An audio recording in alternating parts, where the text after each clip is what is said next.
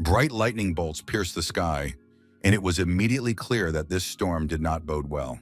The square in the middle of the palace was littered with the bodies of dead people and all kinds of monsters. Apparently, the girl with a knife in her hands, covered in blood, walked around admiring Qin Feng's power. Even exhausted by hundreds of debuffs, he was able to clear the ruins of the ancient gods single-handedly. However, the eye of justice would still fall to the girl. The warrior in armor, bloodied, hunched over, barely able to stand, asked why her of all people. He couldn't understand, because she was his sister, Qin Xiao. How could she do this to her brother? However, the girl did not consider him her brother because he was just a foundling, adopted by her parents. So they had absolutely nothing in common, and he did not dare to call himself Qin Xiao's brother. Song Fei approached the girl and confirmed that she was absolutely right in her thinking and reasoning. Although it cannot be denied that Qin Feng turned out to be very useful, the young people would not have been able to obtain this sacred artifact on their own to instantly drain all the energy from Qin Feng. They had to go through a lot to get the Soul Eater blade, but now it was sticking out of the guy's back. The wounded man said that he had raised Qin Xiao after their parents' death and paid for her education. And after the game destroyed their familiar world, he risked his life countless times for her sake. Qin Xiao replied that after their parents' death, Feng continued to meddle in her life for some reason, controlling her and always wanting to be useful. But now they had obtained the artifact and no longer needed his protection. Song Fei raised his swords above his head and said that he would take care of Qin Xiao himself and that Qin Feng could die in peace. However, as he was dying, the young man shouted that even if they killed him, they would not get away with it. Blood flooded the area as Song Fei stabbed the wounded fighter. A game was released. When a person fell asleep, they found themselves in the game world, whether they wanted to or not. The only value in this reality was life energy. Death reduced it, and victory over monsters increased it. Players could spend their life energy to use their powers in the real world. The strongest could tear tanks apart with their bare hands and cut down planes with a single sword stroke. Since then, the world has been plunged into chaos. The hero did everything he could to ensure that he and his sister could live. After endless mortal dangers, the young man managed to reach the ruins of the ancient god. There a sacred artifact awaited the young man, the Eye of Justice, because in the end he was worthy of it. No one could have imagined that he would be betrayed by the person closest to him. But all his efforts were trampled upon, and all his suffering only paved the way for someone else. But Qin Feng did not agree with this outcome. If only the young man could start all over again, he would think only of himself. The young man slept soundly in his bed, covered with a blanket. Suddenly, the young man woke up, sat up with a start, trying to understand where he was. Was this the real world? The guy felt his throat, checking to see if he was really alive, because he almost vividly remembered that he had died. After checking the calendar and looking out the window, the guy realized that he had indeed been reborn. It was the very day when this game appeared 9 years ago. The door to the apartment burst open with a kick, and a pretty girl entered. She was very surprised to find Qin Feng at home. It was unclear why he hadn't answered her calls, because she had called him so many times. Qin Feng remembered that he had indeed quarreled with Song Fei over his sister, because she just wanted to support him, and he shouldn't have made a mountain out of a molehill. Even before the appearance of the God-forsaken lands, Song Fei was a famous idol, and Qin Xiao was his crazy fan. Outwardly, the guy was very attractive, but in reality, he was a scoundrel who sucked money and pleasure out of his female fans. To keep Xiao from falling into his trap, Qin Feng, as her older brother, forbade her from hanging out with him, but she accused him of being overly controlling. The quarrel was very serious. Qin Xiao demanded money from her brother and believed that it was his fault that her favorite had been kicked out of the top chat. Qin Feng couldn't take it anymore and slapped his sister. The girl fell to the floor in surprise. She held her reddened cheek, unable to believe her eyes that her brother Qin Feng had hit her. Qin Feng said he was in no mood to argue with his sister, and if she didn't shut up, he would shut her up himself. He wasn't going to give her any money because it had been left by their parents. In all the years since their parents' death, the young man had not taken a penny from them, and now he threw the card at his sister. Feng said that the memory of their parents would not be reduced to Xiao's level, but now he wanted to tell her that he no longer considered her his sister. Qin Xiao cried, tears streaming down her face as she held her bruised cheek. It hurt her to hear such words from her brother. Qin Feng had missed many opportunities in his past life trying to protect his sister. He refused to enter dangerous ruins and dungeons so as not to get hurt there. Qin Feng took a sleeping pill, wanting to get into the game world as quickly as possible. He wanted to see how far he could go without this burden on his shoulders, and this time he would use everything he knew to become the strongest. Now his sister would be on her own, but the young man swore to tear Song Fei's head off with his own hands.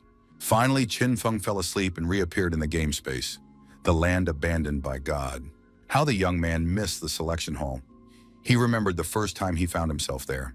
Qin Feng spent too much time choosing a class, but this time it would be completely different. In his past life, the boy became a warrior to protect his sister. It wasn't the worst choice, but now it wasn't suitable because it was much faster to advance in the game alone. Qin Feng understood that mobility and reaction speed were now the most important things. The player activated the Eye of Justice and chose the Assassin class. With the help of the Eye of Justice, Qin Feng automatically received the strongest build for the selected class. This was excellent news. The Eye of Justice remained with the young man after his rebirth. It turned out that it was impossible to steal because it would always belong to its owner. Perhaps it was thanks to the Eye of Justice that Qin Feng was able to be reborn again.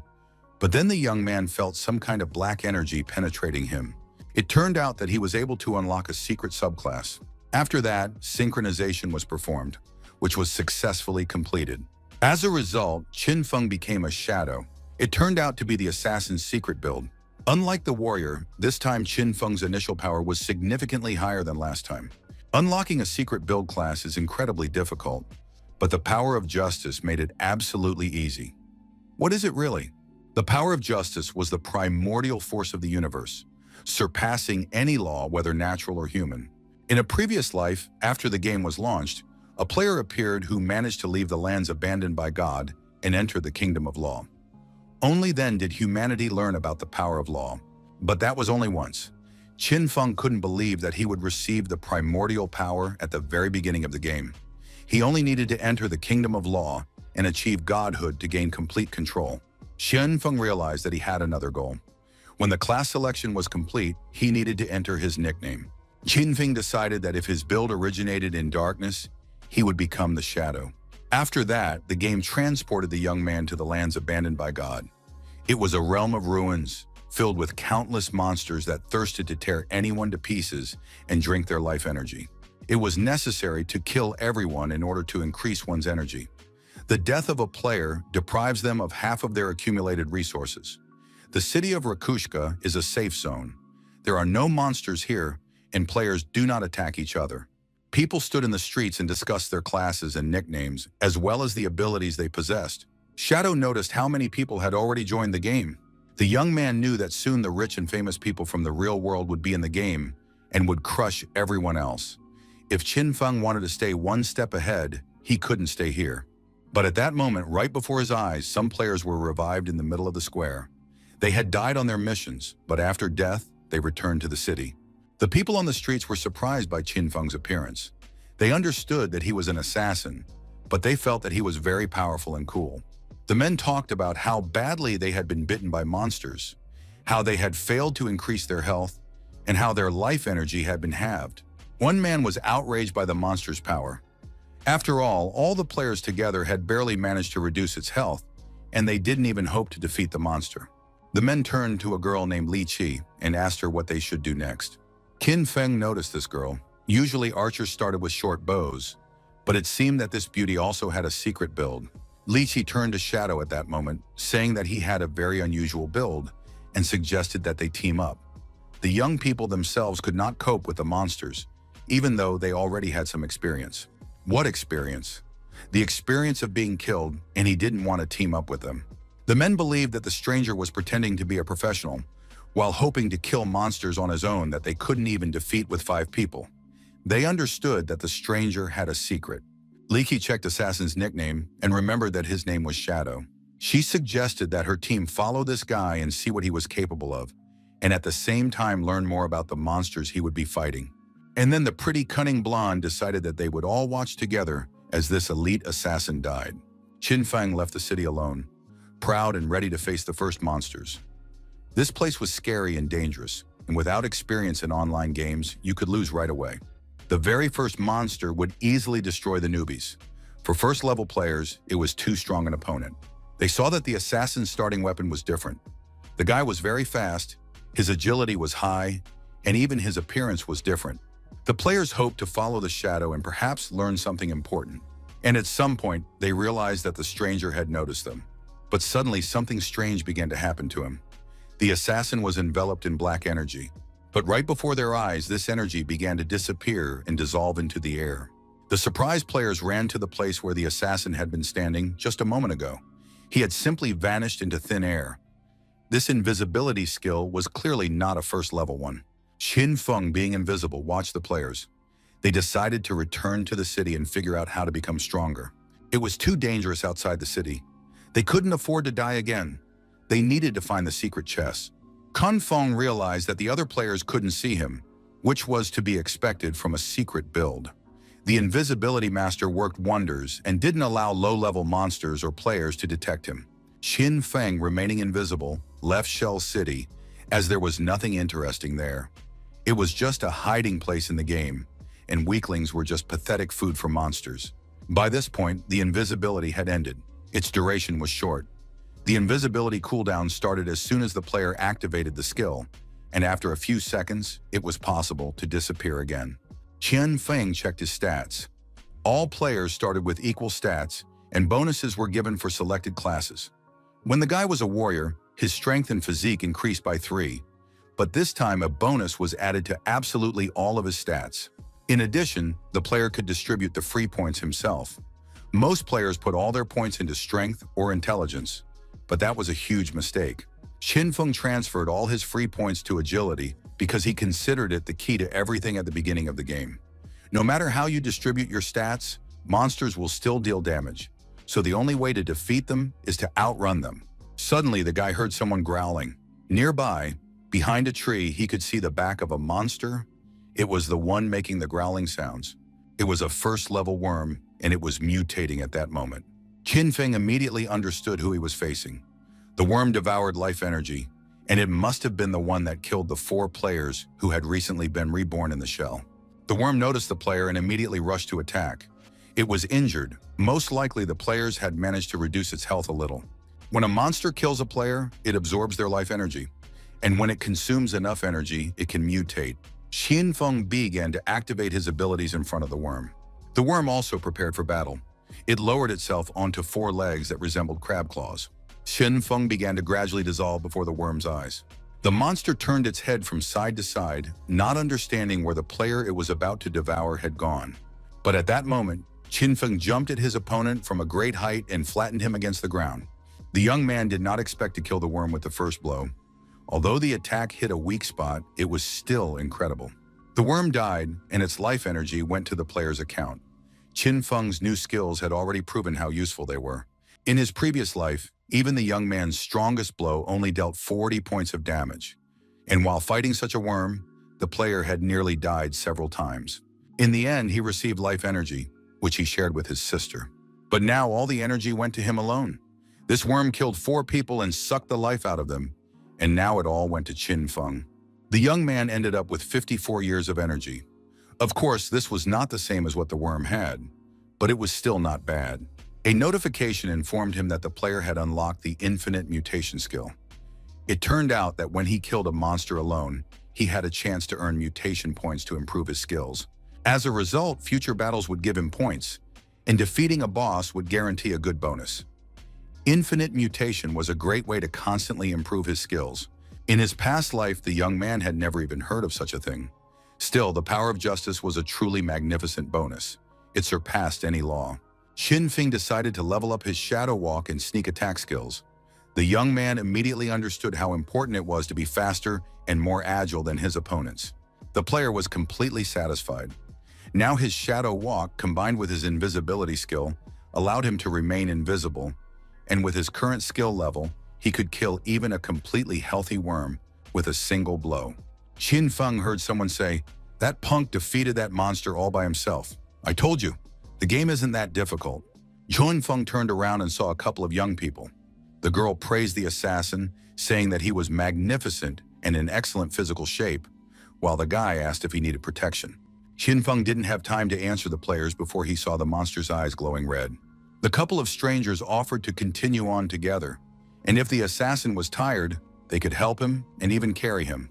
But right in the middle of the conversation, the strangers suddenly began to dissolve and disappear before their very eyes. The young people did not understand where he had gone. But then a huge, monstrous spider descended from a tree right onto the couple. The guy and girl turned around in fright and saw with horror what was coming down from the tree. It was the shepherd, and he immediately devoured the two players, then summoned his fellow creatures. Xinfeng knew that the shepherd was a starting boss with about 1,600 health points. Newbies couldn't handle him, and the situation was further complicated by the fact that the other spiders were under his control. The player was very pleased that he would now be able to test how good his improved skills were. Xinfeng decided to attack the shepherd. The young man struck the spider on the head, and the monster growled viciously as purple blood spurted out. Xinfeng used his invisibility and agility to successfully evade the spider's attack. The shepherd was still alive. However, the player managed to immediately deal damage equal to about a quarter of its total strength. Xinfeng watched the monster from behind a tree. He knew he had taken a risk. Thanks to his agility upgrade, the young man did not die, but he still took some minor damage. However, his strike, which dealt more than 300 points of damage, was magnificent. The shepherd was furious at that moment, smashing trees around him and bleeding purple blood. Xinfeng understood that the boss was enraged. The local monsters weren't completely stupid. They wouldn't wait for their deaths, so they wouldn't appear nearby. The shepherd was destroying the space, trying to find his attacker, while his spiders waited in readiness. Xinfeng understood that he couldn't act impulsively. But then the guy had a hunch, and he immediately decided to test it. He calculated the attack well and dealt enormous damage with a stone to the weak point. Xinfeng understood that most of the damage was caused by bonuses from stealth skills, so even a hit with a normal stone would severely injure the monster. All the player had to do was throw the stone at the right moment.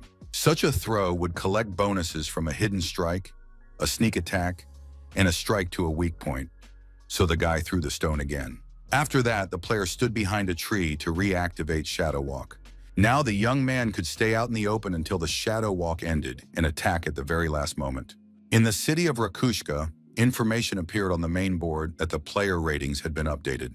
It became known that a player named Shadow had killed the shepherd and was the first to reach the second level.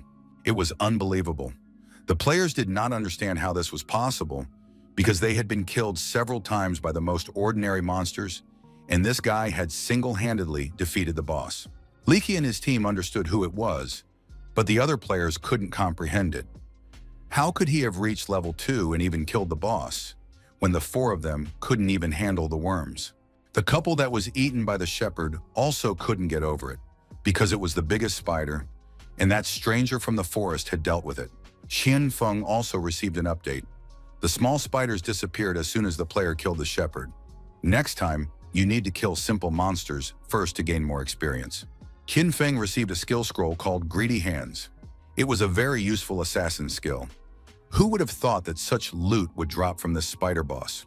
The Greedy Hands skill increased the amount of loot that could be found. In his previous life as a godslayer, there was one guy whose strength wasn't too great, but thanks to the Greedy Hands skill, he became one of the strongest players. But then Xinfeng remembered that he possessed infinite mutation, and therefore could immediately upgrade the Greedy Hands or skill. In real life, school children were going to class, and everything seemed absolutely peaceful and calm. Qin Xiao was very angry. She didn't want to apologize to her brother for skipping the exam the day before. The girl went to support her idol, but her friend thought she should apologize. Her friend was impressed by how her brother cared for his sister, but Qin Xiao thought he was meddling in her affairs. Besides, he wasn't even her real brother. The girls approached their classroom, but for some reason, there was a crowd of students near the classroom. One of their classmates had fallen asleep at his desk and had become almost transparent. It was very strange, and the guys tried to wake him up. Zhang Wei told his friends that he wanted to take a nap, but as soon as they turned to him, he was already like that. This was not an isolated incident. The entire internet was buzzing with stories about similar things happening to people around the world. Experts believe that when a person fell asleep, they entered a state that looked like a ghost. His girlfriend decided to call his parents right away to warn them, but Qin Xiao refused to call her brother to tell him about the situation believing that her brother deserved to die. At that moment, Qin Feng increased the level of his greedy hands skill and immediately activated it to test it. In addition, the guy received 2 points for the mutation. To upgrade greedy hands to the 3rd level, he needed 3 points. Soon the chance would become 100%. Qin Feng understood that by this point, world governments should already be concerned about the situation. More and more people would start entering the game world, so he needed to urgently level up. Soon people would realize that all skills could be used in the real world. When that happened, the planet would descend into chaos. To pull this off, 2 conditions were necessary: reaching the 10th level and having enough exchangeable life energy. It was completely pointless to bother with monsters. You need to find a stronger boss as soon as possible. Qin Feng watched as players fought the fast-footed maniac. Qin Feng remembered this monster. As they say, remember the sun, and a ray of light will appear. But then the young man noticed the player and realized it was Wang Ming. Qin Feng didn't expect to run into him here, but they said that when Wang Ming entered the game, he assembled a team consisting exclusively of secret builds. The player had a sacred shield in his hands. Wang Ming's build, Holy Warrior, had double the stats of a normal warrior, as well as well-developed stealth skills. There was also a female mage on the battlefield. The mage's secret build, Prophet, dealt double magic damage and possessed the unique skill of the Seer's Fireball. The secret archer build, the Sharpshooter, had double the stats of a normal archer, plus a unique rapid-fire skill. The team also had a medic, the Oracle, whose healing abilities were twice as strong as those of a normal cleric. And now this entire team was trying to deal with the Swiftfoot Maniac. However, the monster maneuvered wonderfully, dodging attacks. This boss was too strong. The attacks did not reduce his health. The cleric healed Wang Min, who decided to distract the monster, while the other players had to attack it relentlessly. Qin Feng understood that the player wanted to reduce the monster's health little by little, but that was too optimistic. Wang Ming forgot that he was in the wild, where other monsters would be attracted by the noise of battle. Soon the corruptors appeared. They were ordinary 2nd-level monsters covered in muddy slime. They used area attacks. The swordsman immediately rushed to attack the corruptors to save his boss. Qin Feng did not immediately notice the swordsman's secret build, who was now cutting down monsters with his sword. However, the slime monster's defense was too strong, and the damage from the blows was minimal. But then the corruptor himself attacked with a powerful blow, flooding everything around him with his slime. His viscous goo prevented the players from moving normally. The female mage found herself alone with the monster. She began to scream and cry for help. The mage had already closed her eyes, preparing to leave this world, when suddenly a blow whistled through the air and the monster's head flew off. The corruptor was defeated with a single blow. It was unclear who had done it. No one expected anyone to decide to help the group and the mage. Even a 1st-level worm took a lot of time for the players to defeat, and a 2nd-level corruptor was too strong, so it was impossible to kill it with a single blow. The swordsman wanted to say something else, but the head of the monster standing next to him flew off. Wang Ming asked the players if they had seen their savior, but the swordsman and mage had not had time to get a good look at him, so the commander ordered them not to be distracted and to continue the attack. Soon only one Swiftfoot Maniac remained. The players had to keep their formation. Qin Feng checked his stats. He saw that he had a poison arrow that dealt poison damage at medium range. He needed to level up this skill immediately. Just then, tragedy struck on the battlefield. The Swiftfoot Maniac managed to break through the shield, and in the end he pierced Wang Min with his sharp tentacles. The cleric tried to restore his health, but even the healer did not have enough strength and speed for the spell. Wang Ming ordered the guys to run away. At that moment, something stuck into the monster's head, and it opened its mouth with a wild scream. The players couldn't believe their eyes because someone's attack had just reduced the boss's health by half. The fast-footed maniac was no longer running anywhere. He was bleeding profusely and growling viciously. Qin Feng realized that the poison arrow did not remove his invisibility. Now he could throw poison arrows while remaining unseen. The player understood that nothing could stop him at the initial stage of the game. The swordsman looked in amazement at the enormous damage that appeared after the monster's death. It was impossible to imagine how one person could have dealt with such a creature. Qin Feng, remaining invisible, absorbed the energy he had earned. The swordsman thanked the player for saving them and asked for the name of the one who had saved them all. The voice of the invisible stranger replied that in this wild world, one should not be trusting of people. Wang Ming understood that the player wanted to remain incognito, but he introduced himself and promised that he would be ready to support and help the invisible stranger at any moment. Qin Feng considered Wang Ming to be reliable. In addition, he was backed by the Chinese government, which was rich in various resources. Through him, it would be possible to sell unnecessary loot. The points he had earned were enough for a mutation, and now his leather gloves were reinforced. Qin Feng was satisfied. He would fill his bag to the brim, then go to Shell City and sell everything he didn't need. This time the player was developing 100 times faster than in his previous life. Soon he would be able to find his enemy, Song Fei. While Qin Feng was fighting, enemies appeared faster and faster. They heard the noise of the battle and flocked to one place. The players realized that they could no longer cope, so they decided to run away. But suddenly the guys froze in place, their mouths agape.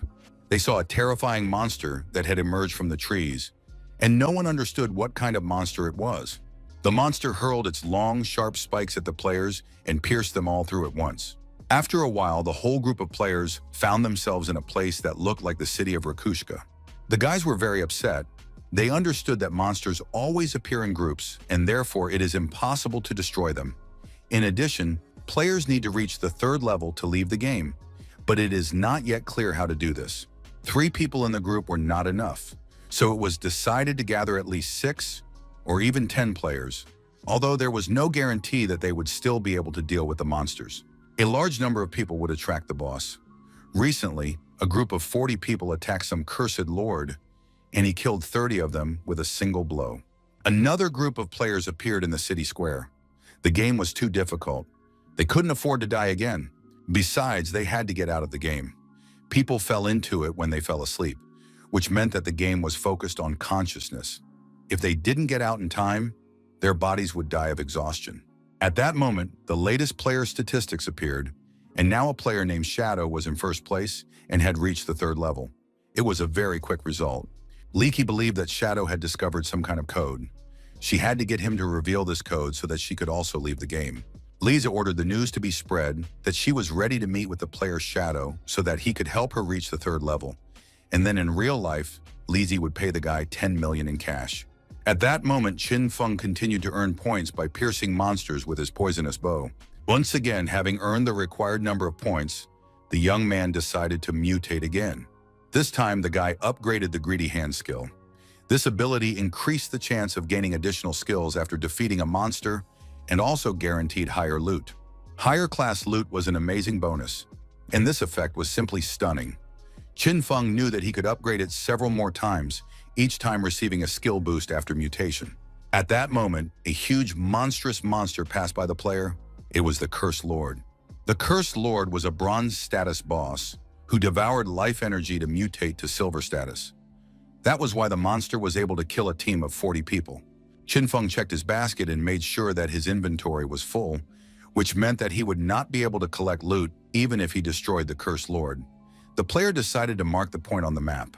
Qin Feng knew that the monster would need time to mutate, so it would stay here for a while, but for now the player had to sell unnecessary items in the city and return. In Shell City, everyone was buzzing about the 10 million reward for the Shadow to help them level up. People died many times and lost their lives, and the rich were now trying to solve problems with money, while ordinary people had no choice but to die. Qin Feng appeared in the form of a shadow right in the middle of the city. He immediately went to the market and put the artifacts up for sale. The players saw this for the first time.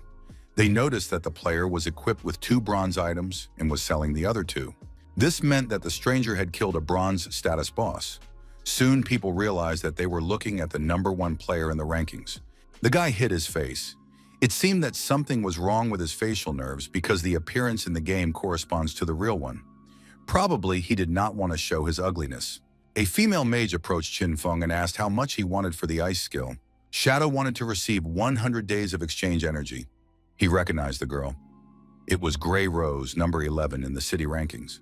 Grey Rose said that 100 days was too high a price and asked for a discount. Shadow replied that this skill would significantly increase the speed of development in the early stages of the game. If the girl had real money, she could exchange it with someone in the city for life energy and return to Qin Feng. The acquaintance, who also hid her face from everyone, said she needed to consult with the team. The team confirmed that they agreed with any decision Grey Rose made, because it was only thanks to her that they had reached the 2nd level. If they could use the ice skill to reach the third level and get out of the game, then they had to do everything they could. Gray Rose obtained the 100 days requested by the seller and paid for the ice spell skill. Qin Feng understood that this team had to kill about 40 worms, so they should have enough energy. Gray Rose was leaving the cellar when Lisi appeared. The girl said that she had finally found the one she was looking for. Liki said she would give the shadow one chance to help her reach the third level, and in the real world, the girl would pay him generously. The players listened in surprise as the beauty offered 10 million in cash. They realized how easy it was to make money now. Qin Feng knew this girl in his past life. She was the leader of a criminal syndicate that the state later dealt with. Qin Feng remembered from the news that the girl seduced people into selling their life energy for real money, but then kidnapped and killed them. The player Shadow refused to help. Lily said that Shadow was indeed strong in the game now, but no one knew how this world worked. She offered to let him join her team, and then the guy would be guaranteed a luxurious life. Qin Feng refused, saying that he was only interested in exchanging life energy. The girl flew into a rage, saying that in the real world, she would have already taught him a lesson. Qin Feng looked at Li Zi with a demonic gaze and said that if she uttered another word, he would kill her in the game every time until her life energy reached zero. This threat immediately sounded very serious, and no one present had any doubts about the seriousness of these words. Li Zi and her group of friends were really scared, so they turned around and ran away. The trade continued without any problems. Qin Feng quickly sold everything, and the buyers were also satisfied and full of hope. Qin Feng was going to return to the game as quickly as possible because the damn Lord was waiting for him. None of the players knew that with the help of exchange energy, gaming skills could be used in the real world, and no one knew that wealth and origin were no longer important. Lisa and her companions finally ran far enough away that they were even out of breath. Now they could catch their breath and think about a plan. Li Zi was offended. After all, this guy dared to threaten her, and as soon as she returned to the real world, she would definitely kill him. At that moment, the door of one of the houses opened, and a man came out and greeted Lisi. He introduced himself as Mao Li Jun. He said that he had already reached the second level and could share a couple of secrets with the beauty. The guy added that if the 10 million offer was still valid, he could tell the girl something as an exception, because he usually didn't talk about it with just anyone. Lisa looked at the stranger suspiciously, not understanding what secrets he was talking about. Li Jun knew that in order to quickly level up, she needed to invest all her experience points in agility. That way, the girl would become faster than the worm and be able to defeat it. Of course, it was a great idea, but the problem was that the girl had already invested all her points in strength. Lita was convinced that the stranger knew what he was talking about and agreed to accept his help in leveling up. The guy now stood and listened to the conditions Li Qi guaranteed him in case of successful completion. Lisa said that he was not as strong as the Shadow, so she could only offer him 5 million, which she would pay when they returned from the game. Li Jun agreed to this amount, saying that maybe the Shadow was strong, but he clearly had problems with his head if he refused such a huge amount of money. Qin Feng was back in the game, and he immediately made his way to where the Cursed Lord was. As expected, the monster had managed to evolve to the silver level, but the process was not yet complete. Full evolution to gold status would take about 7 hours, but Qin Feng didn't want to waste time waiting, so the young man prepared a poisonous arrow. He immediately aimed it at the monster, and the effect of the hidden attack and poisonous arrow was simply stunning. However, despite the powerful attack, the Cursed Lord's health was several times higher than that of the bronze boss. The Cursed Lord immediately began to restore his skills on the fly. Qin Feng didn't see this as a problem. He believed that 2 or 3 poison arrows would be enough to defeat this monster. The Cursed Lord was a magic-type monster, mainly attacking an area and dealing enormous damage. If you didn't dodge his attack, even a shadow with its current health and defense would die. The Cursed Lord tried to locate the player in order to damage him. Qin Feng attacked the monster again with a poison arrow, but the player knew that his invisibility would soon end, so he had to attack at that moment and immediately activate Shadow Walk to avoid being hit. The next attack greatly exhausted the enemy, and Qin Feng took advantage of his visibility and attacked the Cursed Lord. The monster's health was rapidly declining, and it rushed into the forest as its instincts told it to hide and regain its strength. Qin Feng had no intention of rushing headlong after it, calmly following his prey, believing that the monster would prefer to die in agony. Indeed, it was even painful to look at this powerful boss, who was barely dragging himself along the ground. Qin Feng decided that it was too boring to kill a victim who wasn't resisting, and the guy finally delivered the final blow. Killing the Cursed Lord allowed him to level up twice and earn 4 mutation points. Qinfeng immediately activated the Greedy Hand skill, and his mutation points tripled. It was simply amazing. The player was able to earn a whopping 12 mutation points and a huge amount of exchange energy days. It was real luck, and it was no wonder that the young man had upgraded this skill to the Emerald level. Qinfeng looked at the bonuses he had earned and realized that his inventory was almost full. Soon he would have to return to Shell City to sell his skills, and the player hoped that he would get something like a storage ring. At that moment, the girl appeared in the city. What's more, she was alive, and it was impossible to describe her delight at this. The players were very grateful to their leader Van Min, because they believed that thanks to him, they were able to reach the 3rd level, but the guy saw it as the result of teamwork. The girl mage was a little upset. She regretted not being able to add the guy who saved them as a friend. Most likely, he didn't want to get involved because he saw what kind of cover she had taken. The swordsman tried to cheer up his friend and said that in such a beautiful dress, the stranger would definitely want to get to know her better. At that moment, the rating in the city of Rakushka was updated, and the result surprised everyone. The player Shadow was already at level 5. Just 10 minutes ago, he was standing among the players here at the bazaar, selling his loot. This was unheard of as the player had jumped from level 3 to level 5 in one go. Most likely, Shadow had killed some insanely powerful boss. Skilled players understood that they had barely managed to complete the 3rd level, and this cool player was already at the 5th. It was impossible to comprehend how this could have happened. Wang Ming told his friends that now was not the time to dwell on such thoughts, but to go out into the real world and warn their families and friends about what was happening in the game. It was already clear that the world was going to have a hard time, but at least they would take care of their loved ones. Van Min's team left the game. The young man had a headache and couldn't figure out where he was. He found himself sitting in bed. His friends rushed to him because their comrade Van Min had finally woken up, and it seemed that this would never happen. All his friends and the captain were worried. They were very concerned about Van Min's life. When he was asleep, he looked very strange. The captain said that the young man needed to rest, that they would keep an eye on the suspects themselves, and that he should recover his health as quickly as possible. Wang Min listened to his comrades and ordered everyone present to gather immediately. Wang Ming understood that an emergency had occurred and that it was necessary to respond immediately. The young man told them everything that had happened to him, how he had assembled a team of secret builds, and how even they had been unable to do anything. And it was only thanks to a lone player named Shadow that the people survived. As for this player, he had somehow managed to reach level 5. It turned out that he was the strongest player in the whole world. They needed to find out how he had achieved this result. Most likely, he had killed the boss or something similar. One of his comrades asked why the player, who had been at level 3 a couple of hours ago, had not returned to the real world. Maybe he had no one left here, and simply no one to warn. Wang Ming didn't know how to answer that. Maybe he really didn't have a family. The policewoman suggested that perhaps the stranger was a reincarnated player. Quite often, reincarnated players are orphans who progress very quickly, and Yu was almost certain that her version was very realistic. However, the captain said that the girl should read fewer books and not joke about serious situations. The captain informed his subordinates that he had received the same information from above. The latest research confirmed that many elderly people die shortly after entering the game. The few players who had returned were able to report that they had died several times in the game, which significantly shortened their lifespan. This led to the conclusion that if the life energy in the game dropped to 0, the person would die in the real world as well. Of course, this sounded beyond comprehension. The command issued an emergency order. Teams were to be formed to study the game Land of the Abandoned Gods, and a specialized army was to be formed immediately. The phenomenon of this game has affected the entire planet. All states are doing everything possible to understand what is happening.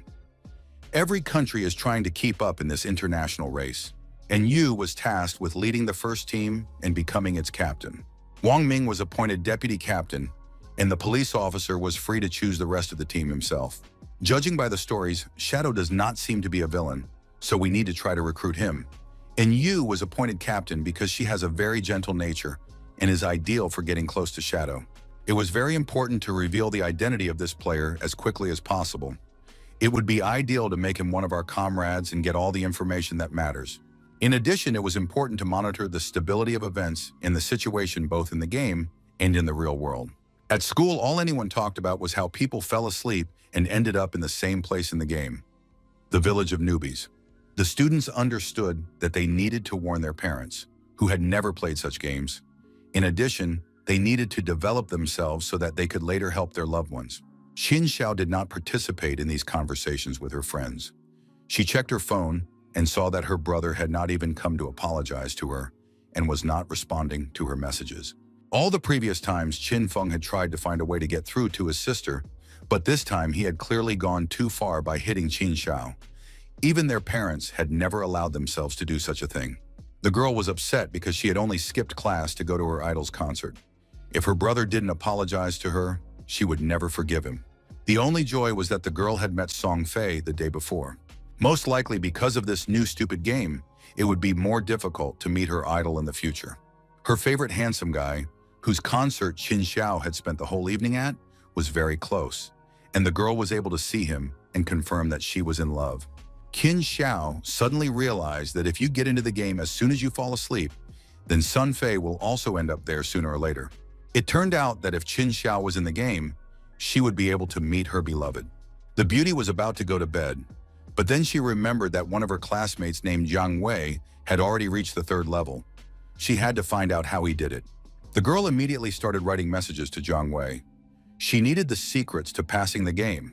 All the guys immediately became jealous because the beautiful and goddess-like Qin Xiao had contacted the young man. It was a great chance to get her. The young man said that she should invest all her leveling points in agility. Even if the girl wanted to be a mage, it would increase her spell speed and help her survive. Jiang Wei said that a player who reached level 5 could open a teleport to the city. The girl needed to join someone to level up, after which Jiang Wei would help her reach the top. Yang Xiao decided that her loser classmates weren't so useless after all.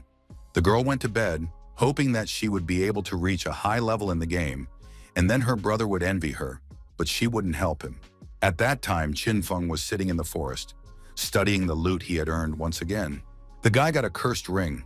It made the player almost 3 levels stronger, and the resistance in dark matter was useful against some monsters. In addition, the attack bonus increased. The guy also got a scroll of the skill Shadow Slaughter. It was an assassin's skill that allowed him to attack in one direction and activate invisibility, dealing 3 hits to each enemy at once. It was a very powerful skill, and of course the young man decided to keep it for himself. Qin Feng immediately invested his remaining mutation points in Greedy Hands, which allowed him to receive additional bonuses after defeating a monster. Thanks to the Greedy Hands skill, the player could receive loot for 3 monsters for each monster killed. The young man decided to invest the remaining points in Shadow Slaughter. Thanks to this, the reload time was reduced, and the loot was really very good. The rest of the loot seemed like junk. Although the Battle Cry scroll could be sold for a decent amount, Qin Feng continued to analyze his stats when he heard some strange noise approaching.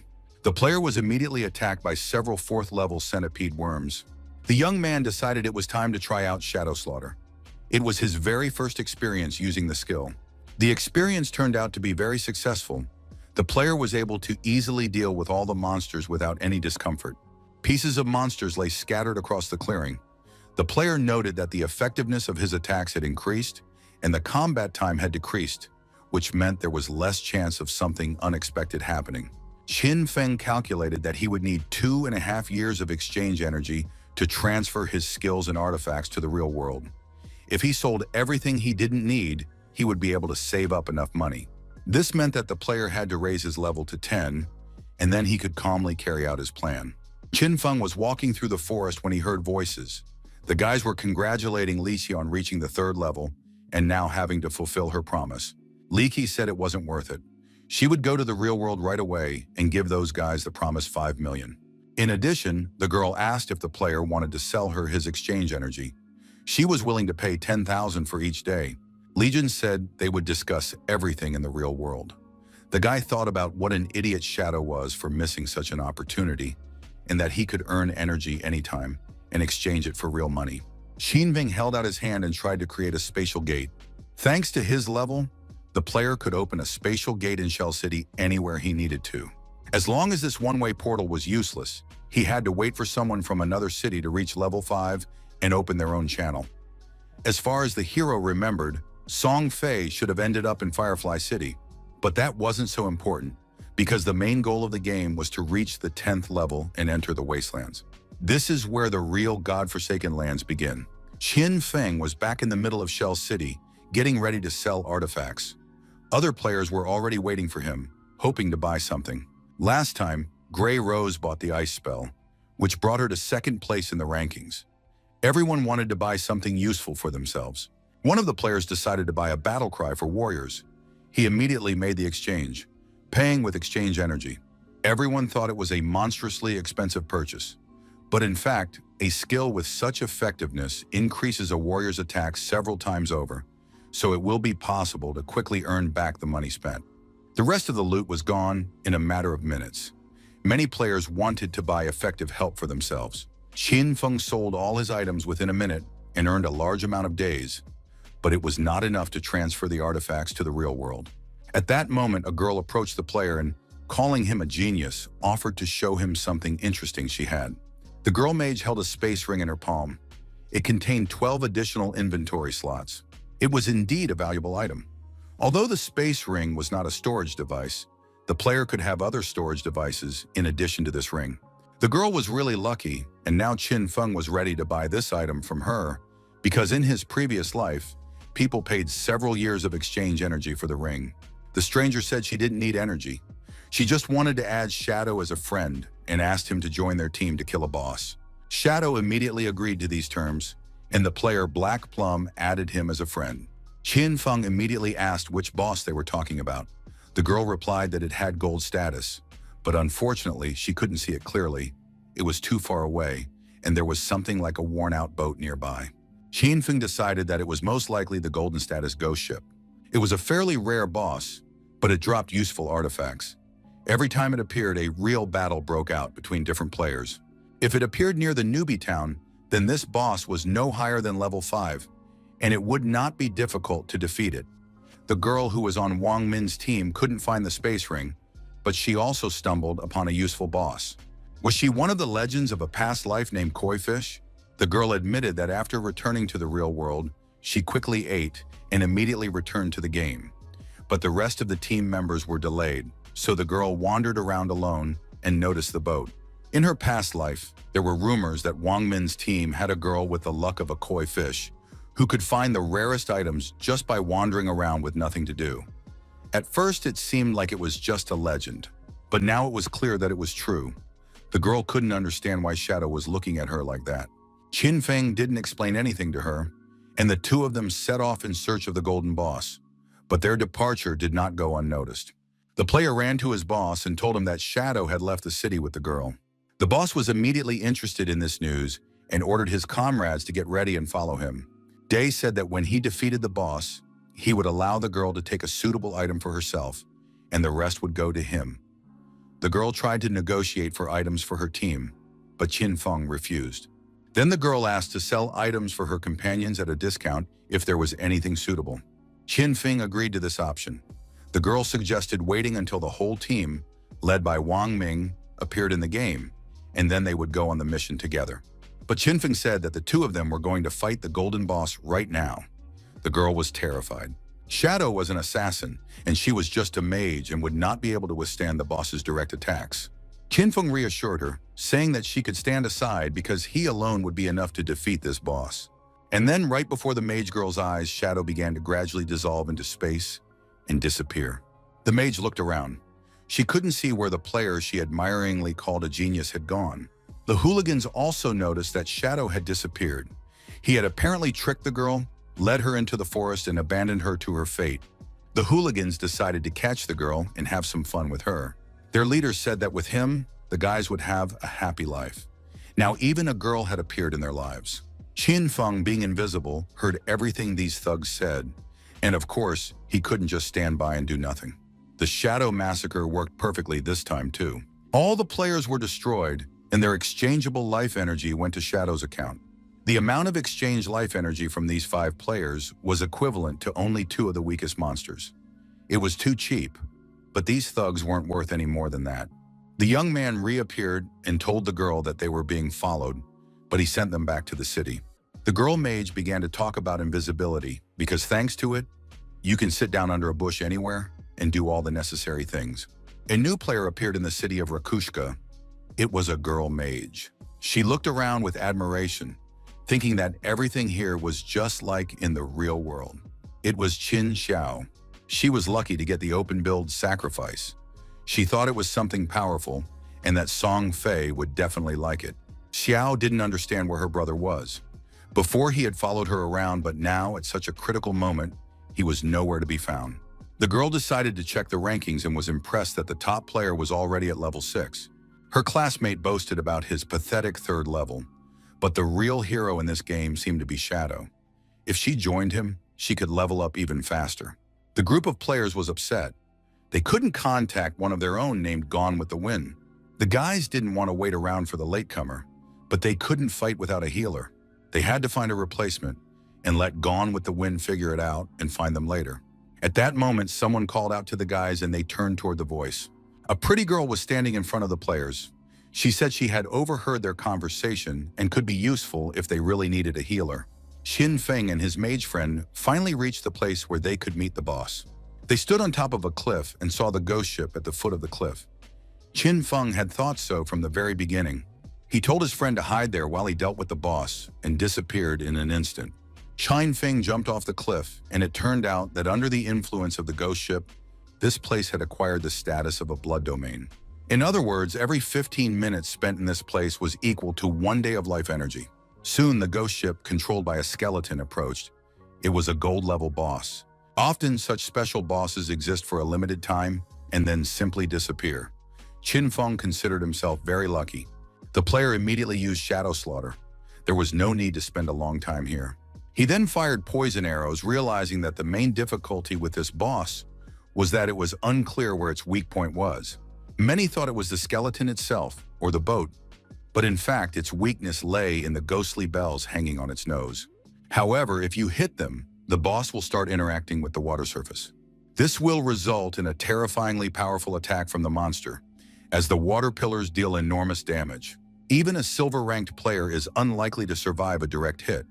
Qin Feng was only able to avoid the attack thanks to his incredible agility.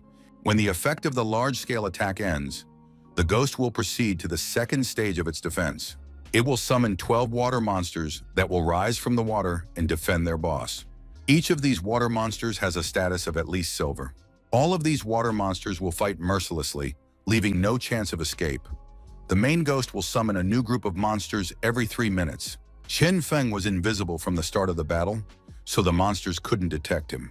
The player took advantage of this, and when a huge number of water monsters were summoned, he attacked them with a Shadow Massacre.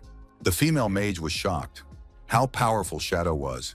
He appeared and disappeared in a split second, and the boss didn't even have time to attack him. Qin Feng shouted to Black Plum that he would soon die. The player added that the girl didn't need to do anything, just wait for him to respawn. Black Plum didn't understand why this was necessary, since the player was defeating the monsters. The girl was scared, but decided to trust her idol. At that moment, the sound of approaching footsteps was heard. The bandit was very angry because this bitch had disgraced him, but now he would deal with her. One of the players ran up to report that he had found the couple. The girl was hiding on a rock, and Shadow was fighting a monster. The bandits decided that now they would definitely kill the couple. Shadow was indeed continuing the fight. He had the most difficult task ahead of him, but at the same time, it was the last one. When the boss's health dropped to half, he produced a colossal spiritual discharge. At his current level, Qin Feng would not be able to withstand it for even 5 seconds. Therefore, the player understood that he would die, but treated it as inevitable. And indeed, the player Shadow died. He lost a large amount of exchangeable life energy and disappeared. The bullies were very pleased that this narcissistic idiot had died, because he had decided to take on the golden boss alone. The players saw what a huge ball of energy was left. This meant that Shadow was a rich player. The hooligans immediately decided to finish off half of his health. They hoped to destroy Shadow and collect his energy. The guys would decide later what they would do with the energy they obtained. In the next moment, they found themselves back in Shell City because they had entered Ladia's energy field. They had only just approached the golden boss when a bunch of small monsters rushed in. The offended bandit leader said he refused to believe it and wanted to return immediately to sort things out. At that moment, Qin Feng returned to Ladia and couldn't understand where so much energy had come from while he was away. Black Plum explained that there had been a group of hooligans here, but they had all been killed by water pillars. The girl explained that these hooligans had hoped to take his energy for themselves. Qin Feng understood that the guys had overestimated themselves, but he had also suffered from ghost chariots in his past life.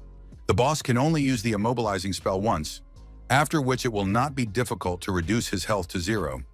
But there is one complication. When the boss's health is less than half, there is a chance that when he takes damage, he will teleport to another location. The player used a poison arrow, and it hit one of the hanging bells. Qin Feng had already studied this boss's habits very well, and therefore immediately activated Shadow Slash. The player himself was invisible and tried to change his location as quickly as possible. Just then, the bullies returned. They watched Shadow fight the monster and hoped to kill both of them.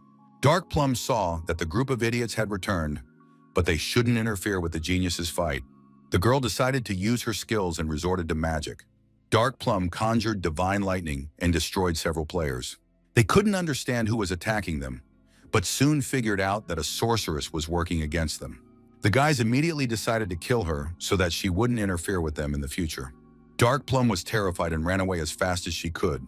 The group of hooligans rushed after her, saying that they would catch and kill her. However, it turned out that other players were watching this place.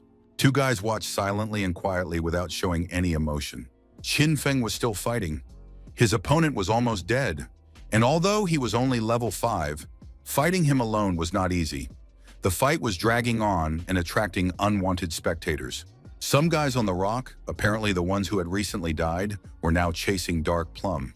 Another group of players was hiding in the forest, seemingly waiting for the battle to end so they could take all the loot for themselves. Finally, the boss, Ghost Ship, was defeated. This victory allowed the player to reach level 8. The battle was really good. The player's Shadow was the first on the server to kill the golden boss and received 3 reputation points for it. Everyone in Shell City was shocked. They couldn't understand where the guy got so much strength. Such a hero. It's just incomprehensible where he came from. Everyone wanted to know what country this winner was from. Just recently, he had dealt with the bronze boss, and now he had reached the gold one. Qin Xiao was convinced that Shadow was the strongest player. He had to help her level up, and then she would meet Song Fei very quickly. After the battle, a huge amount of loot became available to the victor. The players hiding behind the trees realized that Shadow had spotted them and had become invisible. They wanted to find him, kill him, and take all the loot for themselves. One of the guys named Agon used his skill to find the invisible man. He built a special bow. The player released the Phantom Eagle, which managed to deactivate Shadow's invisibility. Qin Feng was surprised that these guys had a Ghost Eagle, which is why they hoped to take all of his trophy. However, Qin Feng's invisibility skill level was higher, and the guys did not see him. A gang told his boss that Shadow was not in the area. Apparently, he got scared and ran away. This was great news. The guys immediately set off to take other people's trophies. They only had to wait here for 5 minutes, and then Shadow's ownership would disappear, and everything would be theirs. But Qin Feng and his Shadow Slaughter were already there. The players went to the city. Day was very pleased, deciding that it was much quieter now. He didn't see where Black Plum was, but decided to find her later. First of all, the player wanted to level up his greedy hands and do it before collecting the loot. After leveling up his greedy hands, he could collect all the loot he had earned. Now it was a really great harvest. Qin Feng happily absorbed all the energy and items he could take. Thanks to the effect of greedy hands, the absorption of the trophy looked epic, and the entire forest was illuminated by a bright light. The player received a large number of bonuses, mutation points, and exchange energy days. In addition, he got 2 items, ghostly bells, and all this thanks to the greedy hands skill. The ghostly bells allowed him not to lose his life energy after death. Qin Feng didn't have time to examine them before he heard a cry for help. Qin Feng recognized the voice. It was Dark Plum, who had been chased by the bullies all this time. The bullies had already caught up with their victim. There was no way out, and now the boys said they would definitely deal with her. The girl was completely defenseless. She stood on the edge of a cliff and realized that there was nowhere left to run. In order not to fall into the hands of the gangsters, Dark Plum threw herself off the cliff into the abyss. The boys did not expect such an act. The girl preferred to die rather than fall into their hands. It was a very decisive step. The beauty had no chance of survival. She hit the ground and immediately left this world. Even the hooligans noted that the girl was determined. She just jumped off the cliff. They saw their victim die. Dark Plum turned to Shadow, saying that she no longer needed to be saved. She returned to the city. She was in pain, but it was good that there was the team's exchange energy, which was stored by the captain. Kind Feng told her to stay in the city and wait. Now the young man could continue to level up his skills and functions. He leveled up his greedy hands again. Next, he moved on to his offensive skills. They also needed to be upgraded in order to kill stronger bosses and get better loot. Qin Feng increased the level of Shadow Slaughter while invisible and strengthened his sneak attack. The new stats made the player very happy because now he could deal significant damage even without invisibility. Usually a gold boss would drop 2 to 4 silver level artifacts. The chance of dropping something gold was very low, but thanks to his greedy hands, the player received 11 gold items. In addition, he got a pair of ghostly blades. They were platinum level and dealt double damage with each normal attack. This feature was of little use, as the player mostly used skills, but the basic characteristics of these daggers were very good, and the increase in attack speed would increase the speed of skill application. He also needed to boost his physical condition with the armor he received for his victory. The player could increase his health and even scratch him. After that, the young man decided to make the armor invisible, so that other players would think he had basic assassin equipment. He also gained a skill to reduce damage. In his previous life, Qin Feng considered it of little use. He had to completely ignore the level of other artifacts, which was deadly dangerous. But now Qin Feng was different. He could level up his skills directly, which meant he wouldn't have to sacrifice anything. All the other loot belonged to the warrior, cleric, or archer classes. Qin Feng decided to sell them at a discount to Wang Min's team. If they didn't have enough money, he could give them credit. Shadow was about to thank Dark Plum, because it was thanks to her that he had earned new bonuses, but then the player encountered a group of hooligans. They did not expect to meet him and were clearly frightened. The guys realized that the player would not stand on ceremony with them and immediately ran away trying to escape. The hooligans hoped until the last moment that they would be able to escape and hide, but Shadow was hot on their heels. The leader of the hooligans suddenly turned around and began to apologize, saying that it was his fault and that it would never happen again. The player asked him to let him go. The player began to beg the Shadow not to kill him, saying that he only had 1 year left to live. But Qin Feng replied that the player had not thought about that when he attacked others. After that, he said goodbye to the player and went about his business, receiving a warning from the game. Because Qin Feng had killed too many players, he received the status of killer, and in the event of death, he would have lost a lot of energy, but this was not important thanks to the ghost bells. Qin Feng returned to the city after defeating the golden boss, and the other people looked at him with fear and excitement at the same time. Everyone admired his abilities and skills and envied the amount of cool loot he got all to himself. Qin Feng found one of the townspeople who had called out to him. It was the guy from the group in the forest who wanted to take the loot. The guy said that as an apology, the players had bought the assassin skill as a gift for Shadow. The guys asked him to forget what had happened between them and not to hold a grudge against him. They bought the piercing skill for close combat. Qin Feng accepted the gift and walked past the guys without stopping. Not everyone on the team thought this was normal. After all, Shadow had killed them, and they had given him a skill for it. Maybe it would have been better to gather a large crowd and attack him together. Shangsho said that they didn't understand anything. Shadow must have some kind of secret. If the guys could find him and kidnap him in the real world, they would not only learn all his secrets, but also turn him into a slave to collect life energy. Shengxiao told his comrades that he would send a woman to gain Shadow's trust and extract information from him. From his words, it was clear that Shadow belonged to the poor, so he would definitely fall for a beautiful woman. This plan was fully approved by his comrades. Qin Feng met with Black Plum and gave her a share of the loot for information about the gold boss. The girl immediately used the skill, which increased her power and mana regeneration speed. The girl thanked her idol once again, and he asked her to return the ring as they had agreed. Dark Plum said that when she was running away from the bully, she stumbled upon a cave. Perhaps it was the entrance to the ruins. This information interested Qin Feng. He realized that it was very useful to be friends with Dark Plum. His generosity had paid off. The girl would hardly have told him about the ruins if he hadn't given her 2 gold items. Day wanted to know where Wang Ming was so that he could sell him the items at a discount and immediately head to the ruins. The girl replied that the captain and the rest of the crew were training a new cleric, But Dark Plum marked the entrance to the ruins on the map. It was located in the bushes under a stone slab. The girl wanted to hide there, but she was afraid. Qinfeng took the coordinates and immediately disappeared into thin air, saying that he was going there and would meet with Captain Min and sort things out later. Qinfeng initially wanted to look for a place to farm, but now he wouldn't have to. There were 3 types of ruins near the newbie village. All of them were packed with bronze and silver monsters, which meant a sea of energy and mutation points for Qinfeng. Soon the guy reached the location that Dark Plum had told him about. He found a shifted slab and saw steps leading into the underground. There is not much to say about tombs. They were usually inhabited by hordes of small monsters, and at the end, a golden boss awaited the players. The monsters in the ruins are cursed by ancient evil gods. Perhaps in their past lives they were humans, but after death they became ghosts. The temples are inhabited by monsters that were once humans who worshipped the ancient gods. Temples are usually the most confusing type of ruins. If you successfully clear the last 2 types, you can get a special item or skill scroll. Judging by the frescoes in the dungeon, the player has entered the Temple of Faith, the 3rd type of ruins. Qinfeng looked around. The drawings on the walls looked very familiar. The player realized that he had entered the Temple of the Ancient God of Justice.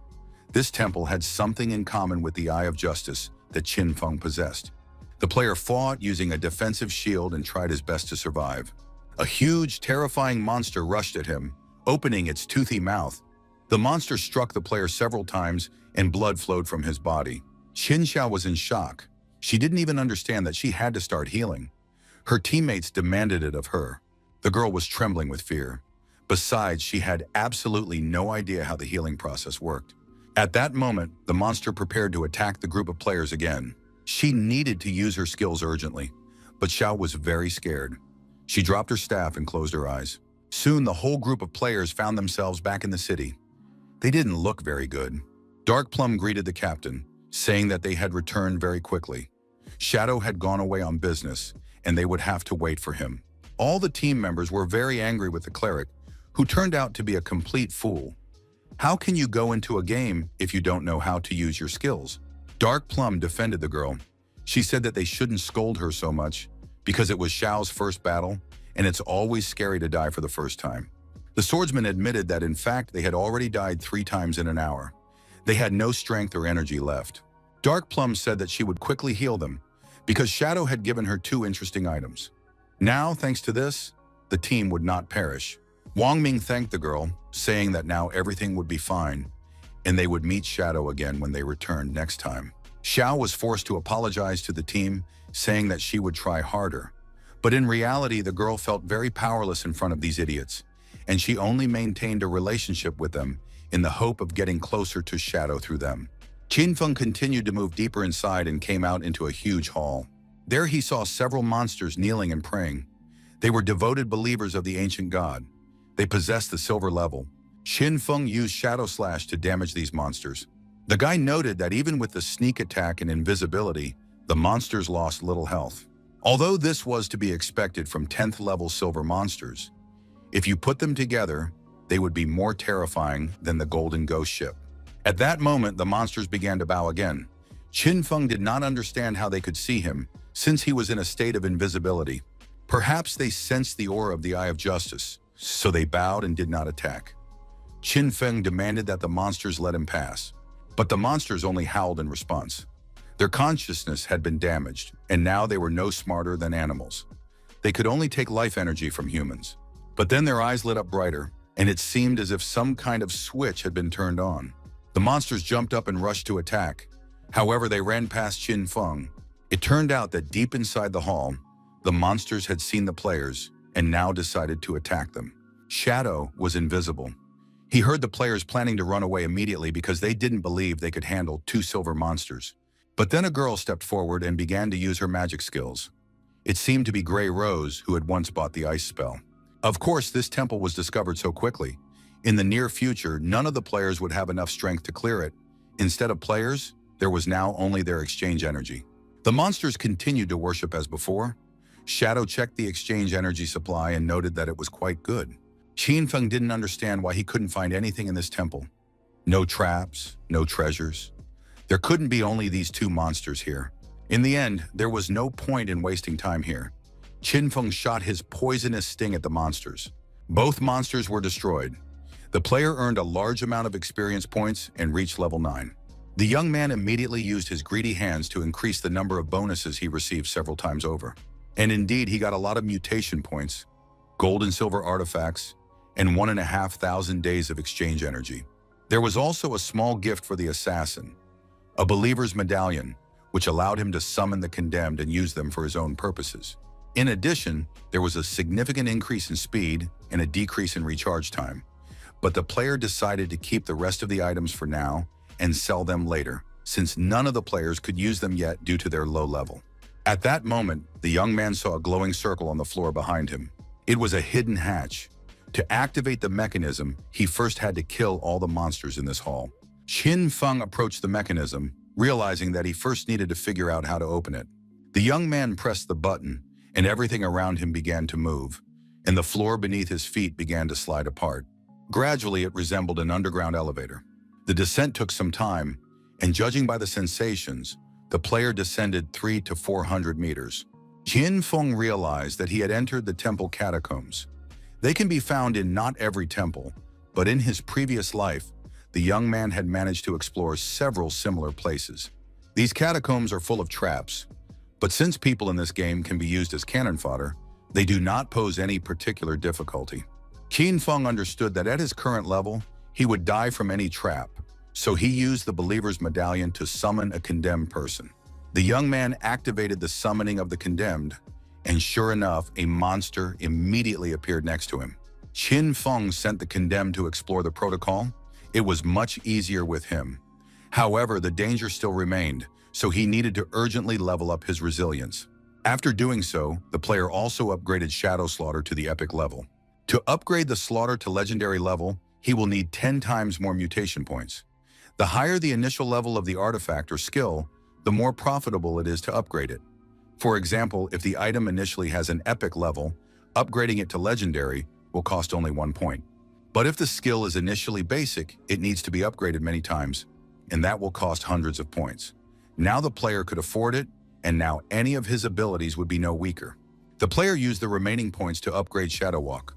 This reduced the cooldown time, although it was still quite long. At that moment, the condemned man who was walking ahead stepped on some kind of slab and there was a click. Instantly, a huge stone ball fell from above, crushing the condemned man. Qin Feng had to wait a while before he could summon a new condemned man. It was a rather slow but safe method. At that moment, the upper floor of the temple was quiet and peaceful. Several players cautiously peeked into the hall from the temple corridor and looked around. Grey Rose and her companions reappeared here, but they noticed that the two monsters had disappeared. In addition, there was no life energy from the players. That meant someone had killed the monsters and taken their energy, and only he could have done that. Grey Rose remembered when they got here.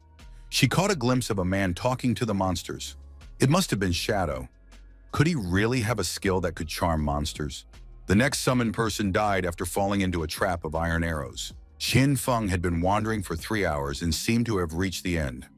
Without the summoned, it would have taken at least 100 human lives. The player summoned another summon being to continue the exploration. They moved forward together, leaving behind completely empty corridors. Finally, a huge door appeared in front of them, and Qin Feng ordered the summoned creature to open it. However, the monster was unable to do so. Qin Feng approached the door himself and placed his hand on it. Immediately, something unusual began to happen. The door swung open, and a terrifying mist began to spread from the closed room. Upon entering, the player saw a huge chest entwined with poisonous vines. An NPC was standing near the chest. This NPC was a girl with her mouth tied shut, which prevented her from saying a word. Qin Feng had never encountered an NPC like this before. It was a very mysterious object, and the player looked around in surprise. But then the NPC started speaking in a completely incomprehensible gibberish language. After that, the NPC simply dissolved and disappeared, leaving the player perplexed. Qin Feng noticed that the chest had disappeared along with the NPC.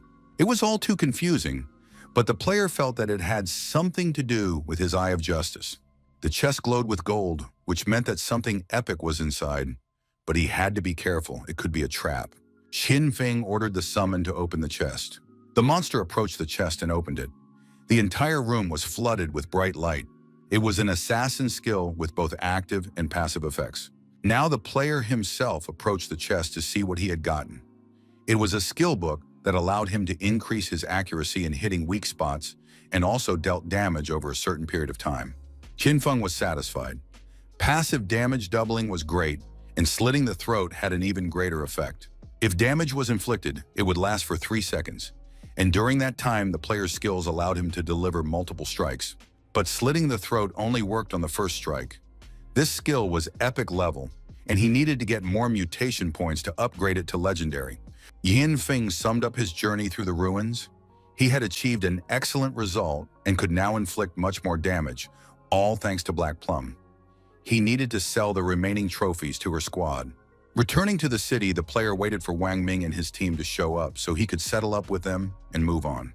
At that moment, a group of players approached him and said that they had come from the city of Firefly and would like him to add them as friends or take them as his disciples. People were literally going crazy. They offered their sisters and wives, ready to give them to the Shadow in order to become his friend or disciple. Qin Feng did not react to this behavior in any way, but he realized that the teleport from other cities had already been activated, which meant that he could now get to the city of Songfei. To prevent the players from bothering him, Qin Feng disappeared before the eyes of the astonished observers. The players began to argue among themselves, blaming themselves for Shadow leaving them because of their behavior. No one should have pestered him, let alone bothered him. Finally, Qin Feng met Black Plum on the street and said he was ready to meet with the whole team. The girl immediately brought her idol to Captain Wang Min. Among the group of players, Qin Feng immediately noticed his sister Xiao. She looked at the famous and most powerful player with admiration. Qin Feng didn't understand how his sister had made it onto this team because she could destroy Wang Min's entire team. She stared at her idol, dreaming of getting closer to him and using his help for her own purposes. Qin Feng knew he had to be careful. The whole world knew Shadow, but he had to keep his true identity a secret because, in reality, it wasn't worth using his powers on people. Now absolutely everyone wanted to kill him. Xiao looked at Shadow and understood from his appearance how strong he was. Compared to him, her entire team was just trash. How she wanted to meet Song Fei with his help. At that moment, Qin Feng laid out the equipment he was ready to give to Wang Ming's team. All the items were gold and silver status, and the team couldn't afford such expensive skills right now. Shadow said that the players could pay him back later. Wang Ming was sincerely grateful and noted that he was always ready to help with anything in the future, as soon as the day called him or asked him to. The players immediately began to try out their new skills and were delighted. Their abilities and capabilities immediately increased significantly, but there was nothing among the skills for healers. However, the guys decided that the girl had already gained a lot of experience thanks to them. Shay plucked up her courage and approached Shadow. She greeted the player and asked if he had anything left for her. Qin Feng looked intently at the girl. Xiao also kept her eyes on the player and didn't say a word. Suddenly, Shadow disappeared before the player's eyes without commenting on his actions. Everyone really liked Shadow's dramatic disappearance. The guys from the team assumed that he might not have had anything for the cleric, but next time he would probably stock up. In fact, Qin Feng had some very important and useful items that he could share with the team. He had golden equipment for a healer and a skill book, but he absolutely did not want to give them to his sister. The player knew that in the future, he would accumulate even more unnecessary items, so it would be profitable to sell them to the team. But Qin Feng didn't want his sister to ruin his relationship with the team. It was necessary to find Little Gu as soon as possible. She was the former manager of the Godslayer Guild and belonged to the hidden class of healers. She was the only one who had defeated an epic-level monster. Compared to her, Qin Xiao was nothing. In addition, Little Gu was in the same city as Song Fei, so Qin Feng immediately opened a portal to travel to another city. The player was confident that Little Gu would be a great addition to Wang Min's team, so he teleported to Firefly. The teleportation was successful, and Qin Feng was now in Firefly City. He looked around. The streets of the city were almost empty. But then a voice rang out. "We must hurry. The Silver Boss has less than half of his health left. We must not let them steal our victory, otherwise everything will be in vain." On top of that, Song Fei had brought a bunch of fans with him. This couldn't go on any longer. He had to be finished off. Qin Feng realized that in this city too, everyone was talking about the celebrity Song Fei. The guy left the city and found himself in a gorge. High, steep mountains stood on both sides. This area was called the Valley of Tears and had a difficulty level of 5. The monsters here were predominantly fading demons and demons bound by magic. At that very moment, a battle was taking place between the players and one of the demons. Kun Feng recognized this monster. It was a two-headed demon named Boz, which was silver ranked. The battlefield was in complete chaos, with many players attacking each other. Another group of players led by Songfei and his female fans attacked these players. Songfei had no qualms about using the girls as human shields for his own personal gain. Many players were already angry at this handsome guy who simply stole their reward and then hid behind his young fans. But young girls in love are a formidable force. Even if they couldn't handle magic, they used their numbers to defend their idol. Qin Feng noted that the handsome guy had chosen the mage class for himself. In his previous life, he had forced several female fans to choose the mage class, and then took their equipment for his own leveling. But the team couldn't consist solely of mages. The fans made a decision, invested their experience points in intelligence, and became glass cannon mages. Others invested their points in agility and became destruction mages. Others leveled up their health and became living shields, while the rest improved their strength and became combat mages. Thanks to this, Sun Fei's team dominated from the start. But with the release of game updates, members of Song Fei's team began to die off quite quickly. Sun Fei encouraged his fans, calling them brilliant. He hoped that the monster would soon be defeated and his fans would be able to relax because the world should be filled with love, not violence. The fans believed that their idol was suffering the most and that this horror should not touch him. Therefore, they were going to kill the monster together so that it would not dare to hurt their idol. Sun Fei hoped that complete control would reign, the whole world would lie at his feet, and complete peace and love would come. The magicians selflessly rushed to attack the monster. But of course, they were weak and could not cope with it. The girls died with words on their lips.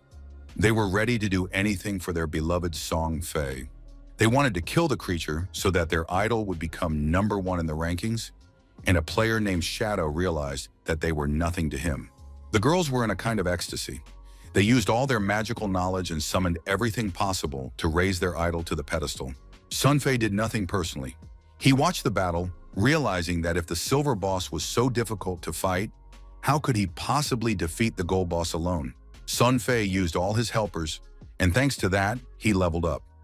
Soon he would reach the 8th level, and then he would overtake Shadow, who was stuck at the 9th.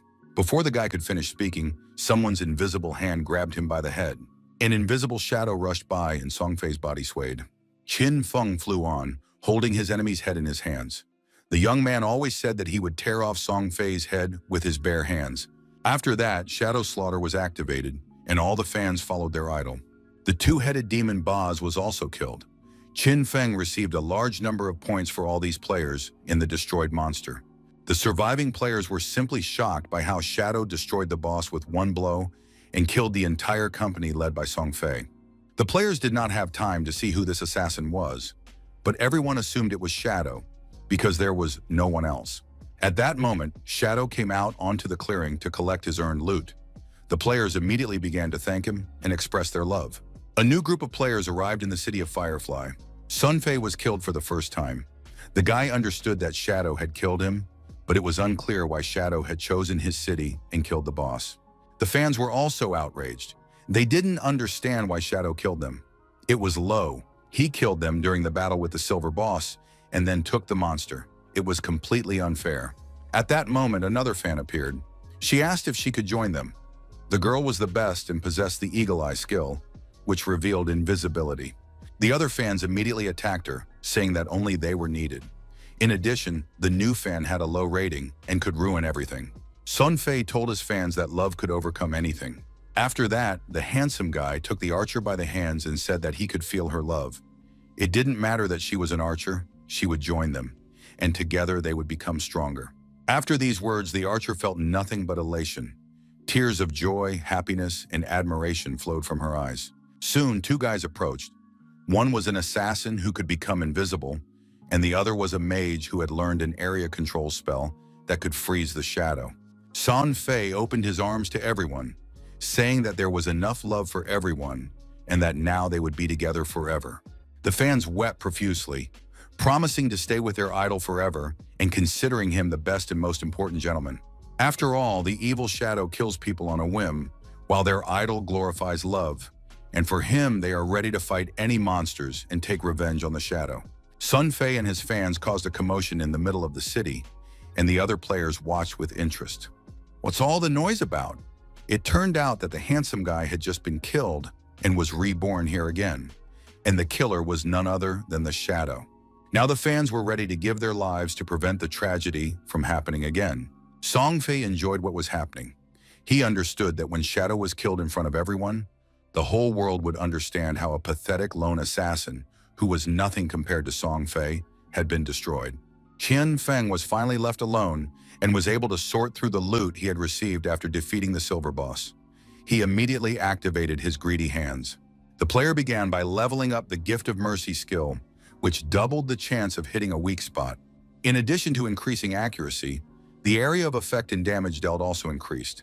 If the skill became even stronger, half of the enemy's body would become a weak point. The guy decided to immediately level up this skill to the legendary level, and then later increase it to the mythical level. The player spent the remaining points on upgrading Sneak Attack. Killing the boss and players gave him 1,400 days of exchange energy. His business was done. He could head back. But at that moment, Jin Feng was attacked. An unknown player with a dagger tried to attack him. The stranger shouted, "Die, Shadow!" and brought the dagger to the player's throat. It all happened very quickly. Jin Feng managed to dodge, and the blow did not harm him at all. His opponent did not understand why he had failed to destroy the Shadow. But then a voice rang out, "Qin Feng, surrender, you're surrounded." It was the same group of female fans who had now acquired several new players and were ready to avenge their idol. Qin Feng activated his invisibility effect and began to disappear. But it turned out that the archer had a skill that allowed him to see the invisible. Soon the fans found their target and were ready to engage in battle. The girls wanted to hit the player with their strongest attacks. Song Fei's loyal fans would not tolerate disrespect towards their idol. The player tried to tell them that he was not who they thought he was, but it was too late. A huge number of arrows and skills rained down on the player. A powerful explosion blew him to pieces. At the last moment, the fans realized they had made a mistake, but they didn't see it as a problem. They ordered the archer to use Eagle Eye again to find the real Qin Feng. Qin Feng decided to have some fun too. He took out the phantom bells, which immobilized all enemies, and shook them. Suddenly, all the girls realized they couldn't move. Qin Feng added Shadow Slaughter and took out the entire team with one move. Song Fei was too cowardly and hid behind a rock, trying to see what was going on. If this was the work of Shadow, he hoped to see him during the attack. The guy didn't understand why he couldn't see Shadow, but at that moment, a voice sounded right in his ear. "Song Fei, you're dead." The player tried to activate his magic shield at the last moment, but it was clear that he was too late. Song Fei was killed again and now lay in the middle of the clearing with his head pierced. Qin Feng was amazed how much life energy this guy had. He had collected a whopping 2,000 days of exchange energy, but the female fans had almost nothing left. It became clear that they had given everything to their idol idiot. Of course, he felt a little sorry for the girls. It was unclear when they would realize that this was not a game, and these brainwashed fools had played too seriously. I even felt a little sorry for them. Now, without any life energy, they would be food for the monsters outside and would never be able to return to the real world. Sun Fei was reborn in the city of Firefly, but he was really worried. He had very few days of exchange energy left, and he didn't understand why his fans hadn't found the Shadow. The girls said that they couldn't see Shadow with the help of the Eagle Eye because he had a higher level of invisibility, and the skill didn't work on him. Sun Fei didn't understand how they could fight now if Shadow was so strong and powerful. The fans tried to cheer up their idol, saying that he had never met a player who had killed their boss twice. Song Fei didn't understand why Shadow had such a grudge against him. Perhaps he was just jealous of his beauty. For the sake of everyone's safety, it was decided to change the farming location, and the fans were ready to follow their idol anywhere. After a while, Qin Feng appeared in the city, still in invisibility mode. He was surprised that Song Fei and his gang were nowhere to be seen. Perhaps they had all moved to another city or left the game altogether. Shadow approached one of the players and asked if he knew where Song Fei and his fans had gone. The player pointed out where the whole group had gone and asked him to kill everyone except his girlfriend, Kitten Fiebom. Shadow advised him to find another girlfriend, but the guy kept begging, saying that he had been looking for his soulmate for a very long time. Jin Feng went in search of the group, and the player continued to run after him, begging him not to touch his beloved. Shadow didn't want to waste time on a futile search. He would rather meet Gu Yixue. And just then, he saw a female mage walking past him on the city street. Qin Feng asked her for help. The girl looked at the stranger and immediately guessed who he was. The shadow said he had heard about her ability to track targets over a wide radius. "Could you find Song Fei for me? As a reward, I'll sell you a golden artifact at a bargain price." Gu didn't understand how the player knew about her abilities, because she hadn't told anyone about them. Besides, the girl knew that she wouldn't be able to buy the golden artifact anyway. She didn't have any money. The shadow offered a very low price, and the girl was able to purchase such an important and valuable artifact. The girl was ready to cry with happiness when the golden item fell into her hands. Qin Feng brought the beauty back to reality, saying that she needed to hurry up and fulfill her part of the agreement. Gu met Shadow for the first time, but his aura was familiar to her. The girl asked if he was afraid that she would run away with the artifact and not fulfill his request. Shadow was sure that the girl hated Song Fei, which was strange. Besides, Shadow's voice seemed very familiar. Perhaps they had crossed paths in the real world. Gu couldn't immediately remember who the voice belonged to, but it didn't matter. She had to follow the bird. This bird was a magical attribute that was supposed to help in finding the necessary player or monster. The bird rose high above the city of Firefly and began scanning the surroundings. It gave a signal, and now it was known where Sun Fei was hiding with his admirers. The bird sent the exact coordinates of the group, but it was clear that they had to go looking for them immediately, because no one was going to stand still. Shadow rushed to the coordinates and told Gu to add him as a friend and continue tracking the group, reporting on their location. Qin Feng promised that it wouldn't take long because he would catch up with the group very soon. The young man reached the gorge between two tall rocks and moved on, trying not to attract attention with noise. Day peeked out from behind a tree as if sensing some danger. Gu asked why he wasn't moving. His attention was drawn to a tree with a drawing on it. Qin Feng asked the girl to check if there were any other similar trees nearby. Gu saw another tree like this ahead and a third one nearby. There was about 100 meters between each tree. Qin Feng approached the tree and placed his hand on it. He wanted to check what the symbol meant. He couldn't figure it out himself, so he asked Gu if she knew what it might mean. Touching the symbol activated all three trees, creating a connection between them, and a glow appeared inside the triangle. It was a jade chest with treasures. It was very strange to find it here. Usually such a blessing from the ancient gods was not found near a village of newcomers, but nevertheless, it was a pleasant bonus. The blessing of the ancient gods could appear anywhere in the land abandoned by God. To unlock it, you had to find and activate all the symbols. Some chests summoned bosses, others summoned hordes of weak monsters. Chests with treasures and unique rewards could also appear. This chest was equal to 1,000 days of exchange energy. Gu watched what was happening with the help of her bird and saw how Shadow ran his fingers over the symbols. She had to remember this, because with her skills, she could find something for herself. Qin Feng opened the jade chest and received the skill scroll, Blooming Curse. He was familiar with this skill from his past life, but the player did not know its exact name. With its help, he could suck all the energy out of players when he killed them. It was a very lucky bonus.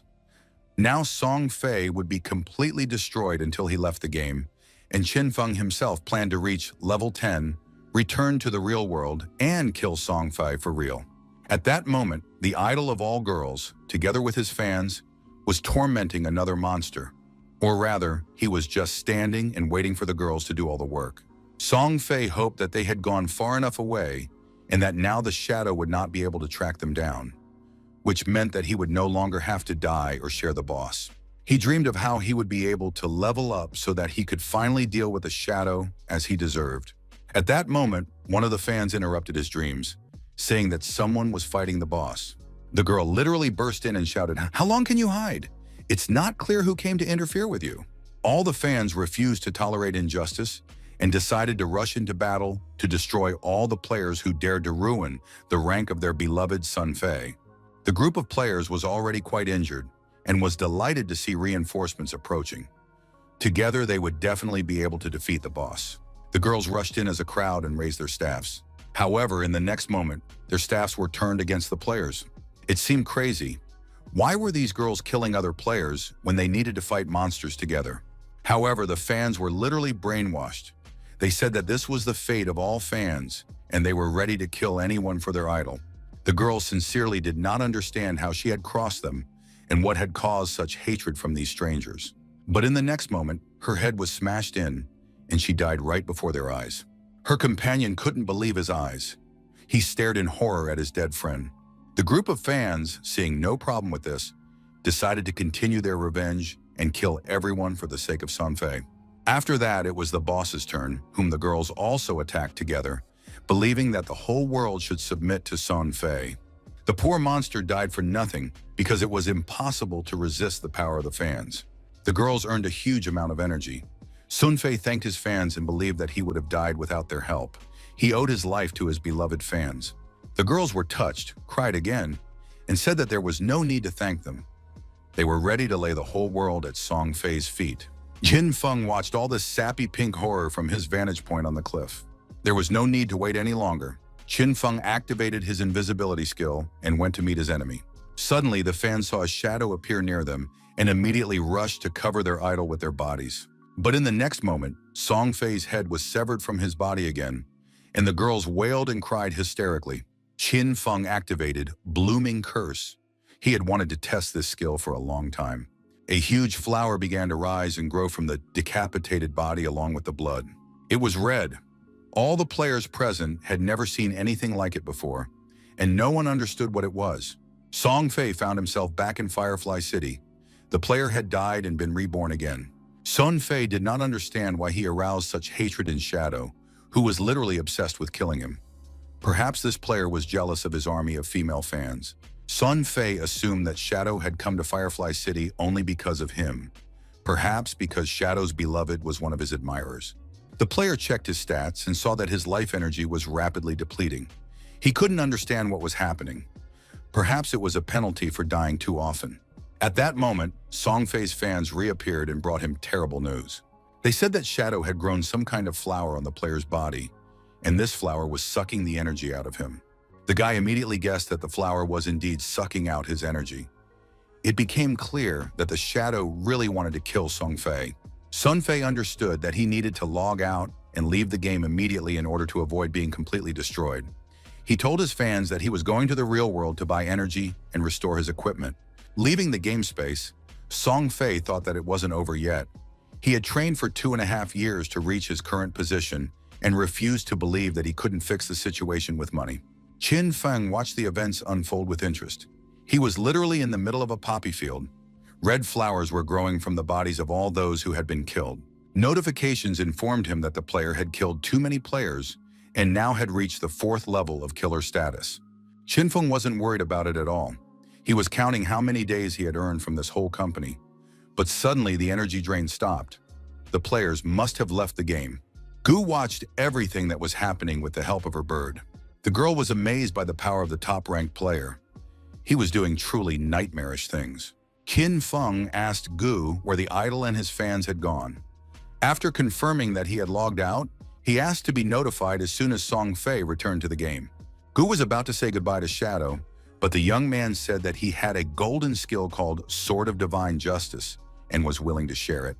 Qin Feng showed the girl the skill, saying he was willing to sell it at a fraction of the price on one condition. He asked Gu to join the same team as a permanent member. Gu immediately agreed, but warned that if the team turned out to be weak, she would complain constantly. Shadow reassured the girl, saying that there was no need to worry. The team was very worthy, and he was ready to contact them. At one of the locations, a real massacre was taking place. Players were fighting monsters. Wang Ming fought the monsters with all his might and finally managed to kill them. Wang Ming turned to Qin Shao to neutralize the poison, since all priests have this skill. They had to act quickly, otherwise the captain would not last long. Xiao didn't know how to handle the task and said she would check her skill and start testing. After that, the girl pointed her staff and shouted the word neutralize. However, the blow did not hit the player, but a tree. Wang Ming continued to lose vitality due to the poisoning he had received while killing monsters.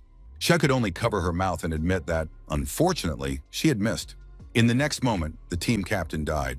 Wang Ming found himself back in Shell City. He was firmly convinced that the useless priestess needed to be replaced, but where could he find a replacement when all the worthy priests had already joined other teams? At that moment, Xiao checked her rating and realized that the game was not difficult at all. She had already reached the 4th level without doing anything. If things continued like this, she would soon meet her idol. Wang Ming received a message from Shadow. He suggested adding the Whitebird Priestess to the team, recommending the girl and saying that she was strong enough. Wang Ming decided that he would go with the team to the city of Firefly, where there were more monsters and fewer players, and he would gladly take the new priestess. Wang Ming had to refuse Xiao. The guy said that the whole team was moving to Firefly because there were too many people in Shell. But unfortunately, Xiao would not be going with them because it was too dangerous there, and they would not take the girl with them. She started saying that she could still be useful to them. But the players rushed to leave, and by the time Xiao realized it, no one wanted to deal with a useless healer anymore. Qin Xiao was furious. If the team wanted to get rid of her, they should have just said so. The girl was not upset, saying that she was tired of these losers. She would find Shadow herself and level up with him. Wang Ming quickly moved to Firefly City and immediately went to meet Shadow. He told Shadow that Captain An Yu would give him the equipment when he entered the game. And now Shadow introduced a new priestess, Gu Yixue. Wang Ming didn't have time to greet the new team member before he heard someone calling his name. It was An Yu, a player from Justice Execution with a hidden Dragon Knight build, one of the strongest players in Qin Feng's past life. At that time, she was one of the most powerful forces in China and a real nightmare for foreign factions. An Yu greeted Shadow, saying she was happy to meet him and had heard a lot about him. Qin Feng met someone who surpassed him in his past life for the first time. And Yu noted that Shadow's leveling speed was simply incredible. He must have a secret. The girl even thought that he was either a time traveler or reincarnated. Although, of course, it was a joke. Shadow didn't respond, continuing to think. In her past life, An Yu wasn't on the same team as Wang Ming. Her energy was supplied by the Shanghai authorities. An Yu guessed that Shadow was not going to reveal his secrets and said that if there was anything interesting for sale in the future, they would buy everything. Besides, all the life energy of the Shanghai authorities was now in An Yu. The girl hoped that Shadow would not kill her. Shadow confirmed that it was more profitable for him to cooperate. He would earn more. But in reality, the guy sensed traps on An Yu's part. In each of her sentences, she pretended to be a naive fool, but in reality, all her actions were very reasonable. The girls could barely hold back their yawns, terribly tired. They read in the news that the life energy from the game was absolutely real, and if it reached zero, they would die for real. It was just awful. What kind of game was this? On top of that, the girls gave their exchange energy to Sun Fei. Yawning prevented them from talking, but after checking the indicators, everyone realized that they only had a couple of years left to live. The fact was that they had killed other players, received the status of killers, and now were losing energy twice as fast. Indeed, checking the indicators confirmed that the girls had very little time left. Being a tank, the girl killed the most and died the most herself. She had only 1 day of energy left. They would die when their energy reached zero, but that couldn't be true.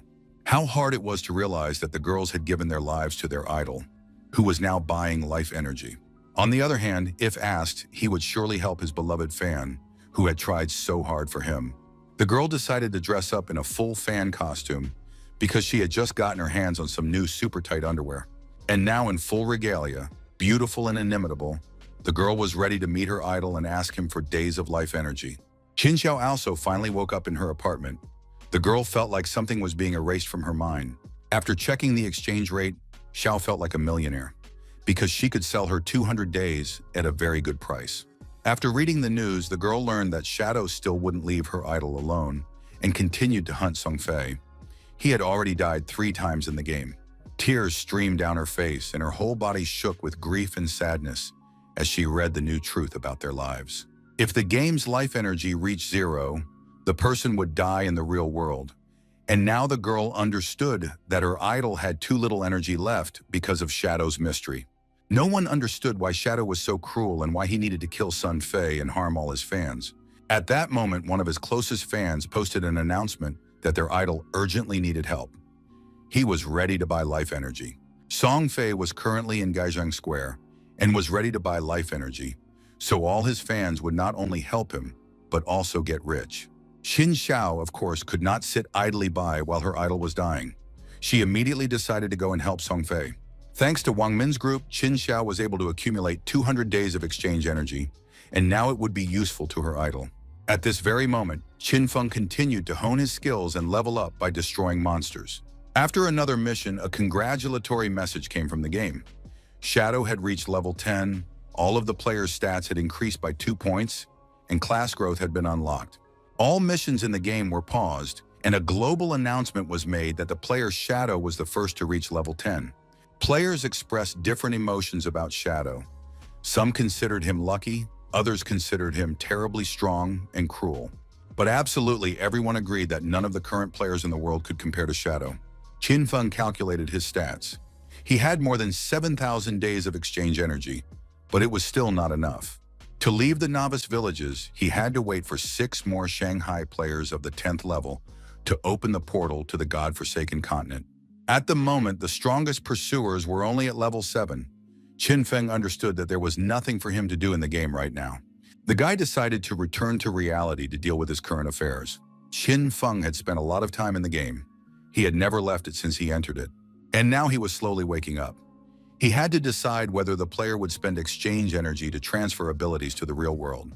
Qin Feng read all the conditions for transferring class, equipment, skills, origin, and divinity. The young man decided to transfer his class and spent 1,000 days of life energy on it. After that, he transferred 2 more levels and now reached the 3rd in reality. Now it was possible to transfer skills. The higher the skill level, the more energy was needed to transfer it. But leveling up skills is almost like a game bug. The game only recognizes the original level of the ability while transferring its improved version in reality. Qin Feng was able to transfer Shadow Walk, and that was remarkable. He didn't have enough money for anything else, but that was enough. The young man was satisfied. Now he was twice as strong as a normal person. His agility surpassed any human capabilities, and his ability to become invisible and throw poisonous arrows allowed him to deal with any enemy. Qin Feng read that Song Fei was buying up life energy on a massive scale. He probably wanted to return to the game and get even with Shadow. The young man was going to take a walk to the square to see how things were going there. But at that moment, he received a message from his boss, Hu Kibin. The young man didn't understand why he wasn't answering his phone. He needed to get back to work urgently. Qin Feng had no intention of explaining anything to anyone. He threw his phone away, turned on invisible mode, and left the apartment. The young man understood that soon everyone would finally realize what the game God-forsaken Lands was all about. The square was packed to capacity. Thousands of fans had gathered to welcome their idol. The girls screamed, squealed, and shouted, calling for their beloved Song Fei. Song Fei sat on stage with a girl. He had come here to buy exchangeable life hours. The girl had heard about what happened in the game.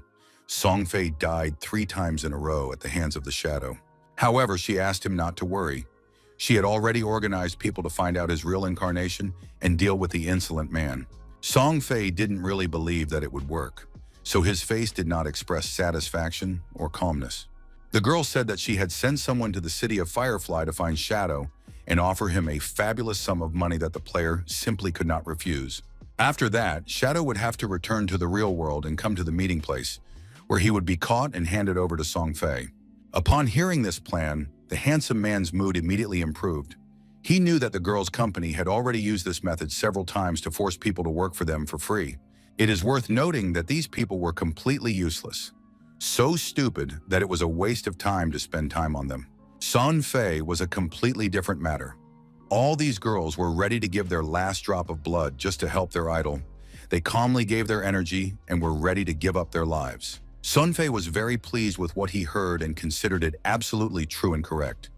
He was flattered. At that moment, a man appeared in the crowd who tried to reason with the girls.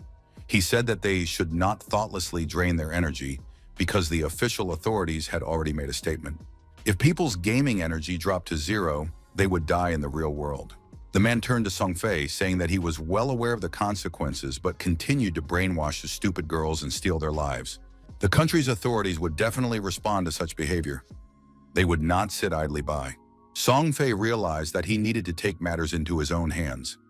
Armed with a microphone, he greeted his fans and apologized to the people for the discomfort he had caused, calling his fans to come here.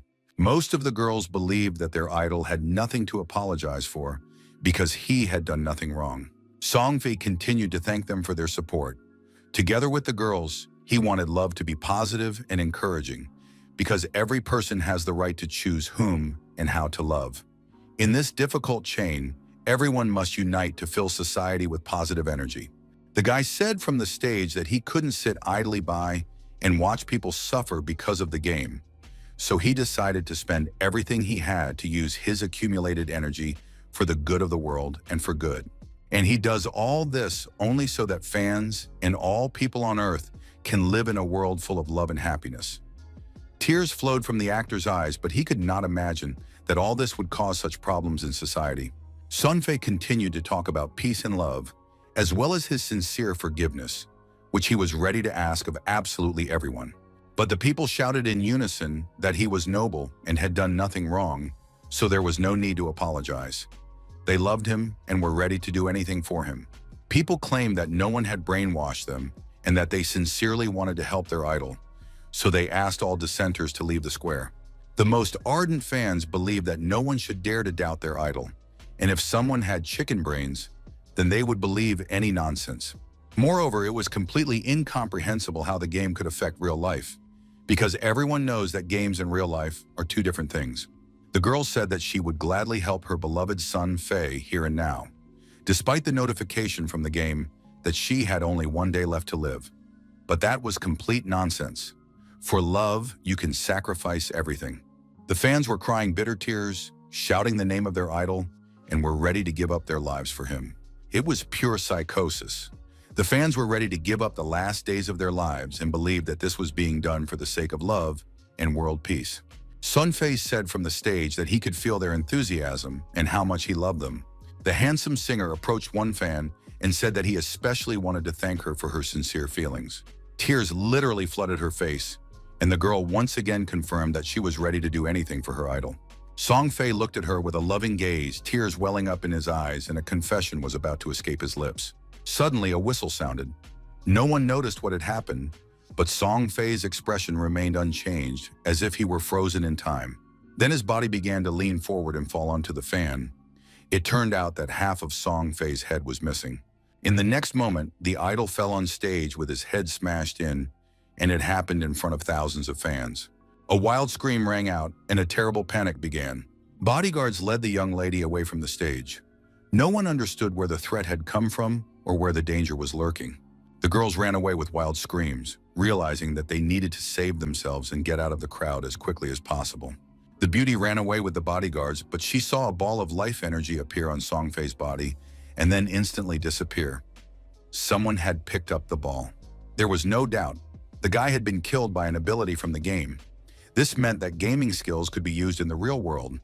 Only one person was capable of killing Sun Fei and taking his life energy in just a second.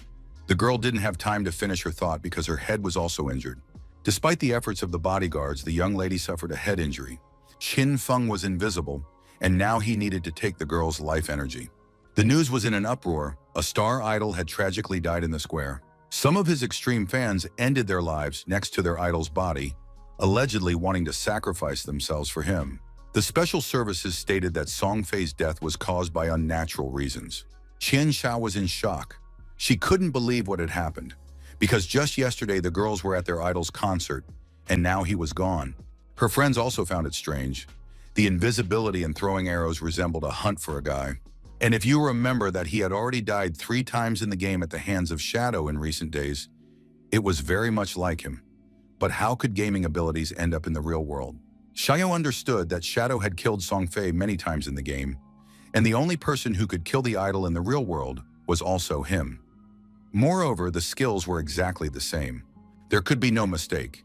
If Songfei had died in real life, then Shadow had somehow used his gaming abilities in the real world.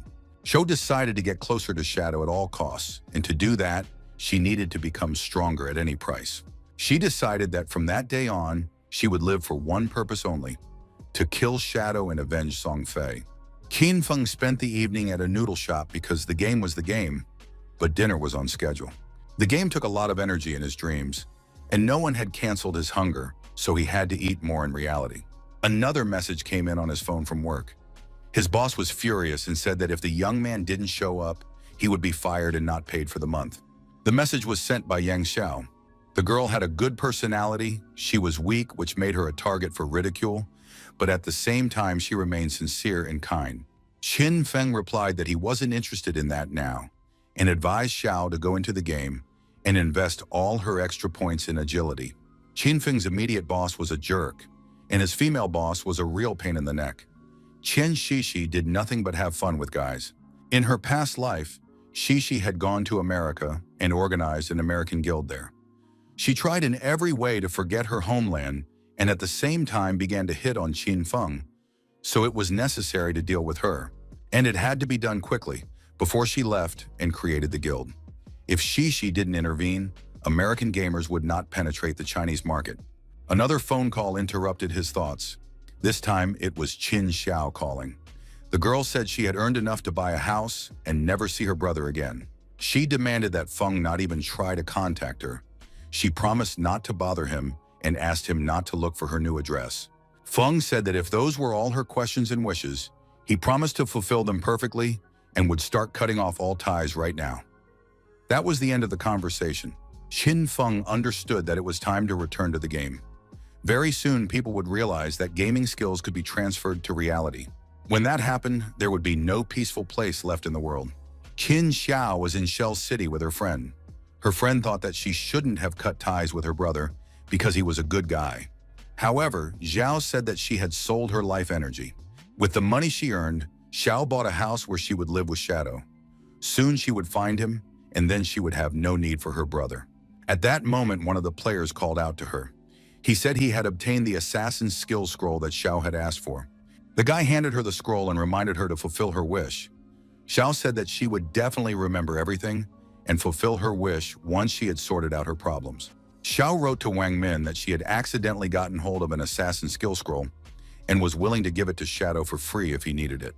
She thought that at least her classmate had been of some use. He had managed to get a cool skill, and perhaps this would bring her closer to Shadow. The girl walked through the forest and thought about how she would soon be with Shadow, healing him and helping him slay monsters. Xiao would level up much faster and also make Shadow believe that she cared about him. Gradually, Shadow would begin to trust Xiao and perhaps even see her as his beloved. But when Xiao became strong enough, she would no longer need Shadow. She would kill him with her own hands, gouge out his eyes, and avenge Song Fei. Wang Ming replied to the message, saying that the Shadow does not need such a skill. For him, it is rubbish, and the girl had better sell it to someone else. Sometime before that, Qin Feng was walking through the Earth realm in search of monsters he could defeat. Suddenly, he heard screams. People were warning each other to be careful. Qin Feng crept up and watched from behind a rock. He saw that the players had come to the conclusion that the enemy was much stronger than they had thought, and now they were about to flee. The players were fighting a multi-armed monster that was indeed powerful and terrifying. The guys already understood that they didn't have enough strength to defeat such a monster. Qin Feng recognized this monster. It was the golden arthropod, an 8th level boss. Qin Feng watched the battle. As far as he remembered from his past life, this boss had a 2nd level anti-stealth ability. In other words, a player's invisibility was completely useless when facing such a monster. The monster looked terrifying. It had swords and daggers in its paws, and sharp, hard spikes instead of legs. Yan Feng rushed into the attack using shadow invisibility, but did almost no damage to the enemy. The guy realized that attacking while invisible was pointless. Many damage bonuses simply did not work. But fortunately, thanks to the legendary gift of mercy, the chance of hitting a weak spot was doubled, and the 3 cuts he managed to inflict did triple damage. It was an amazing skill, and he had to thank Dark Plum once again for it. A player watched the battle from behind a rock. He saw that Shadow's attack had reduced the boss's health, even though the players had not been able to even scratch the monster before. Yin Feng sent a poisonous arrow at the enemy. The arrow was only upgraded to silver level, so it dealt damage but was not lethal. During the battle, the player decided that he needed to upgrade his invisibility skill. At that moment, the boss himself rushed into the attack, swinging all his paws. A fight broke out between the opponents. The monster's paws flashed through the air, and it was unclear how it would all end. The girls watched the battle with excitement and horror. They admired Shadow's speed, his reactions, and his complete understanding of his opponent's actions. Shadow was not stronger than the boss, but he could dodge all attacks as if he had fought this monster millions of times. Xian Feng remembered that in his past life, he had repeatedly tried to defeat the enemy together with his sister, but they had failed. Now Shadow had figured out the secret. You don't fight with brute force, but by guessing the monster's movements and feeling its rhythm. Compared to the attack of the Golden Chariot, dealing with this monster's blows was much easier. The monster felt that it was losing its life energy and decided not to fight anymore. Little Gu noticed that the creature was about to flee. Qin Feng armed himself with a dagger and cut off the monster's head with a full swing. Thanks to this, the player earned a lot of experience points, mutations, and life energy. The young man immediately used his skill and received triple the points. As a bonus, the player received an ultraviolet shield, a special assassin skill that gave him a triple layer of invulnerability. Now it was much easier to deal with bosses. In addition, it was possible to immediately upgrade this skill to an epic level. Qin Feng did just that, and now he had 7 layers of shield. With such equipment, he could explore more dangerous levels. The guy spent the remaining mutation points on upgrading his poison arrow. For killing the boss, he received 2 assassin equipment items, Sanctuary of Light and Crimson Leather Gloves. Qin Feng was very pleased. He became much faster after killing this boss, and the player's survivability increased significantly. Wang Min's team finally came out of hiding. They admired the genius's strength and also asked if he had any rogue gear for the mage that he could sell. You said he had a golden item that casts an ice ball, but the guy asked for too high a price. Shadow explained that this particular artifact was stronger than the others, and the price was absolutely reasonable, paying for itself very quickly. The Whitebird Priestess agreed with the arguments and said she was ready to buy the item. After that, Shadow left the players. He thought that searching for opponents by simply walking around the area would take too long. He needed to get information about the bosses in the city and level up even faster. At that moment, Wang Ming wrote to him and told him about Xiao's offer regarding skills. Qin Feng understood that his sister probably wanted to throw in some bronze junk. Qin Feng knew that there were rumors among the people that it was Shadow who killed Idol. Therefore, Xiao wants to either impress Shadow or avenge Song Fei. It was after this that Wang Ming wrote to Qin Xiao that Shadow considered this skill to be rubbish, and that it would be better to sell it to someone else. Qin Feng wrote to Wang Ming that he had something to sell and suggested they meet in the city. Wang Ming didn't beat around the bush. He asked Shadow directly, "Sun Fei, was that your doing?" The answer was short and to the point, yes. Qin Feng claimed that he had killed Song Fei. After that, the player went on to other missions. Wang Ming was friends with the player. He knew that Shadow was leaving the game. The time and method of the murder pointed directly to Shadow. If Wang Ming asked such a question, it meant that the authorities already knew everything too. But what could they do? In just a few hours, other players would reach level 10, and everyone would learn about the possibility of using abilities from the game in real life. Qin Feng stood in front of Wang Ming's team. They were happy to see the genius. And you stepped forward and asked, would Shadow really confess to murder? Qin Feng confirmed this in front of everyone, saying that he was the one who did it. And Yu smiled and said that they had already conducted an investigation, and their only prime suspect was Shadow. The police also found out that Song Fei and Qi had conspired against Shadow and kidnapped other players, forcing them to work for them. Roughly speaking, the police considered their murders to be self-defense. Qin Feng understood that the police did not know his true identity, and it was possible to hope to continue the cooperation in his past life, because the guy had not committed any illegal acts. Now the player had practically openly killed Song Fei and Qi. It remained to be seen how his rebirth would affect this world. As long as Shadow could sell them skills and equipment, they had to take advantage of this opportunity. Shadow laid out platinum equipment and skills in front of the players. He said that he was lucky to find the chest, and he did it thanks to the Whitebird Priestess. Dark Plum immediately began to feel jealous of her friend. Qin Feng immediately confirmed that he was always happy, remembered, and grateful to Dark Plum for her help. The girl was satisfied. Wang Ming and An Yu thought about the huge difference between them and Shadow. While the players were struggling with silver monsters, Shadow was getting platinum and jade loot. Qin Feng laid out the most interesting items and announced their prices. The player offered a discount, and he planned to sell the rest for a fabulous amount of money. And Yu managed the money and immediately agreed to the price, saying that there was absolutely no point in bargaining because the price was very fair. In addition, the captain repaid the debt for Snowflake and Wang Ming. The deal was done. Qin Feng noted that Captain An was a very decisive girl, and he liked that. The young man understood that a fabulous amount of money had been paid for these goods, even for the state. These were huge sums, but the investment was worth it, and the results would outweigh the costs. With these skills and equipment, strong teams would quickly form. The stronger the authorities became, the fewer minor problems they would have to deal with. It would also be a bonus in international confrontation. Captain Anna said that the whole team was going to rescue many players held captive by the Dazhang group. The girl offered to go with them. Qin Feng understood that this was recruitment in exchange for his actions towards Song Fei. Shadow refused but said he had some advice for the players before he left. The authorities' guess was correct. Shadow had indeed used his gaming skills to kill those two. They needed to reach level 10, and then they too would be able to do the same.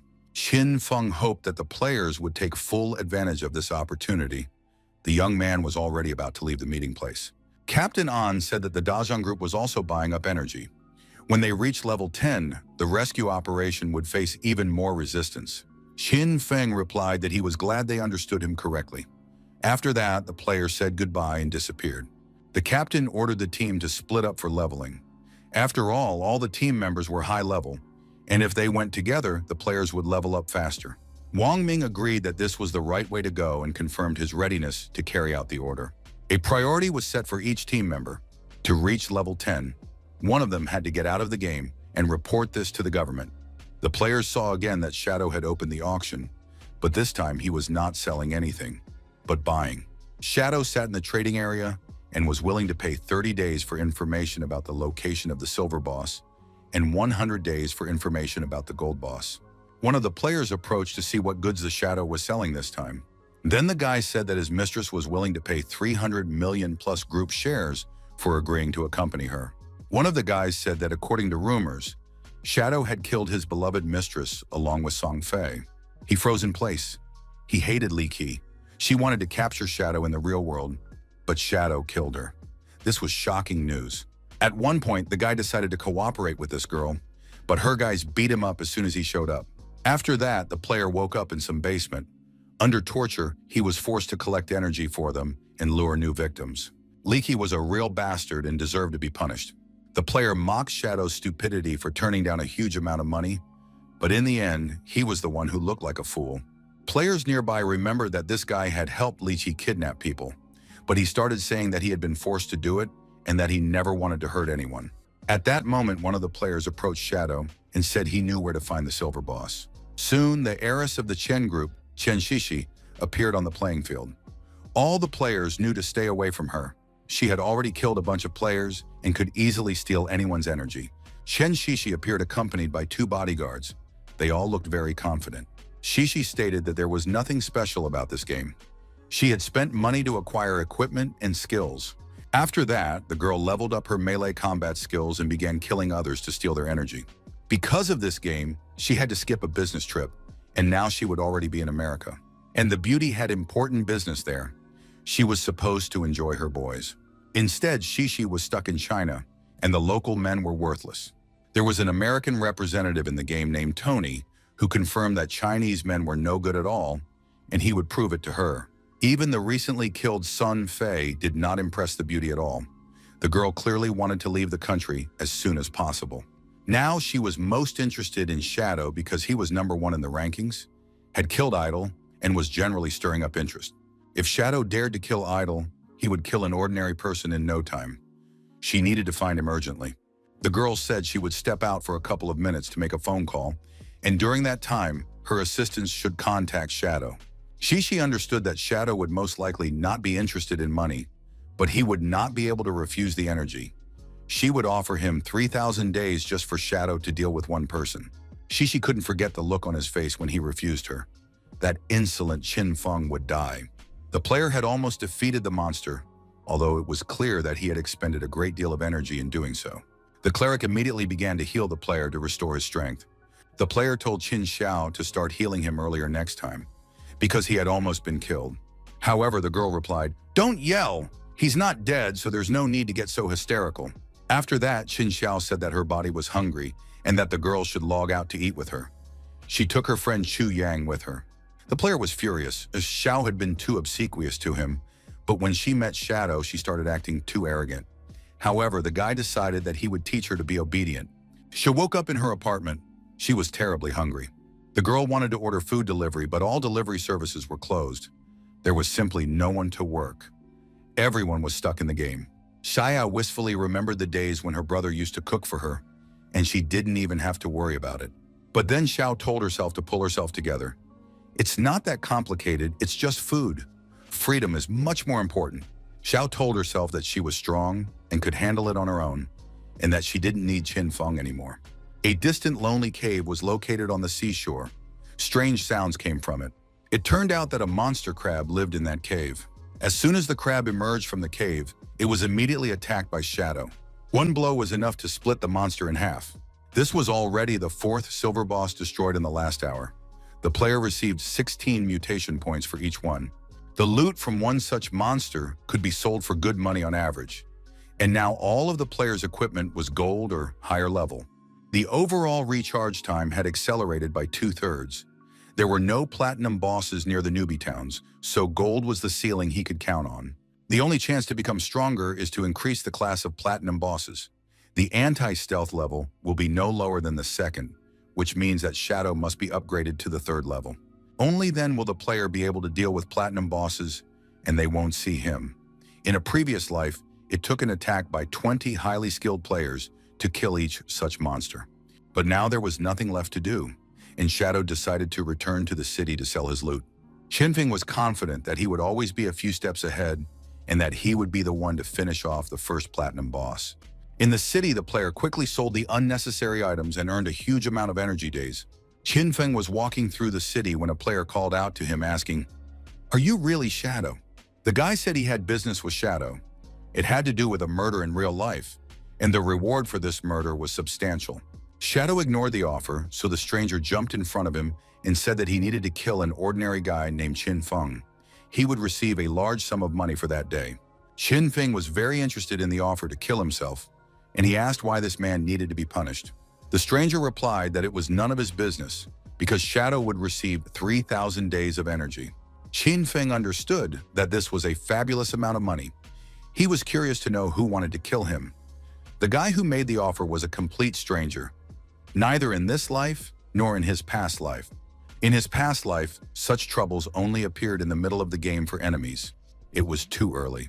The only person who had a grudge against Qinfeng and had a lot of money was Chen Shishi.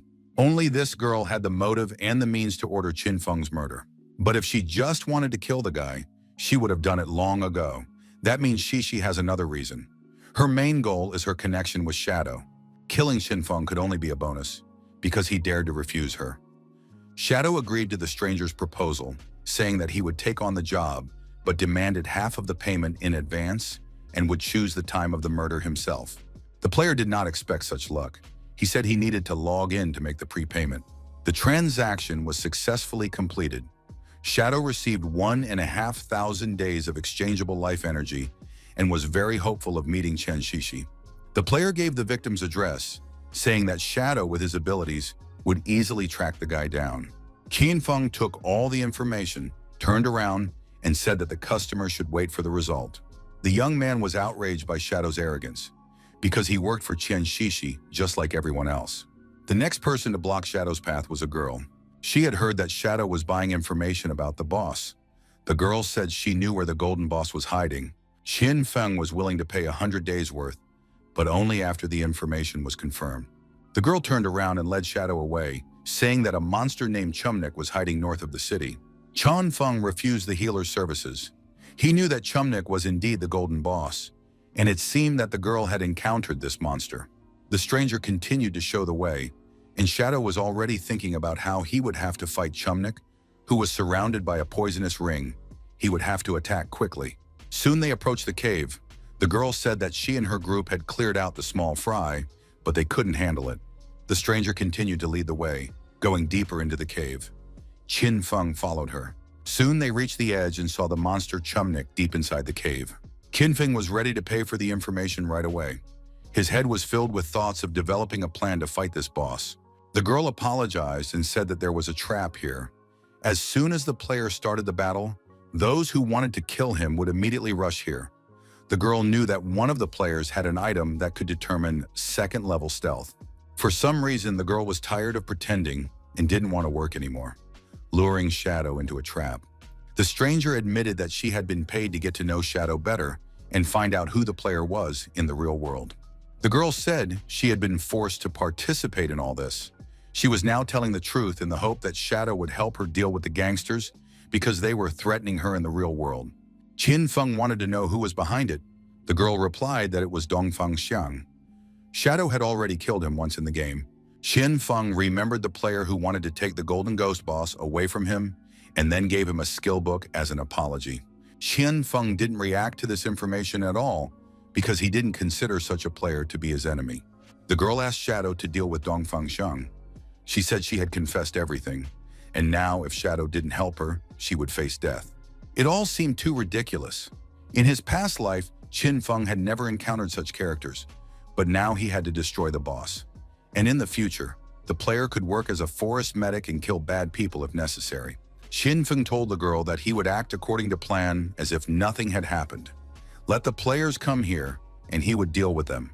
The girl watched Shadow leave her and thought that it was over for him, and now Shadow would surely die, because there was a team of 18 people here, and they couldn't do anything against this boss. The damage from the monster's poison is too great. The players didn't even manage to inflict minor damage. The Shadow is certainly powerful, but it cannot hide from the poison. Qin Feng activated his Liberation Strike and rushed into the attack. After that, the player activated the skill to increase the area of weak spots and cause the throat to open. The player used stealth, and soon the monster's health began to drop before their eyes. The girl couldn't believe her eyes because Shadow had taken away 2/3 of the gold-ranked boss's health points with a single skill. The girl was amazed at how easily Shadow dealt with the monster. This guy didn't even look human. Qin Feng returned to the girl, saying that he would not kill the boss yet. He decided to wait for Xin's people to show up. At that moment, voices could be heard from deep within the dungeon. The players were preparing to attack. They were going to enter the cave and kill the boss. The players told everyone to disperse and not interfere, because now they were going to kill the boss. Qin Feng watched the players. He understood that the girl had to play along, as if she were holding back the players and defending herself from strangers. By this time, the girl had already put up her gold-ranked divine shield. Now it was clear why Dongfan needed her. At this stage of the game, very few players would be able to break through such a shield. Most likely, somewhere along the way, the players had encountered a point with a divine blessing, where there was a chest with golden treasures. Qin Feng watched the events unfold closely. He was in a state of invisibility. But in the next second, an instant strike was made from the shadows. The players were no longer in a hurry.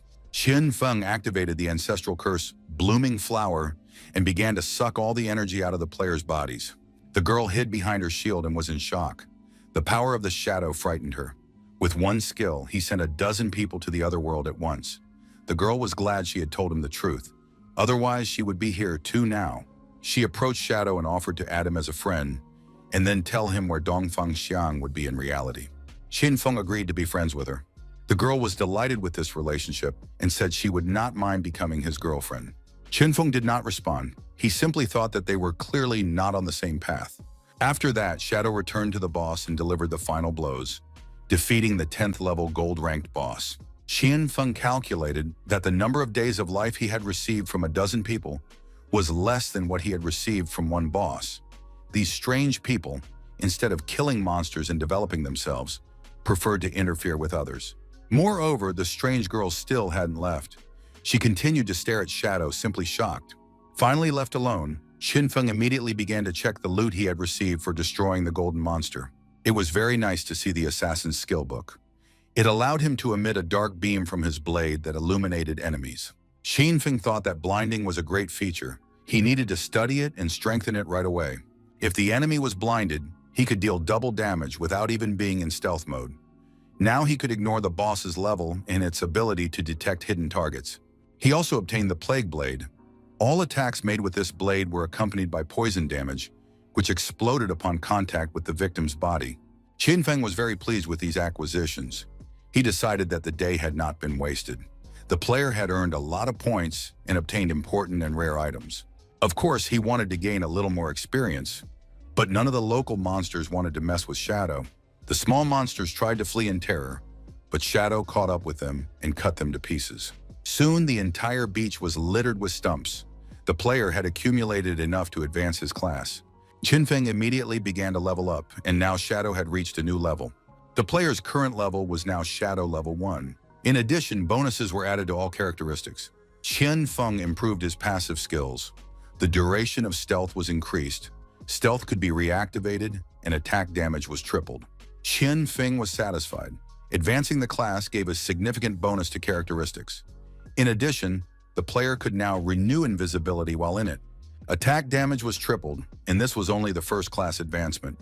But with such cool bonuses, it was truly the strongest hidden class. At that moment, a public announcement was made in the city of Zhenghai. There were already 7 players who had reached level 10. The young man understood that a teleportation portal leading to the abandoned lands of Divine Will would soon be opened. Qin Feng wanted to know which players had leveled up so quickly. He looked at the rankings and saw many familiar faces among the leaders. Gray Rose, Snowy Day, Dark Plum, King Ming, and others. Last time, the top of the rankings was dominated by foreigners, but now the situation had changed. Because Qin Feng had sold his comrades a bunch of cool items and skills, the structure of the world in this life could be very different from the past. But at this very moment, a new order had also come into being in reality. Police officers wore masks and led the arrested gangsters away. The key members of the criminal group had been captured, but 3 others remained trapped in the game. Their bodies were in a state of non-existence, so it was not yet possible to arrest them. The police chief thanked them for their excellent work and asked them to report everything to the captain. And Yu left the game. So far, the most effective method of luring a player out of the game was hunger. As soon as a player felt hungry and couldn't stand it, they would leave the game to eat. In this case, they could be arrested immediately. This time, everything went quite smoothly. A player named Shadow did indeed obtain important information and helped the police by telling them about the possibility of transferring abilities. If the police had delayed the arrest for too long, the gangsters would have been able to transfer their skills and would not have been arrested so easily. In many countries, riots broke out because of this transfer. It is safe to say that the player's shadow is a blessing for the entire great country. It is imperative to find a way to get closer to him. Qin Feng returned to the city, and the girl immediately contacted him. She began to admire Shadow's abilities, who was destroying evil left and right. The girl told him about the large-scale arrests that had already taken place in the city. In addition, the news reported that the player's shadow was acting on orders from above, destroying the villains Li Xi and Song Fei. Qin Feng immediately realized that the government had decided to clear his name in order to work with him in the future. But in reality, Dongfang Xiang was still somewhere in the game. Qin Feng didn't want to waste any more time on all this. The young man was eager to move on to the next location, the Forgotten Lands. The player knew that the portal on the main continent had never been activated. The current location was the starting city for newbies, and the real game began in the Forgotten Lands. Qin Feng stood on the teleportation circle and disappeared before the eyes of the surprised players. It was the first time the players had seen the teleport work without anyone there, but soon they realized that Shadow was there. However, even with their skills, the players couldn't see him because he was too powerful for their level. The teleportation was complete. Qin Feng had moved to a completely different location. The guy looked around and said that everything was exactly the same as in his past life. The player knew these ruins of Tianhai like the back of his hand. When players use this teleport for the first time, they are transported to the ruins of their hometown. The virtual city perfectly replicates the real city. No one understood why this was the case. Qin Feng was walking invisibly through the city when he suddenly heard an unfamiliar sound. A huge, monstrous creature appeared behind the player. It was some kind of worm with lots of eyes and teeth. Qin Feng jumped aside lightning fast and delivered an instant shadow strike. This was enough to destroy the enemy. It was an earth-shaking worm of the 11th level. Qin Feng jumped towards the defeated monster and activated the Gift of Liberation. The player knew that there were no other safe places like the starting city, and there never would be. He had easily dealt with the monster and was now collecting all of its energy. If the players could find the temple hidden among the ruins, they would earn the right to establish a fortress there and capture the territory. The best place for this would be the territory that the player had already spotted in his previous life. The Temple of the God-Slayer Guild from his past life was located nearby. The group of players who had access also teleported to the lands abandoned by God. It all looked like the ruins of a modern city. Moreover, they were very familiar. The players recognized some other landmark buildings and realized that they were in their hometown. The players already knew that Shadow had teleported here before them, but perhaps he was very close by, as the guy often came invisible. Soon, monster worms appeared in front of the players, and the guys had a chance to fight them. Gu activated the Elven Blessing, but it didn't seem to work very effectively. Wang Ming was forced to cover himself with a shield to avoid being hit by the worm's attack. These monsters were much stronger than the silver bosses the players had fought before. The archer used a binding shot. The worms seemed to be bound. They writhed less vigorously with their arms and legs. The archer noted that the worms weren't that heavy, so they should be attacked while they were bound. Dark Plum raised her staff and activated Fireball. The girl launched the fireball at the worms, and these were the first monsters destroyed by the team. Wang Ming asked to send an owl to survey the surrounding area. Gu Yixue did so immediately. She saw monsters everywhere. There were so many of them. The battle with the worms had attracted a huge number of similar creatures. Soon they would all be here. Moreover, there was no safe place to hide nearby. The players realized that there was nowhere to hide from the monsters. The game suddenly became much more difficult. Dark Plum suggested looking for Shadow. Perhaps they could find him if the player hadn't gone far. Players always feel safe near Shadow. The girl herself looked around, but didn't notice anyone, when suddenly something unusual caught her attention. There were many bright lights to the northwest. Objects left behind after the monsters were killed were scattered on the road. Most likely Shadow had been there. His inventory was already full, so the player did not pick up anything he did not need. But then monsters started coming from all sides, and the group of players realized they needed to run away quickly. Captain An Yu suggested taking the same route that Shadow had taken, and then perhaps they would be safe when they found the guy by following his trail and the items he had left behind. The players ran headlong, pursued by huge worms. When there were many worms in one place, Shadow used his attack, which allowed him to deal a huge amount of damage. The local monsters died from a single blow, and their huge numbers provided excellent opportunities for leveling up. Qin Feng finally reached the right place. This was the refuge. Beneath these ruins was a huge palace, which in a previous life had been found by players much later. The palace had many places to rest, as well as a huge number of halls. It was the largest hideout in Shanghai, which became the base for the Godslayer Guild. But before this hideout was discovered, it was home to many monsters and bosses who guarded the place. The larger the hideout, the stronger its guardian. In his past life, after the player created the Kill Gods Guild, he assembled 3 teams. All team members leveled up to level 15, and Qin Feng himself was able to capture this place. But now the young man entered the shelter and heard a clicking sound. It was the abode of pure souls. Qin Feng knew he could handle it himself. In order to capture this territory, the player had to defeat the guard. On all sides, the player was watched by level 12 gold bosses, elemental spirits. It was them that the player had to fight now. Qin Feng activated the skill Darkest Hour and became completely invisible to everyone. After that, the young man delivered a shadow strike, cutting down all the elemental spirits. In addition, the player was going to blind his enemies to make his attacks much stronger. Although even without this enhancement, Qin Feng could have defeated all the spirits. In the end, all the monsters were destroyed, but there were still many halls and small rooms in the abode of pure souls. I wonder who designed this place.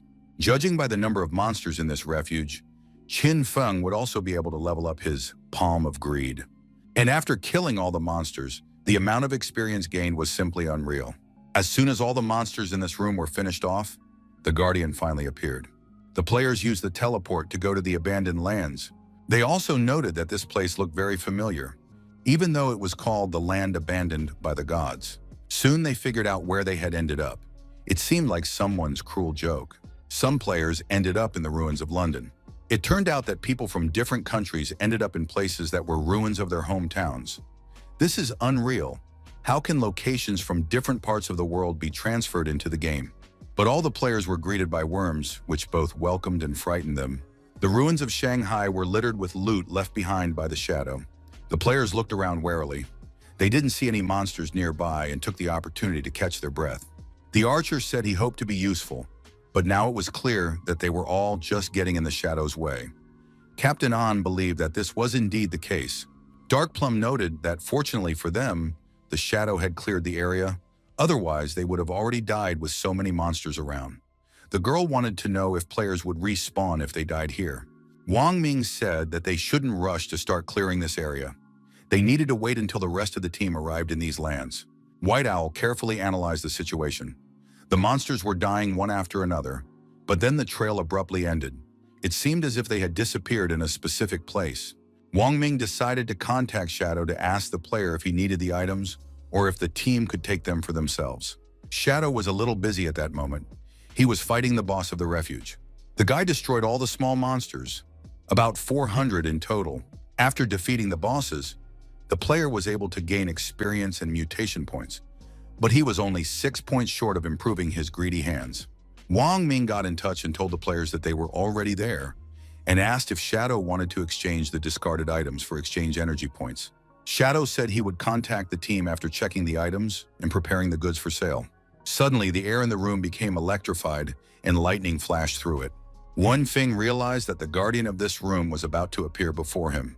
Sure enough, a platinum boss monster, the Soul Purifier, soon appeared.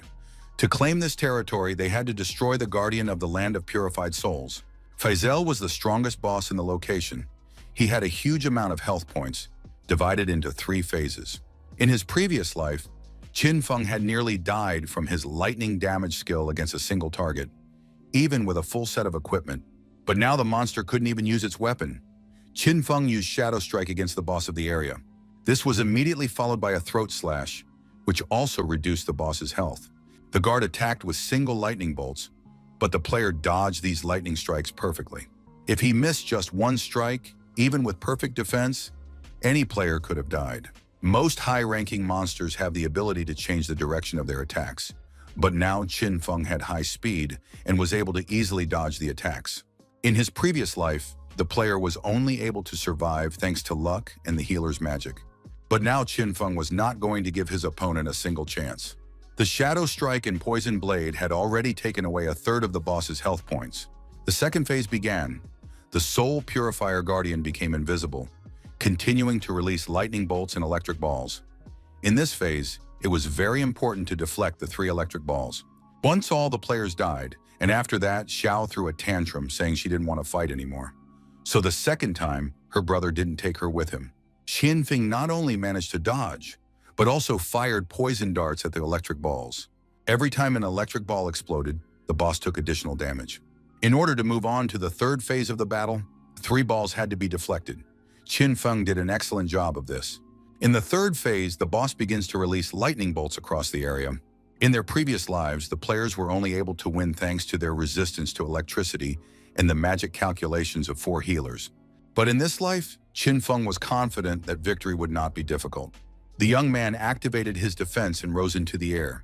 He knew that the boss's attacks were dangerous for those on the ground. Qin Feng activated Blessing and Shield of Dark Light. The player decided to attack the enemy from the air.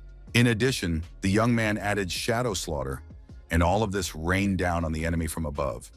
The platinum-ranked Angel of Purgatory was destroyed. Qin Feng became the first player in the world to kill a platinum boss. He became the Guardian of Purgatory, reached level 11, and earned a huge amount of bonuses. The refuge can be used not only as a safe place, but also as a storage facility. Moreover, everything can be taken out of here into reality. At first, weapons around the world began to rust and decay. The most dangerous weapons, such as nuclear bombs, became useless. In other words, since then, all earthly conflicts have been fought only with the help of gaming capabilities. But shelters that could be transferred to reality were capable of creating a magical barrier, making them the safest places on the planet. In a past life, this place became the base for the Godslayer Guild. Of course, there are good memories associated with it, but at the same time, many wonderful people disappeared from life, leaving it forever. Qin Feng decided that in this life, everything would be different. He would be alone until the very end. Rain poured incessantly in the distant countryside. The player was fighting a monster, but it seemed that this time he would not win. At one point, the monster scattered all the players, and Xiao could only scream for help. But in the next moment, the girl was killed and flew out of the location again. Xiao died once again, and now came to her senses in the city of Shell. The girl couldn't believe her eyes. She had died again, and on top of that, had failed to dodge the giant monster. Tank didn't understand why she was sitting there, and didn't even try to hide. But Xiao was sure that if he had done everything right and taken the damage himself, she wouldn't have been hurt. At that moment, her friend Xu Yang informed her that the monster was chasing her, and the tank had fled. But there was no need to help the girl, because she had already died, and found herself back in the city. Chuyang was really scared. She had very little energy left, and now the girls had to hunt at least some mobs themselves just to survive.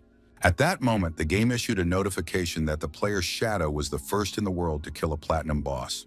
The players couldn't believe their ears, because most of them hadn't even reached this new location yet, and Shadow was already earning new ranks there. Xiao was shocked. She had never even seen a live gold boss, and Shadow had already destroyed a platinum one. This player was too strong. Qinhua was ready to cry out of anger. While ordinary people couldn't handle silver monsters, Shadow was killing platinum ones. Qian Feng reached a new level thanks to killing the monster, and now he had 10 free experience points. The player decided to continue investing in his agility. Qian Feng didn't expect to get many mutation points from this boss, but he did, and now he had enough to upgrade Greedy Hands. When the upgrade was complete, the guy realized that he would now get 5 times more loot instead of 3. Greedy Hands became a very powerful skill, allowing him to get 5 additional items. In addition, he received 100 mutation points, 2 assassin equipment items, and 1 skill. But Qin Feng's level was still too low to use them. Qian Feng summoned a follower to give him an important task. The player ordered all the loot to be gathered into one pile. This had to be done throughout the entire area where Qin Feng had passed. The player decided to spend the remaining mutation points on upgrading non-epic skills to epic level. He strengthened Shadow Walk and Sneak Attack, and also made Moment of Darkness even more powerful. In addition, Blooming Curse completely drained the killed in a matter of seconds. Qin Feng gained a new effect. He could now absorb non-exchangeable energy from the air. The thing is, high-level areas and monsters drain non-exchangeable energy, and the new effect will allow you to get it back. At that moment, a girl from reality contacted him. She congratulated Shadow on his first platinum boss kill and informed him that Don Fan Xiang had logged out. The girl found out that his whole family had gathered at a restaurant. They had accumulated a lot of energy and were going to spend it on skills. Qin Feng thanked the girl for the information, but she reminded him that he must kill Fan Xiang, otherwise he would kill her. The summoned gathered all the lots, and with the help of Greedy Hands, the player absorbed everything he had earned. He still had free space left. Qin Feng decided to find Wang Min and sell the items to his group. Captain An Yu was the first to see the shadow approaching them. The girl couldn't contain her emotions and rushed to the player to hug the genius. But Qin Feng immediately set personal boundaries and said that he would set the price. If they didn't like it, they didn't have to buy it. He was willing to give a discount and was waiting for their answer. An Yu agreed to buy everything the player had brought to sell and was also ready to pay the full amount immediately. The girl took the silver, gold, and platinum items, saying that she herself only had 1 gold item. The players did not understand where Shadow got such a large inventory that he could store so many items. Shadow, as always, did not admit it, but gave a small hint. Under the monument in the city, there is a staircase, and if you go down it, you can find a teleportation circle back to the city of newbies. This journey would take the players 500 days. They would return for free, but now everyone had to go about their business. And you immediately shouted that she was right. Shadow was indeed reborn. Otherwise, how could he know about the teleportation circle under the stairs? Wang Ming looked warily at his captain. The girl decided that she could seduce Shadow, and then he would work for the whole team. Qin Feng walked away from his acquaintances in proud solitude, walking along familiar streets and planning his next steps. Qin Feng decided to spend his exchangeable life energy to transfer his abilities into reality. The class upgrade also had to be synchronized. After that, the player transferred his skills. Last time, he transferred the first level of invisibility, Shadow Walk. Now he was able to level up and transfer a few more skills. The synchronization went very well. Exchange days were spent, but now the player was fully equipped. Qin Feng possessed a medallion that not only increased his reload speed, but also allowed him to summon zombies, which was extremely useful in the real world. At the moment, the player had just over a year left, but his powers in reality almost matched those in the game. Next time, he would synchronize everything to the end. Qin Feng finally returned to reality. The guy sat on his bed and thought about his plan. Chen Shishi knew his address, so he needed to change his place of residence. It would take a lot of energy to move Purgatory. In the meantime, he needed to find a temporary refuge. The guy activated Greedy Hands, and all the furnishings in the apartment were grabbed and hidden in storage. This skill was a perfect substitute for suitcases and boxes. He managed to hide and move absolutely everything. Qin Feng learned that Don Fansheng was at a restaurant nearby. The young man sat by the window and studied the route on his phone. After that, the guy activated his invisibility and went in search of the right place. In less than 10 minutes, the player reached the restaurant where the entire Fang Song family had gathered. It was already known that gaming skills and life energy affect reality. This was a good opportunity for the family. Everyone was happy that their son had started doing this in time. The guy said he was just doing what he had to do. His grandfather was very pleased with him.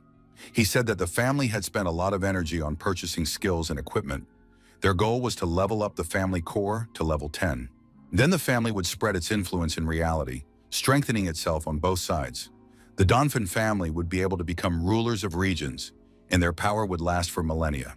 The grandson listened to his grandfather's conversations and thought that the damn old man already had one foot in the grave, but was still clinging to his role as head of the family. Fan Shang hoped that as soon as he caught this genius shadow and forced him to reveal his secrets, the boy himself would become the strongest in the world, and then all his relatives would perish. At that moment, the grandfather asked how things were going with Shadow. The grandson replied that he had found a girl who would help reveal his true identity, and soon everyone would know who he was. But he had to be captured alive, otherwise he would not be able to serve the family. At this time, Shadow had already dealt with all the bodyguards, and the Don Fan family raised their glasses to their prosperity. Qin Feng thought that he shouldn't meet armed people here. Shadow Walk and Ultraviolet Shield wouldn't be able to block a shot, and his armor hadn't been transferred yet. Qin Feng activated his loyal follower. The guy understood that he had to be careful. In close combat, the follower would fight with claws, and in long-range combat with sparks. The player ordered him to go inside and kill everyone, leaving no survivors. The silver monster should have enough stamina to withstand even direct shots. The restaurant door swung open and the follower went inside. People looked with surprise and fear at the zombie that appeared in the restaurant door. It was terrifying and growling. The bodyguards immediately opened fire, and everyone realized that this was a monster from the game. They did not stop him. The zombie continued to move, preparing to attack people. After that, the follower activated his attack and began to destroy everyone present with his poisonous power. One by one, the members of Donphan's family died. Now it was the grandfather's turn to die. He looked at his grandson and thought, "I hope my grandson will save him." However, the boy had long since realized that he needed to run away from here. As soon as he entered the game, he would be safe. And after he reached a level 10, no one would be able to stop him. But at that moment, Don Fenshang saw the man he had been looking for at the end of the corridor. Qin Feng walked past him using his invisible gate. The boy felt an inexplicable dizziness. And now Don Fenshang lay dead, and bloody flowers absorbed the life energy of the entire destroyed family. The blooming curse worked perfectly. All the energy from the dead was pumped into Qin Feng's account. The young man himself did not expect what a powerful harvest of energy he would receive after dealing with this nasty family. The effect of the blooming curse was enormous. Not only did all the corpses and blood disappear, but the lifespan of the dead also changed. Qin Feng now possessed an enormous amount of life. He had more than 2,000 years, and now there was no point in going to the wildlands. The guy was already leaving the restaurant when he heard someone call the police because of the gunshots. A group of police officers was approaching the restaurant through the corridors. They knew that important people had gathered here today, and if there had been a shootout, there would definitely be a scandal. The police entered the restaurant, but saw practically nothing. Everything was clean and completely empty. Even if there had been a disturbance in the restaurant, it was unclear why no one was there. Witnesses did not see anyone leaving the establishment. The situation was very strange. The entire family, along with their guests and bodyguards, had disappeared somewhere, but no one had left the premises. Qin Feng walked through the streets of the city and thought about his next target, Qian, or more precisely, Qian Shishi herself. However, their headquarters had moved to North America long before the game appeared. At the moment, only Qian Shishi, the daughter of the company's CEO, remained in the ruins, and she had to be killed before she left the country. The distance from Shanghai to the ruins was almost 300 kilometers, 2 to 3 hours on foot. Qin Feng decided to find transportation to get there, but that would have to wait until next time. For now, the young man went to sleep. The young man fell asleep and found himself back in the game world. There were still a few silver and gold level bosses left in the ruins. Wang Min's team would be able to handle them on their own, and Yu got in touch and shared some good news. It turned out that Dark Plum had found the entrance to the catacombs, but it was guarded by a gold-level spirit that the players couldn't defeat.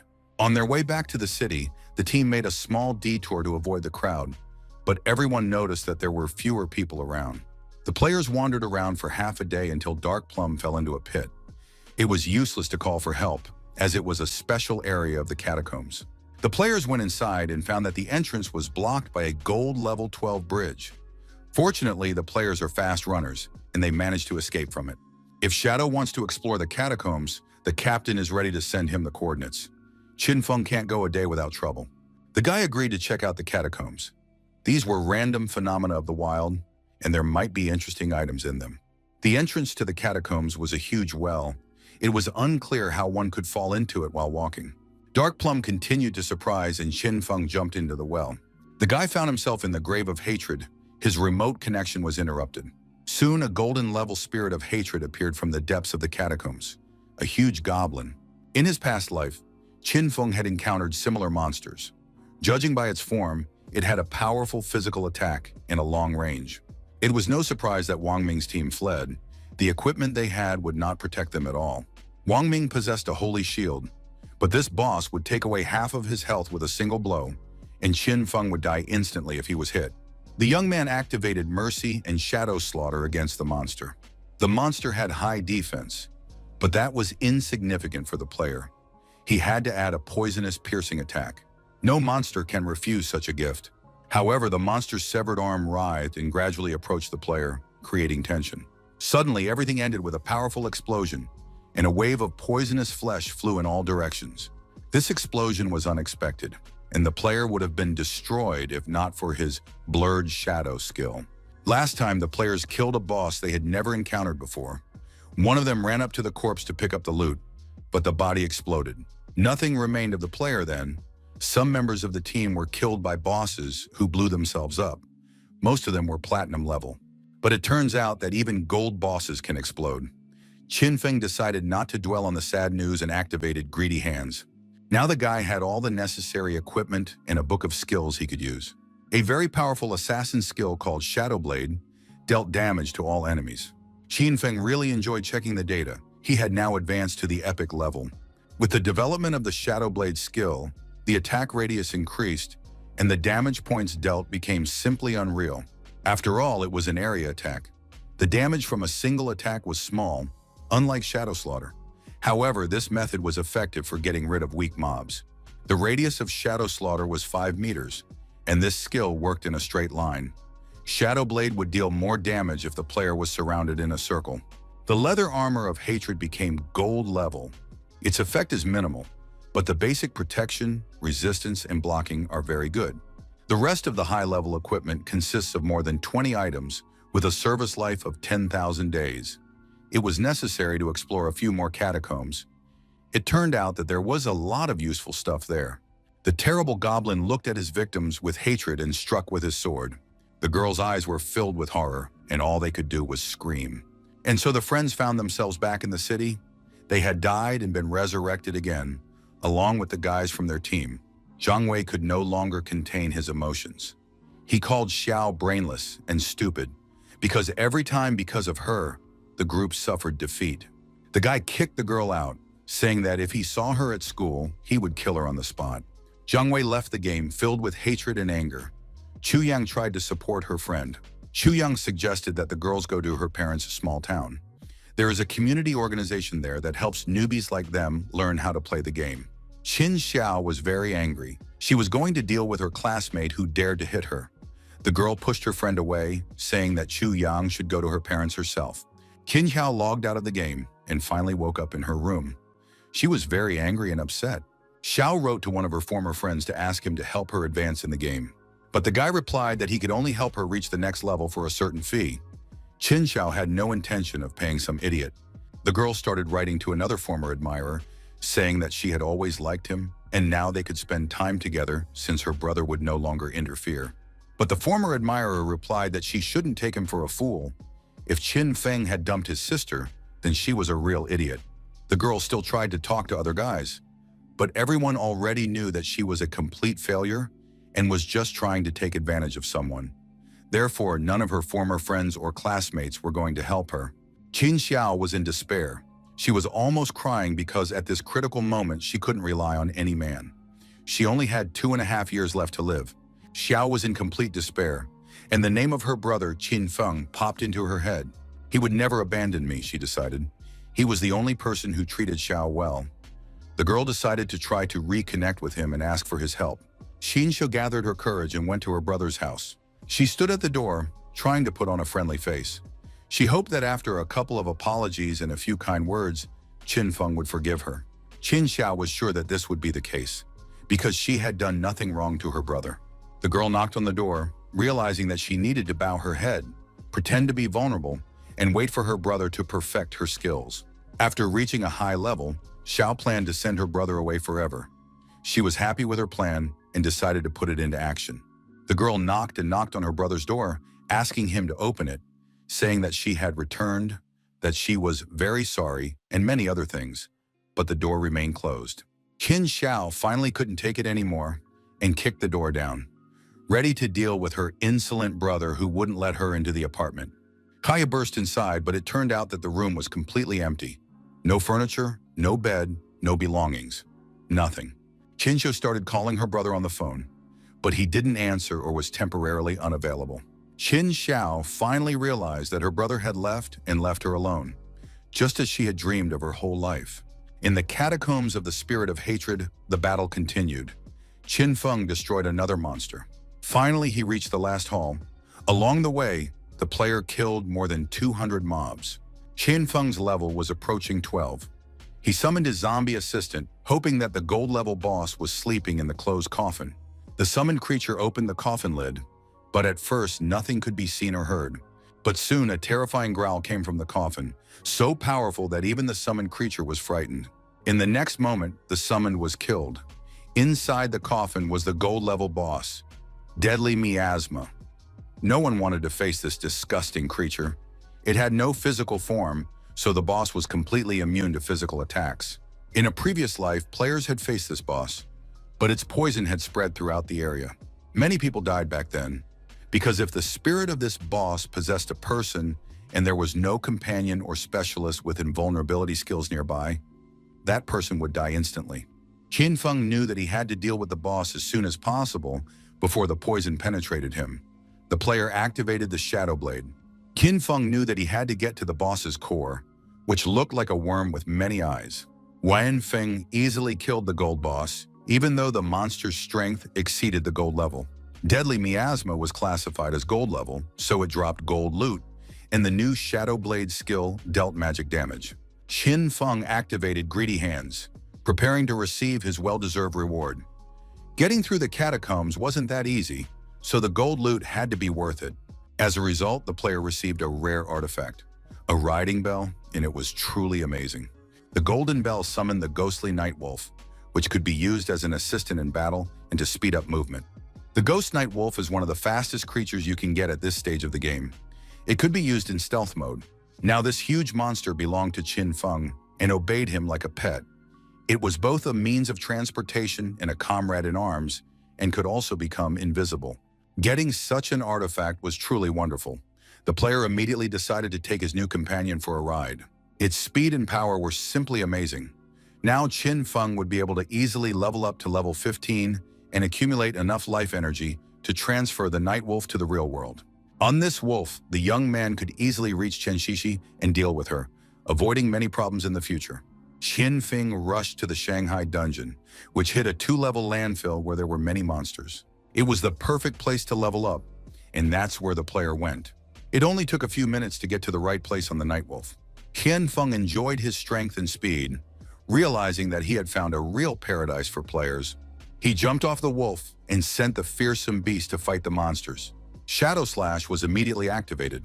Monsters of various levels ended their gaming activities today, falling victim to Qin Feng. Captain Anyu fought the monster, slashing it with her sword. Soon the monster was defeated and the team was able to breathe a sigh of relief. A player named Ma Noling was the son of one of Shanghai's leaders. He looked at Captain Anyu with admiration and applauded her skill. Anyu believed that it was only an 8th level boss, but the players had been struggling with it for a long time. The girl couldn't imagine how Shadow would defeat a platinum boss. Manhwa believed that Shadow simply chose the right moment and struck from behind. Captain Anne suggested that Manhwa, being such an excellent marksman, would also be able to defeat such a boss.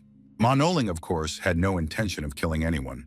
He befriended a police officer with a third-level anti-stress skill. With his help, it would be possible to expose Shadow. The guy suggested that the team members set a trap, find out the Shadow's identity, and then force him to work for them. If they didn't do it in time, the Shadow would continue to kill all kinds of gangsters, and the police would have to clean up his mess. And Yu and Wang Ming listened to this nonsense with their eyes wide open. It had been a long time since anyone had entertained the players so much, because it was difficult to come up with anything more absurd. The police did not clean up after the Shadow, but on the contrary, tried to help him. This was the only way to get the most out of working with him. The players simply couldn't understand how their comrade could spout such nonsense. Most likely he had no brain at all. It was impossible to try to oppose Tian. One could only cooperate with him honestly. Manhwa was very angry. He couldn't stand the despicable assassin who used his shadow skills. On top of that, his comrades laughed at him openly. How dare they behave like that? Manhwa swore to destroy the shadow, and then everyone would beg for forgiveness. Wang Ming no longer listened to this chatterbox. He asked the captain what the players had gotten from the last boss. It turned out that there was a piece of golden healer equipment, silver equipment, and a silver skill book. When the shadow came to them, he usually had valuable gold and platinum items. It was interesting to find out how many bosses the shadow had already killed. Wang Ming trusted his captain very much and decided to share some thoughts with her. The man was bothered by some oddities. It was indeed strange that Don Fan's family disappeared right in the middle of their meeting at the restaurant. Perhaps it really was the work of Shadow. The police knew absolutely nothing about this player, but perhaps he really was a serial killer. Anyu knew that senior management was interested in this man, but the police had no evidence against him. However, even if Shadow really did it, the captain preferred to continue helping him, even if her superiors were against it. Wang Ming couldn't understand why his captain, such a sincere and honest police officer, was behaving this way and was willing to help a criminal. At that moment, an archer ran up and reported that the players had found the location of the arena. But all the monsters inside were already dead. The arena was littered with monster corpses, and it was unclear which team had done this. And Yu called on all her comrades to go there to understand what had really happened. Inside the arena, there was a huge amount of loot. Most likely at least 100 monsters had died there. It seemed that this was the work of Shadow, so they needed to be careful. Perhaps the boss was still alive. Manhwa didn't understand why his captain was so sure that this was the work of the Shadow. The captain understood that no one but him was capable of such a thing. Manhwa said that he could also become invisible and do something similar, but he just needed a little more time. Just then, Shadow approached the players on Nightwolf. He had a lot of loot that he was ready to sell. Manhwa was so scared that he fell on his butt. He had never seen Nightwolf before, and it all looked very epic and scary. Anyu was thrilled. She really liked the wolf and wanted to know where Shadow got it. Qinfeng said that thanks to the coordinates he got from Dark Plum, he cleared out the catacombs and found a new friend. The girl was happy. Shadow thanked her, and her information proved useful. Qinfeng offered the captain a deal. They could take everything that was left. Anyu replied that the players' prices were always fair, so she was happy to buy items from him. Manhwa watched his captain chatting amiably with Shadow, and hatred filled him. Once again, because of Shadow, the guy felt like a complete ass, but he would show who was boss here. Qinfeng said goodbye to his friends and rushed off on Nightwolf to clear new locations. He was now at level 13, and his closest pursuers in the rankings were only at level 10. Qinfeng was pleased that he had been able to clear the Colosseum ruins and obtain the Golden Book of Skills. It provided stealth. If the player did not attack or move, he could remain invisible for as long as he wanted. This skill improved his invisibility. Interestingly, it could be used in reality, allowing him to exit the game completely invisible. In addition, several skills related to poison darts could be improved. Accuracy now allowed him to attack only the weak points of enemies, with rare exceptions. But the most valuable item turned out to be the Thief's Necklace, which gave an additional stealth effect, strengthened attacks, and reinforced defense. At this stage, the player's stealth effect reached the 4th level, and now no one could detect him, because Qinfeng's Shadow Veil stats were at their maximum. Having received all these improvements, the young man rode his night wolf to the part of the city where the battle was taking place at that moment. Qian Feng reached the place and stopped. The monster he saw was far from the simplest. In the middle of the square stood a steel idol. It towered over the houses, and its arms were chains with axes instead of hands. Even Qin Feng looked at it warily. The young man couldn't understand who in their right mind would summon such a boss. In his previous life, all attempts to defeat this monster had resulted in thousands of deaths. The steel idol was the guardian of a refuge known as the Temple Refuge. It was the second largest refuge in Shanghai. Of course, the young man was going to fight the steel idol. He planned to do so after dealing with Qin Shishi, but it seemed he would have to act first. The steel idol stood in the center of the square, spinning its chains and axes and not letting anyone get close to it. But the cheerful and naive players continued to fight, die, and attack the monster again. It was a mixture of stupidity and courage. It was naive to assume that such a boss could be defeated. Qin Feng watched the meat grinder and couldn't understand what kind of idiots had come to fight the idol. It seemed both ridiculous and dangerous. Looking closer, he recognized one of the players. It was Chen Wu-ming, riding a huge tiger. Chen Wu-ming was a temple guard by profession. In his previous life, players fought each other, but no one could defeat him. The guy was very cunning, and every time he lost, he managed to escape. It was his squad that managed to defeat the steel idol. After that, legends began to appear about the blood god of the West and the Eastern Refuge. Chen Wuming signed a predatory contract with the players. He provided them with security in exchange for half of their energy. Most of the squad members were slaves to the most successful players in the guild. Qin Feng was glad to meet him in this life and now would not let him escape. The steel idol continued to swing his axes and kill players, but that was no problem for Chen Wuming because the players were expendable. Qin Feng activated his invisibility and landed directly next to the steel idol. He activated Shadow Blade, Rings of Night. As a result, several of Chen Wuming's closest comrades were killed, although they did not understand how it happened. The idol's axe did not touch them. Wuming, seeing his men blown to pieces, immediately guessed that Shadow was nearby. The player didn't understand why Shadow was attacking them, since they weren't bothering him. At that moment, Qin Feng was already standing behind Wuming and whispered in his ear that he simply didn't like him. He made a shadow cut, and this time even the tiger was hit. Blooming Curse was activated and began to absorb energy from the bodies of the killed players. The players were thrown onto the city square, and they realized in horror that they had died in the game. The ordinary warriors were in shock. Their exchange energy had dropped to 0, and Chen Wuming was furious. He immediately began commanding the remaining players, ordering them to replenish their energy reserves and then return to battle the steel idol. Qin Xiao also did not understand why they were hunting her. The girl realized that her energy was almost depleted. Qin Feng noticed that among Wu Ming's warriors was his stepsister, which surprised him greatly. He realized that she had very little energy left, and that she had decided to join the guild practically as a slave. The girl got what she deserved. Now no one could stop Qin Feng from fighting the steel idol. The steel idol swung its chains and tried to hit the player, but it didn't work very well. Qin Feng knew that the first phase of the boss wasn't too difficult. He was good at dodging attacks. But then the idol rose into the air and swung its chains at incredible speed. Qin Feng understood that the boss would swing its blades until it hit its opponent. The player decided to attack the area. He activated Blessing and then planned to use Throat Slash to gradually deal damage. Shadow Blade began to strike at weak points, and the steel idol was poisoned. The boss's life energy began to drop, but it was still too early to talk about victory. The worst happened in the second phase. After losing half of its health, the demon sleeping inside awakens. This demon returns all previously inflicted damage to the enemy. There are also rumors that the portal is located in the idol's stomach. Those who were eaten are transported to an unknown location. No one has been able to find out the details. Several unfamiliar players watched the battle between the Shadow and the Steel Idol. They knew that the boss had been summoned by the Templars, but they had long since been killed. The Shadow appeared later, and now all they could do was watch the battle. The Steel Idol combined the most difficult mechanisms from different games. It was a half-breed boss. Qin Feng noticed that players were watching his fight from the roof of a nearby building. The guy knew that the Steel Idol had a weak spot in the second stage. After an attack, its invulnerability was temporarily disabled. In other words, while the idol was attacking, it could be struck from behind. But if Qin Feng used the usual Shadow Slaughter skills, he would still gain access to its vulnerability. In this fight, one wrong move could cost Qinfeng his life. Looking at the observers on the roof, the young man decided to take advantage of them.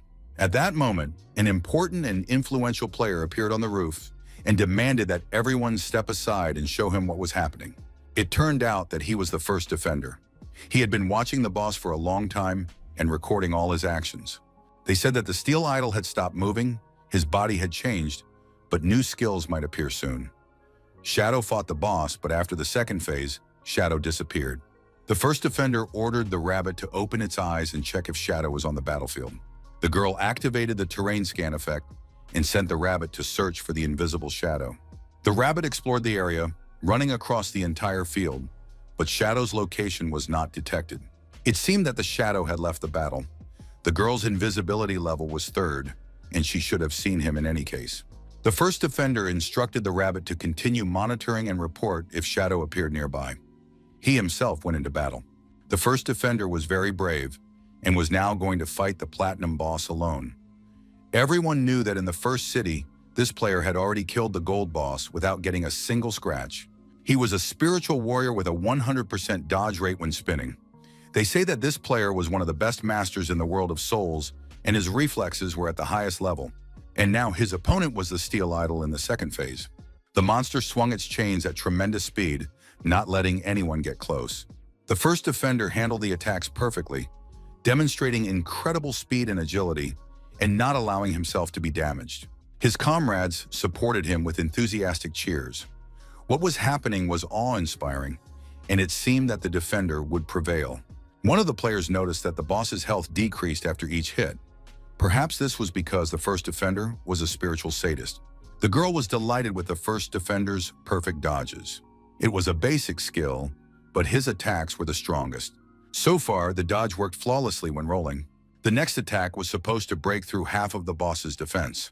The first defender began to use unknown offensive skills. The players were thrilled. The damage effect was apparently at least 4th level. He used Dance Under the Moon, Piercing Blade, Sword of Three Shadows, and Falling Star. Everything that was happening gave them hope. The steel idol had only 1/3 of its health left. The first defender used Moonlight Blade, one of his best attacks. The player was pleased with himself. However, suddenly his health began to drop catastrophically, and it was already impossible to restore it. The players gasped in horror. Just a moment ago, the first defender had been confidently controlling the battle. Why did he die when his attacks were flawless and the boss's health was no longer so high? Qinfeng waited for his moment. Thanks to the actions of the first defender, the boss made many moves. All this time, Qinfeng was striking, and the steel idol's health decreased by 2/3. The first defender delivered one powerful blow, which sealed his fate. In fact, with the first defender's skills, it is impossible to defeat the steel idol. During the roll, the player cannot attack, and when attacking, he receives a counterattack. The steel idol turned around and headed for its sanctuary to restore its health. All of Qinfeng's efforts would be in vain if he allowed the boss to return to the temple. The players on the roof were frightened and did not dare to approach the monster. If the boss did not strike, its anti-damage effect would not disappear, so they had to work hard. Qinfeng understood that he couldn't let the steel idol take cover, so he appeared in front of the monster using his invisibility effect. The players on the roof began to guess that all the damage taken by the idol was inflicted by Shadow. The first defender was just a cover, but it was still unclear how Shadow could be on the battlefield. The rabbit did not detect him, which meant that the player's stealth level was higher than 3. The players noticed that the items that dropped after the first defender's death were still lying on the ground and decided to pick them up. Qinfeng used the Dark Light Shield. Each layer of the shield could block one attack. The steel idol was furious and prepared to attack the player. Qinfeng withstood the blows and waited for the right moment to counterattack. Finally, he used Shadow Slash and was able to avoid close combat with the steel idol. The Dark Light Shield was still holding, but it was clear that it wouldn't last long. Several Shadow Slash attacks were delivered after the boss's attack had ended. If it weren't for the shield, Qinfeng would already be dead. At that moment, the steel idol rose into the air and began attacking again. Soon, the Dark Light Shield was completely destroyed. The boss's attacks were too powerful. The player realized that he was just lucky, because despite all his abilities, the young man could do almost nothing. Meanwhile, the player who wanted to steal items after the first defender's death appeared in the square. The guy had almost touched the items when he suddenly received a poisonous arrow in the forehead. Qin Feng noticed the attempted theft and decided not to let it happen. He looked at the player and noted to himself that he was quite amusing. He must have a lot of exchange energy. He hadn't died yet and was full of strength. At that moment, the steel idol attacked again, trying to strike the player with his hand. Qin Feng knew that he could only rely on the dark light shield and shadow slash. He dodged the blow and realized that despite its low effectiveness, it was the safest way to survive. The players watching the battle were convinced that shadow was indeed very powerful. They hadn't believed it before, but now they saw it with their own eyes. Qin Feng knew that now it seemed he would deliver the final blow, and his shadow attack crashed down on the steel idol. And indeed, the young man survived, even though his dark light shield was shattered to pieces. The steel idol was killed, and Shadow confirmed his title as the strongest player. The young man activated the skill, Greedy Hands. Now this skill was of mythical level. The player received bone-crushing leather armor. It was an emerald piece of equipment that provided better protection than all the others combined. The assassin's intuition effect was significantly increased.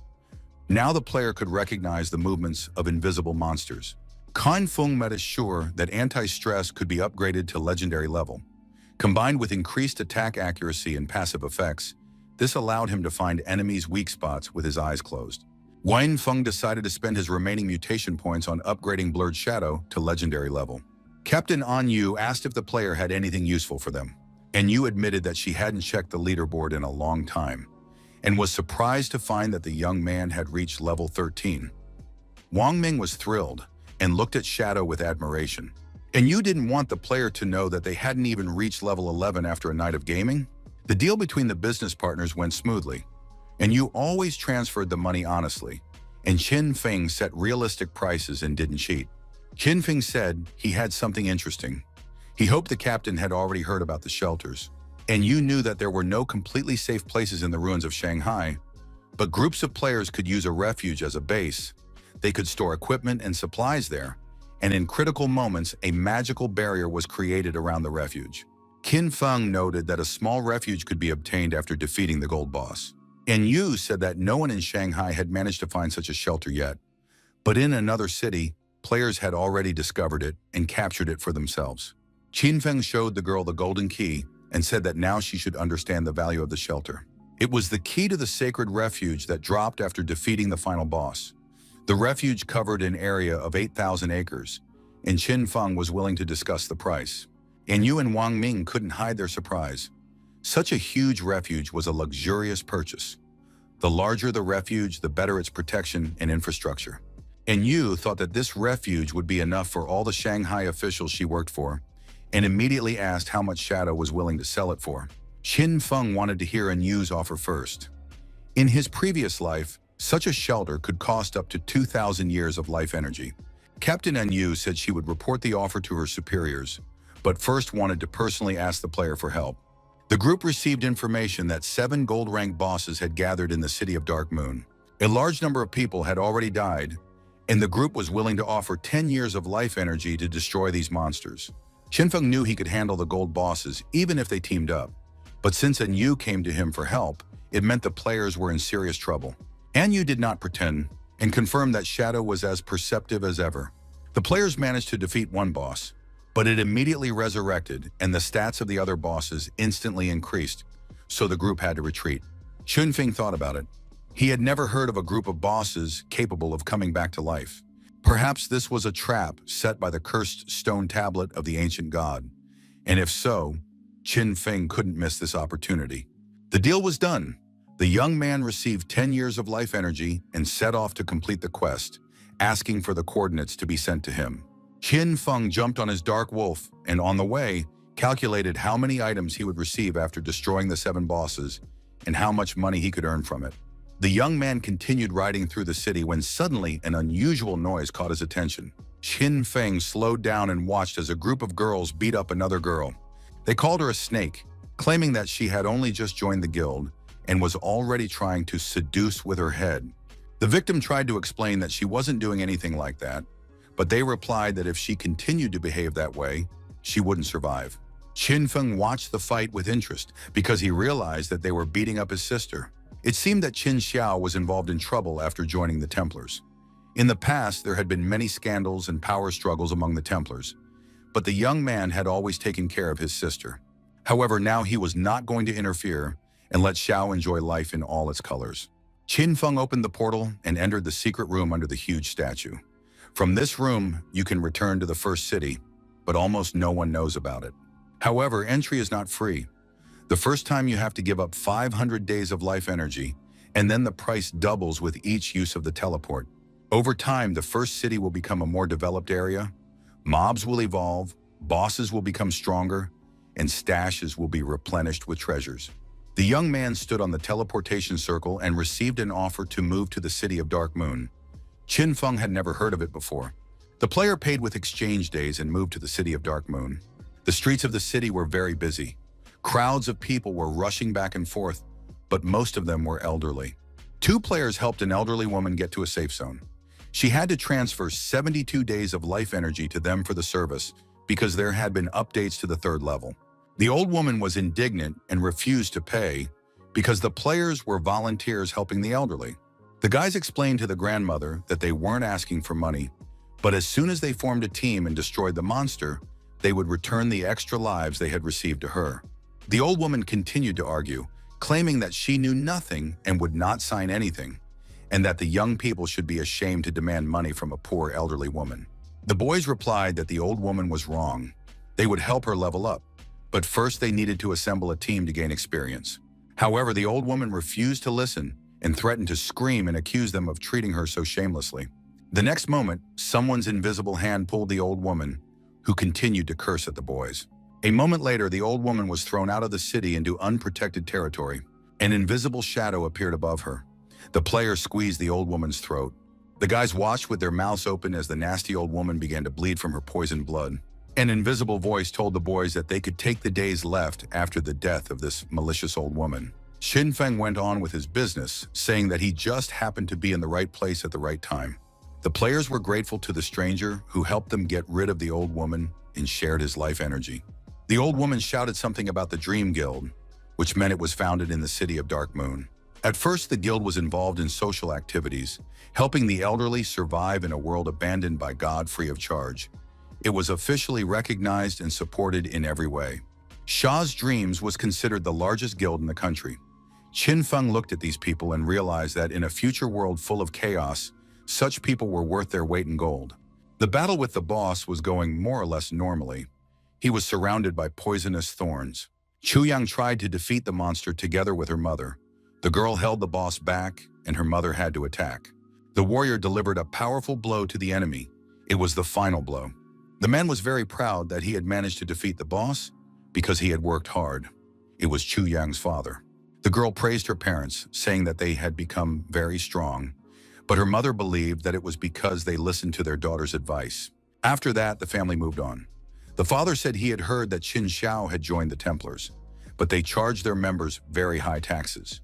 Chu Yang said that she had invited her friend to join Shahe Dreams and told her that the organization helps players who don't know how to do anything, but Qin Xiao refused. Xiao had already reached level 10 thanks to the Templars. They helped her, but they would use her as a tool. They had very strict contracts that were almost impossible to break. My father believed that they only killed mobs, avoiding encounters with bosses, a brilliant tactic. My mother also believed that they were gradually gaining experience and increasing their lifespan without bothering anyone.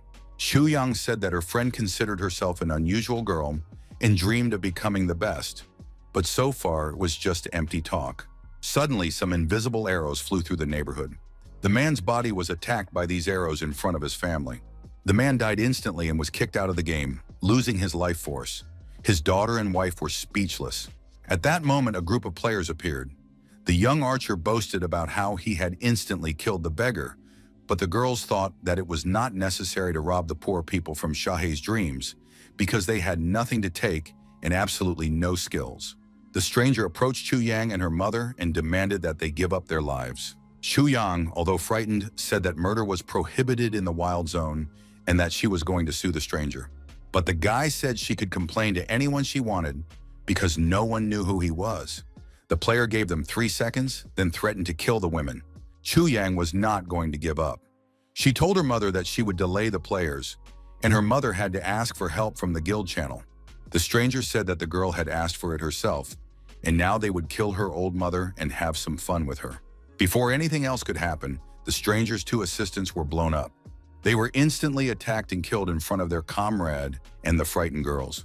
The stranger did not have time to understand what was happening. He stood with his mouth open, trying to see the enemy. But soon he could no longer see anything because his head had been severed from his body. The dark wolf devoured the assistants with relish, while the shadow held the killer's head in his hand. The players found themselves thrown into the city and felt very bad. The guy didn't understand where his exchange energy had gone. There was almost none left, most likely because of the Ripper status. He shouted that they needed to defeat several monsters urgently, otherwise they would die. But in the next moment, a powerful force literally pinned all three of them to the ground, preventing them from moving. A voice said that all players would be brought to justice for the numerous murders of other players. Hunters working for the government demanded that they provide their real data in answer for everything according to the law. If the players resisted, all their life energy would be completely destroyed. A player named Black Dragon was losing exchange days with every passing moment. Chuyang thanked Shadow for saving her and her mother. Without his help, they would have been doomed. Chun Feng knew this girl. She was pleasant, kind, and brave. The young man did not understand how Chu Yang could be friends with his sister, but it seemed that they had already parted ways. Xin Feng left his life energy on the ground without saying a word.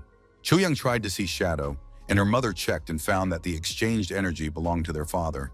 The women didn't understand how Shadow could disappear so quickly and defeat the villains. No one knew. But Shadow was the highest-ranked player with a kind heart. A group of players sat in the bushes, waiting for Shadow, who was supposed to appear at any moment. But half an hour had passed and he was nowhere to be seen. The players discussed among themselves whether Shadow would be able to defeat the bosses, since they were constantly respawning. The guys had no idea what Shadow was going to do. Qin Feng passed by the players in an invisible state. His ancient god tablet had a positive effect on his equipment, but there was also a downside. Some players had seen how those who managed to collect 7 tablets were able to summon the spirit of the ancient god, which allowed them to destroy even legendary bosses.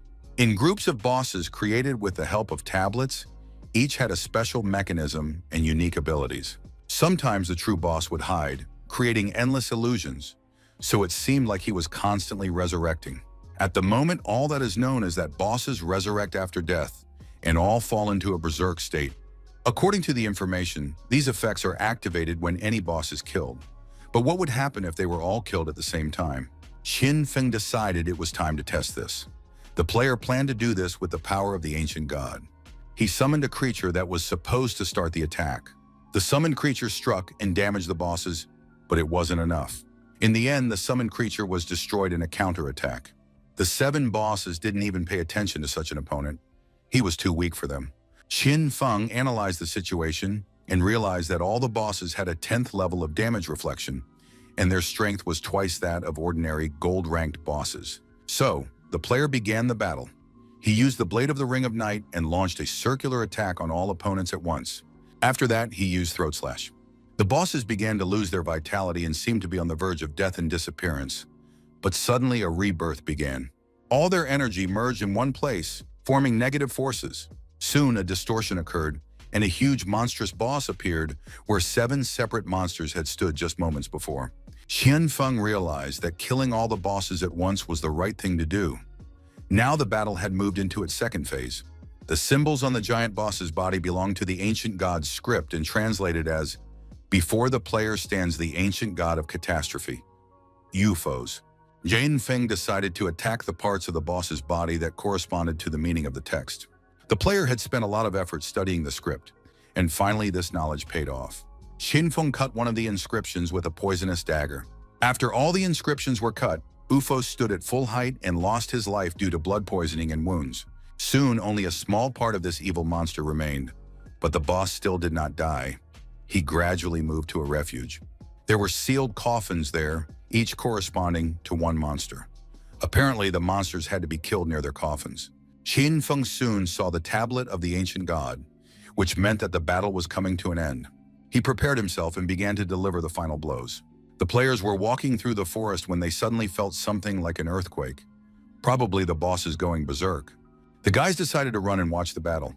They hoped that Shadow would be able to defeat the monster, but it seemed they were wrong. The players ran to the clearing where the nailed coffins had stood just a moment ago. The coffins were scattered and the bosses were nowhere to be seen. A large crack appeared in the ground, most likely due to an earthquake. Perhaps the monsters had descended deep into the earth. The idea arose that Shadow had defeated the bosses after all, but it was impossible to believe. Too little time had passed, and the battle was already over. Besides, the players had not noticed Shadow. In the middle of one of the coffins lay a valuable artifact, awaiting its new owner. Qin Feng walked briskly, checking the items and skills he had gained as a result of his victory. The young man was pleased with his haul. He had already reached level 14 and gained nearly 300 mutation points thanks to the Greedy Hand skill. But most importantly, the player was able to obtain the Ancient God's tablet. It would take the government more than a month to find this tablet, and the losses among the players would be serious. The tablet affected any equipment, strengthening it, but at the same time, negative effects also manifested themselves. Qin Feng decided to try using the tablet on Daria Darkflame's bone-crushing leather armor. The emerald equipment, combined with the effect of the tablet, weakened the enemy's defense and resistance to the elements. As a result, the shield increased by 15 layers. The player was able to weaken the enemy's defense to negative values, and the negative effect of the tablet was almost imperceptible. The young man decided to strengthen his skills, and first of all, he improved Shadow Slaughter to legendary rank. After the upgrade, the number of shield layers increased with each strike, and all offensive functions were strengthened. The player's total health increased tenfold, and now he was practically invincible. At this rate, Qin Feng would reach level 15 in just a few hours and be able to return to the City of Magic. 5 hours later, everything went according to the player's plan. On the streets of the city, he saw that his sister Qin Xiao was still being beaten by members of the Templar Guild. The girls were already showing signs of fatigue. One had broken fists, and the other was experiencing back pain. The girls spat on their victim and ordered her to stay out of their sight. Qin Xiao was beaten and depressed, but she blamed her brother, who had indeed abandoned her. Did he really take her words so seriously? Fortunately, Xiao was able to enter the Knight's Refuge, so at least for the next 3 years, she would not be in danger of death. And although she had to give up half of her exchange energy, she decided to level up faster than the others. The girl was sure that soon no one would dare touch her. She activated Holy Healing and used all her mana to restore her health. Qin Feng was passing by just as his sister was trying to become the strongest healer. However, the girl missed again. Her mana ran out. Now it was necessary to find out who had become the target that received the entire healing charge. A huge monster of unknown appearance appeared before the players, and everyone froze in fear. The monster attacked the players, but the man was able to block the blow with his shield. The girl, hiding her face, said mockingly that the Chinese were simply ridiculous. To defeat the monster, they had assembled a squad of 18 people. Her companion warned her not to insult them. These Chinese were trying their best, and they should be grateful to them, even though they still couldn't defeat the Golden Boss. The monster had very little health left, and the players had to deliver the final blow soon. The mage shouted to his companions to strike while he held the monster back with his spells. However, in the next moment, a sharp spear pierced the player's body. Behind him stood strangers who thanked the players for doing all the dirty work. The Chinese woman had teamed up with a foreign gang to rob other teams. What kind of person would do that to their own countrymen? The players were honest, brave, and selfless, and they decided that they could defeat the Black Spikes gang and rushed into the attack. The gangsters didn't even flinch. They found it funny to watch such behavior. It seemed incredible that the players were trying to resist them. One of the bandits struck with thunderous force, and the ground cracked across the entire square. The girl armed herself with daggers and also went on the attack, rushing among the players. As a result of this attack, the players were destroyed, and the girl noted with pleasure that these simple people were good for nothing. She understood that the government already knew about the Black Spikes gang, but it wouldn't do any good because the city's residents were absolute weaklings. Looking at the destroyed players, the girl realized that none of them could compare to the strength of the gang. The gangsters realized that they were much stronger and decided to leave for America quickly before anyone found out their identities. The girl wanted to create her own guild in America to kill players from the city. Her friends supported the idea and asked what she was going to call the guild. The girl thought for a moment and suggested calling it Alice. After that, the beauty announced that there had been enough fighting for today and suggested throwing a party in real life. This party was timed to coincide with the founding of the guild. The girl planned to go all out. Captain Anyu reported that the government had already come up with an amount it was willing to pay for the shelter. Jinfeng asked how much it was, and it turned out that the government was willing to pay 1,500. Qin Feng bargained for the necessary amount, as he expected to earn 2,000 from this refuge. The guy was struck by the fact that the captain was immediately ready to do anything to make the deal happen. In addition, the girl came with a large group of fully equipped players ready for battle. And Yu said that her bodyguards should be ignored. The leadership had learned of the amount and decided to play it safe. Qin Feng was not afraid of these warriors. The young man understood that the government still did not know his level, and it would only take him 1 or 2 blows to knock out all the guards. The deal was done fairly. The captain got the key to the shelter, and the player's account was topped up with 2,000 years of exchange energy. The players were shocked by the amount they had to pay, but it was worth it. The shelter could accommodate thousands of people. Left alone, Qin Feng immediately spent the years of exchange energy he had earned to enhance his abilities in real life. Everything went well, and now his power in the real world was almost the same as in the game. The young man received a notification that his hunger level had almost reached its maximum. He hadn't left the game in a long time, so he had to satisfy his hunger. Qin Feng finally woke up. He had fallen asleep in a hotel while trying to hide from his pursuers, but his bed was locked in a cage. Outside the cage stood several thugs who had waited for him to wake up. The men demanded that the player give them all his exchange energy, otherwise they would suffer the same fate as the other hotel guests. After the apocalypse, chaos was on the side of the bandits.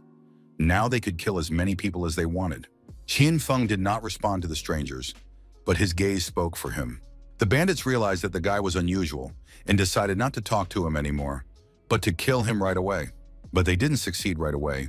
An invisible shadow rushed past them. The blade of the Ring of Night swept through the hotel. The building was blown to pieces along with all the villains inside. With his current level, ordinary food was not enough for the player. The more abilities were transferred to the real world, the more energy the body required. After defeating Qin Shishi, the guy planned to find the skill book Divine Sacrifice.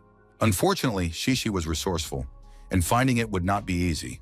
But luckily, she had ordered Shadow to kill Qin Feng, which would help lure her out.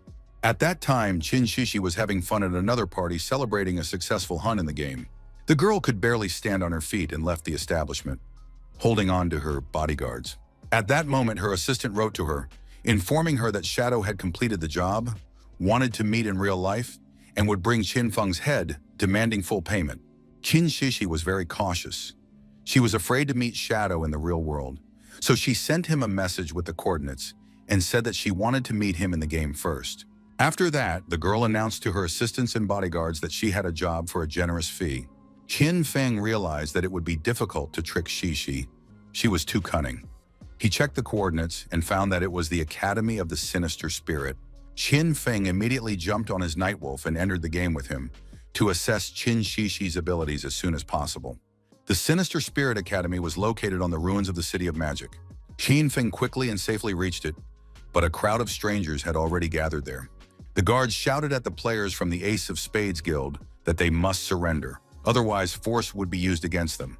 Qin Shishi declared that they were no longer the Ace of Spades, but now the Alice Guild, and that it would be impossible to take them on with such a large number. The next moment, the girl unbuttoned her jacket and said that her guild was in the business of killing such players. The guys felt humiliated and insulted. They had to hold the girl accountable because she had no shame or conscience. Shishi said that they could be arrested if they dared. Qin Feng carefully studied the assistants standing as bodyguards near Shishi. One of them was named Tian Xijiang. He was a traitor working for the Alice Guild, and they were only able to arrest him 7 years after the game was launched. Qin Feng understood that he was facing a real test. If he helped the girl, the government would start persecuting him. If he didn't help, Shishi would never agree to meet him in real life. After weighing all the pros and cons, the player went to the square. The choice was made. Qin Feng proved his loyalty, and the Blade of the Night Ring did its job. Qin Shishi and her assistants stood with their mouths open, unable to accept what had happened. When all the warriors were finished, Qin Feng canceled his invisibility skill and greeted the Ace of Spades. The player greeted Qin Shishi and said that he was the Shadow. Shishi was thrilled. She loved cool guys like that. She really disliked Chinese boys, and she literally had tears in her eyes from the injustice. How could such a cool guy be from their country? The bodyguard guys greeted Shadow. They were impressed by his strength and said he was the best player. Qinfeng didn't understand their words because they weren't speaking Chinese and immediately began to activate his invisibility. Qin Shishi panicked. She didn't want Shadow to disappear. The girl said that the bodyguards just wanted to say hello to him. Shadow accepted the apology and asked them to speak in a language he could understand in the future to avoid misunderstandings. After that, it was decided to get down to business.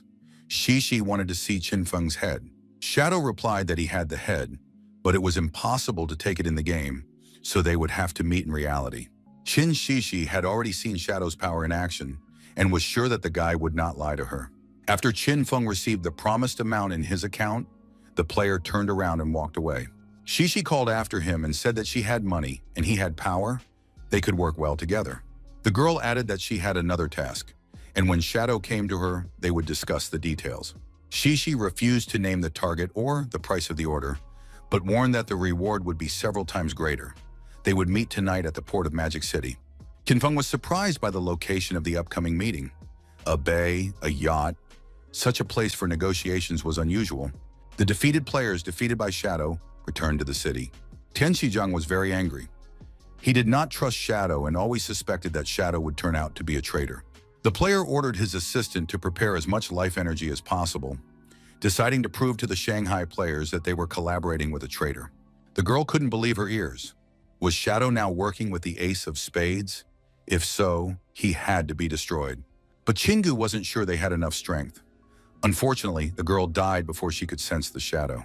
A huge liner belonging to the Qin family was docked in the port of Shanghai. A man in a dark cloak appeared near the ship. He introduced himself to the guards. His name was Shadow, and he had come to meet Qin Shishi. Soon he was escorted inside, and the hostess met him on the deck of her luxurious yacht. Shishi looked stunning, a chic evening gown with a plunging neckline, wine glasses in her hands. Shadow had no intention of removing his hood and immediately got down to business, asking who she wanted to order as a victim. The girl leaned her shoulder against him and said that he apparently didn't like romance at all.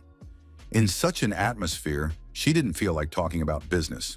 Shishi put down her glass of wine before moving on to discussing the order and the payment amount.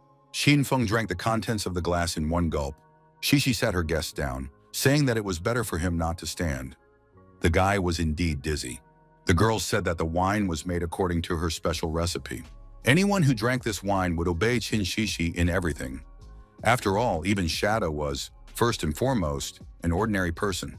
Shishi tried to look under the player's hood, but he still hid his face. The girl believed that Shadow was incredibly handsome, but soon he would pass out, and she would finally see his face. Suddenly, the girl felt her whole body burning with fire and realized that poison was flowing through her veins. It turned out that Shadow had brought a protective crystal with him, and her special wine had no effect on him. Qinfeng no longer tried to hide his face and stood over the stunned Shishi. The girl was sure that Shadow had killed Qinfeng. Qinfeng calmly replied that the answer was obvious. He was the Shadow. Shishi didn't understand what was going on. If the guy was Shadow, then who was under the hood on the couch? It turned out that all this time the hooded figure was a summoned zombie. A real happy walk for everyone. Qin Shishi began banging her head on the floor, praying and begging Qinfeng to have mercy on her and forgive her. She realized her terrible mistake and was ready to give up all her exchange energy. Qinfeng wanted to know who the 5 foreigners were who were with the girl. Shishi continued to be cunning and asked if the young man would let her go if she told him the whole truth. But Qinfeng had no intention of wasting his energy and time on this villainess. A few seconds later, she was dead. He used Shishi's phone. Of course, it would have been ideal to deal with all his opponents at once. But first, the young man decided to use the phone to contact the authorities. Within minutes, a police boat was racing across the waves. They had received a report of a brutal murder on a yacht, and among the victims was the daughter of the head of the Qin Corporation. According to witnesses, the killer's abilities were very similar to those of the player Shadow. Great caution was needed to capture him. Tian Zhejiang was furious. This day had crossed all boundaries. He was literally mocking the law. He ordered his subordinates to use their detection skills to find Shadow and open fire, making sure the player was dead. Experts examined the girl's body and found burns in her mouth and traces of unidentified DNA. The probable cause of death was a broken neck. Tian believed that Shadow not only killed people, but also mock their corpses. The player touched the body to determine the killer's location. It soon became clear where the killer was hiding. They immediately opened fire on him, and Tian Xizhang's body was riddled with bullet holes. The police put up a group shield. Qinggu turned to Shadow and said that he would be in serious trouble because he had just killed an investigator. Shadow replied that the police had nothing to worry about. He had killed the traitor who had leaked information to Qin Shishi, and now the police could verify this by checking his phone. The girls did just that. The phone did indeed contain correspondence between their comrade and the gangsters. In addition, it turned out that Qin Shishi was the leader of the Ace of Spades. Lin wanted to see for herself and snatched the phone from her subordinate's hands. To her horror, the photos showed Shishi kissing their leader. It was unbelievable, but that's how disappointments happen in life. Qinggu realized that Shadow had told the truth. It turned out that the guy had killed them in the game to gain Qin Shishi's trust, and then destroyed her and Hao Nan in real life. With one blow, Shadow solved two serious problems. He was terrifying, but fortunately, he didn't want any trouble with the authorities. Otherwise, the consequences would have been catastrophic. But the girl remembered that she had managed to hit Shadow a couple of times. Very inopportune.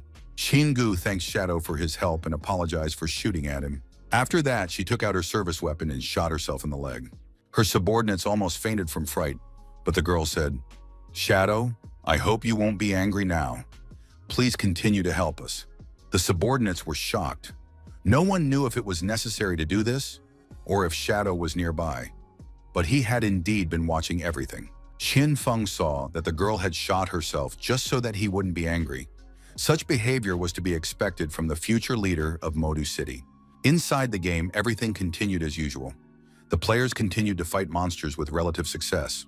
The swordsman had already suffered serious damage and hoped that Qin Xiao would start healing him sooner.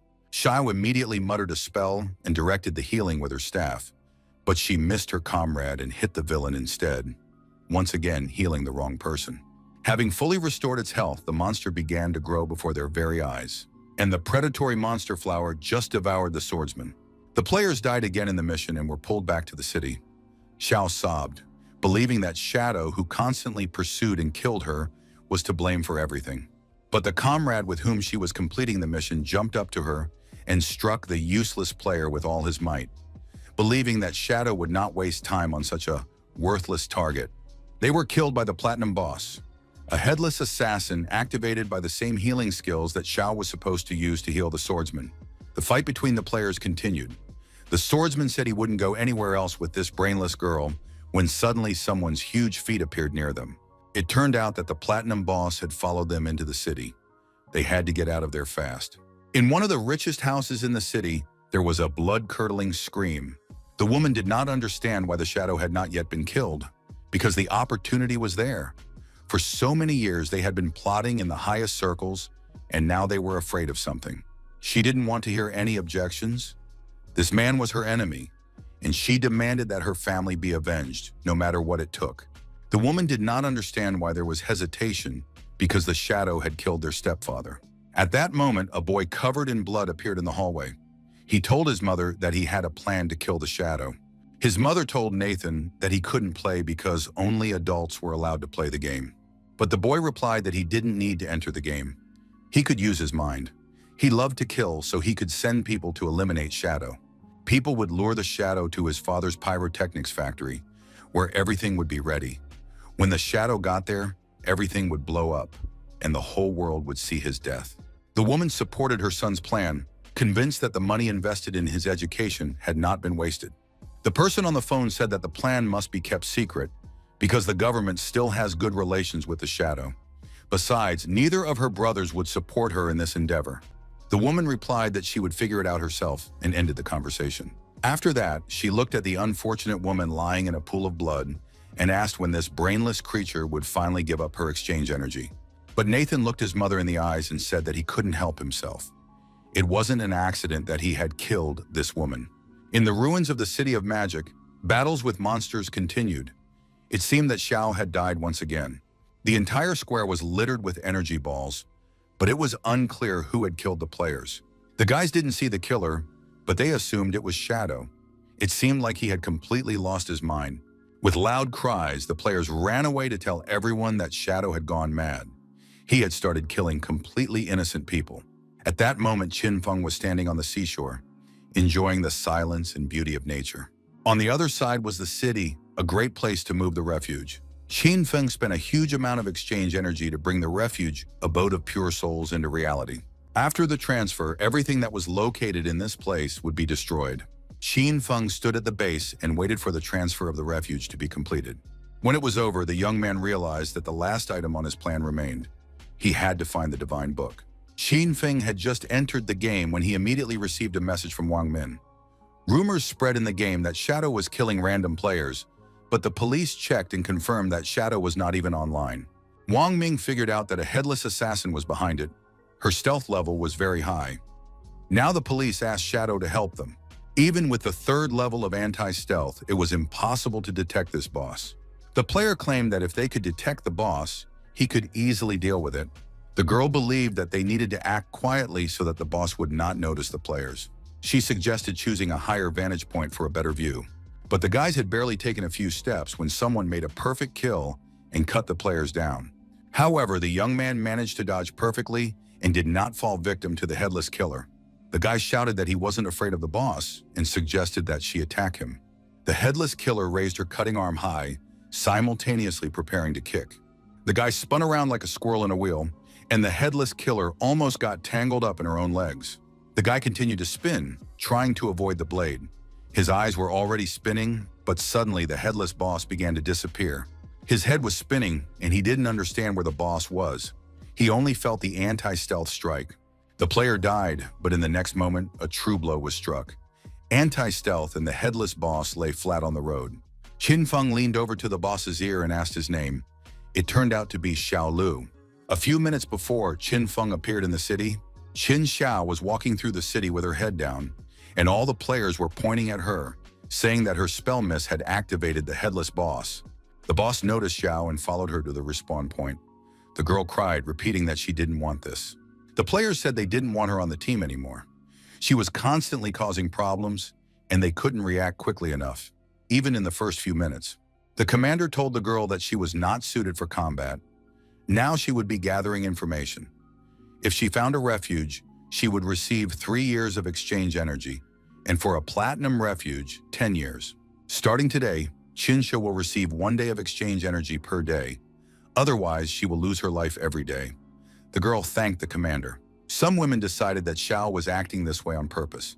Now she wouldn't have to fight, and she would be able to meet with the guild leader every day. That was probably her plan. A new group of players came out to fight the headless boss, but suddenly Shadow appeared among the players. For some reason, the guys started fighting each other instead of fighting the boss. Qin Xiao was looking for a place to hide, literally flying into the air with tension as she studied the map. But one of the players ran up to her and hit her with all his might, sending Xiao flying upside down. Qin Feng recognized his sister, who had gotten herself into trouble again. The girl was flying high in the air. 4 identical headless bosses appeared in the sky behind her. The players hid in corners and realized that there were actually 5 bosses. Day had killed one, so it seemed like there were monsters everywhere. But in fact, they were just clones of the headless boss. Qinsha was flying through the air when she suddenly saw Shadow standing on the ground below. The girl immediately realized that she was saved and began waving her arms, trying to get Shadow's attention and ask for his help. Qin Feng looked at his sister without saying a word. Then he used his Shadow Slash. And now the headless boss and Qin Xiao were flying through the air. Qin Feng assessed the result, and it turned out to be too weak. Perhaps this was because the boss had absorbed the player's unspent energy and had not yet had time to digest it. Captain Enyu was the same as always. She greeted Shadow and asked if he could sell them something they didn't need. Qin Feng was already feeling really uncomfortable because these guys were literally stalking him. But out loud, he said that he had a lot of useful stuff, and if the price was right, he was willing to sell. Shadow pointed to Wang Min and told him and the others to follow him, while Captain An Yu was to stay here. Qin Feng stated that girls were not allowed to go where he was going with the guys. Captain An Yu did not know that Shadow was so adamant. Shadow led the guys to the Divine Tower and explained that there was a trial behind the ruins. As a result, they could obtain valuable artifacts. But the local NPCs hated women, so having girls on the team would complicate the task. And Yu was the most upset. She decided to kill a bunch of small monsters to level up anyway. Shadow created a team and led the guys behind him. They were very proud. It was their first time participating in such a strong team. It was a great chance to learn something. The guys literally ran after Shadow. It seemed to him that he was walking slowly. Shadow's level was too high. Xin Feng knew that about 20 items had dropped, but very few were suitable for assassins. The Bone Blade was an emerald-level weapon, and its attack power was very strong. After dealing damage, the player's speed would double. Its attack power was even higher than that of a Poison Blade, and it also had armor penetration, increased strike power, and agility. There was also a Shadow Plasma Blade. Throwing it would damage targets, and after hitting, it would deal additional damage. Shadow damage only affected one target, which wasn't very good, so it was necessary to improve the rank of this item as soon as possible. After completing the upgrade, Qin Feng reduced the cooldown time and increased the speed of the Shadow Blade. Shadow finished all the transformations and looked around. The young man began to spin around, trying to find his team. Wang Ming and the other guys were nowhere to be seen. At that moment, 2 kilometers away from Qin Feng, the archer lay on the ground. He could no longer move because Shadow was too fast. The archer was also lying in the middle of the square, trying to catch his breath. He told the captain that he could no longer walk. Wang Ming did not lose heart. He literally dragged his comrades on his hands and feet. The group reached their destination. The players found themselves near the tower. After they entered, one of the NPCs would set up trials. The better the player performed, the more valuable items they would receive. Qin Feng said that he would use about 1% of his strength, and then the players would be able to destroy the boss themselves. For a while, the guys were simply exhausted. They couldn't move a hand or a foot. Finally, Wang Ming was able to catch his breath. He raised his thumb, indicating that everything was fine. They had done everything right. Quan Feng told the guys that after passing the tests, they would be able to buy valuable items, so they could only communicate through the team chat so that the NPCs wouldn't hear the players. Finally, the doors opened, and the guys began to move through the room. They found themselves in a huge hall, and in front of them in the air was an NPC who greeted the players. Wang Ming looked around and thought that exiting the game didn't make much noise. The NPC said that this was the Divine Tower. If the players passed the trials, they would be able to buy valuable items. When they were ready, they should let him know. The swordsman wanted to know who the Shadow would be fighting, and the archer didn't understand if there really were NPCs in the game. The swordsman was interested in information: how long the battle would take, what skills the boss had. He also wanted to know if it was possible to kill him with one hit, what his weak points were, and how to detect his target. Qin Feng was literally boiling over with excitement and said that it was time to start. The players would figure things out as they went along. Shadow informed the NPC that they were ready. The monster bowed its hooded head, and the atmosphere in the room began to change, becoming eerie. The air swirled and an obsidian skullcrusher appeared. It was a terrifying level 20 gold rank boss. It was scary to look at. The guys were scared of such a serious opponent. No one in their team was above level 11, but Shadow told them not to worry and sent Wang Ming to attack. Wang Ming used a shield dash, and after the monster snapped its jaws, blood appeared between its teeth. Qin Feng caught Wang Ming as he flew back from the counterattack. Shadow calmed the guys down and ordered the archer to use Star Shot and the swordsman to use grounded triple strike. The guys did exactly as Shadow had just instructed them. The players managed to damage the monster, and it stood crouched, trying to regain its strength. It soon became clear that the swordsman would not be able to defeat the boss in this state. The boss flew into a rage, and now Qin Feng had to deal with him, but the guys had to be wary of the black slime that was spreading everywhere. The truly dangerous black slime nearly hit the players. They barely managed to avoid contact with it. Shadow activated Shadow Blade and attacked the black slime that was about to hit him. After that, the player struck the monster, hitting its weak spots. Thanks to this, the monster came out of its berserk state. The players watched the battle and noted that Shadow was able to take the boss out of combat mode. Shadow creates the illusion of defeat in the enemy and then attacks powerfully. The archer noted that the stronger the player, the more valuable items they can buy. But the young man did not understand how Shadow knew this in advance. Shadow asked the players a counter question. There are many secrets in this game, and there is a lot of useful information in the ruins. Have the players ever tried to explore the game world and increase their level by learning about it? The guys had no answer to that. After all, they really just fought without trying to understand the essence and inner world of the game. Suddenly, an energy core appeared from the monster's mouth. They had to be very careful, because now the boss would start rotating clockwise and then release tongues of flame. If this fire hit the spilled slime, it would set everything around it on fire, and the players would burn to death on the spot. Wang Ming was able to block the attack with his shield, and after the flames stopped coming, the swordsman rushed to counterattack the monster. And then came the confirmation. The players had defeated the Obsidian Skull Crusher. The main difficulty with this boss was that it went berserk when its health level dropped. In other situations, this monster is no stronger than silver. At that moment, the NPC reappeared under the roof, praised the players, and congratulated them on passing the test. He said that if the players had enough exchange energy, they could buy the Book of Divine Gift from him. The players looked at the NPC, whose name was Vikri, with surprise. He was a mage and had 6 fingers on each hand. However, suddenly a powerful attack came from the mage, and several players disappeared. Wang Ming was frightened and did not understand why the mage was attacking them. Shadow replied that Wang Ming was smart, but not smart enough. NPCs and players usually cannot attack each other unless the players break the rules. The rules of this NPC were related to his fingers. At that moment, the NPC told the players to choose the divine books they needed, buy them in exchange for life energy, and leave his tower. Wang Ming looked at the items in surprise. There was food, water, and drinks. If they could obtain these divine books, they would always have enough supplies even after a possible global catastrophe. The players were happy because, thanks to Shadow, they would no longer have to worry about everyday problems. And anyway, Shadow had never deceived them. Juinfeng spent a huge amount of exchange energy and bought all the divine books in Shanghai.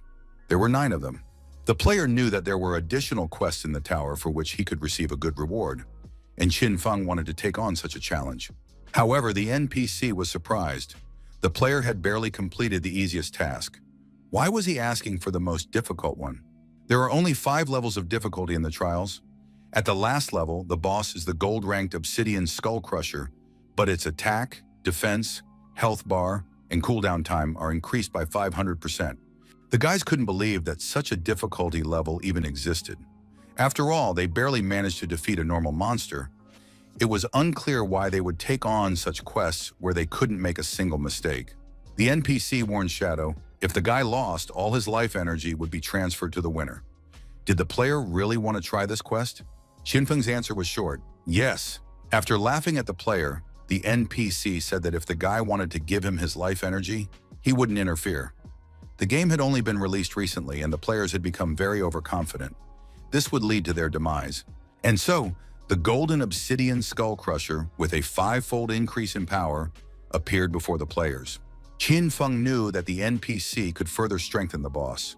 When the young man fought him last time, the NPC strengthened the boss by 200%. Qinfeng decided to test his new weapon right away and sent poison darts at the monster. The monster activated its defense and resistance to elemental effects, as well as the special effect of the bone blade. Qinfeng, not giving the monster a chance to recover, jumped up and struck it several times. The guys were shocked. The monster disappeared instantly and had a very high reload speed. Because of its speed, the monster seemed invisible. Qinfeng used Death's Gift to enhance the effect of cutting its throat, and also activated Shadow Slash, a dark flame ritual, reducing its defense and resistance to elemental effects. Qinfeng was pleased with the ancient god tablets, which enhanced his effects. Thanks to this, significant damage was dealt. The players watched what was happening in front of them, unable to comprehend how Shadow could have taken away a third of the boss's health with a single blow. The NPC watched them with interest. The game had only been released recently, and this player had managed to level up so quickly, which meant he had enormous talent. Qinfeng used Throat Slash, which was supposed to deal 200% damage over 2 seconds. The monster's life energy began to drop rapidly. It turned out that Shadow had passed the 5th floor of the Divine Tower.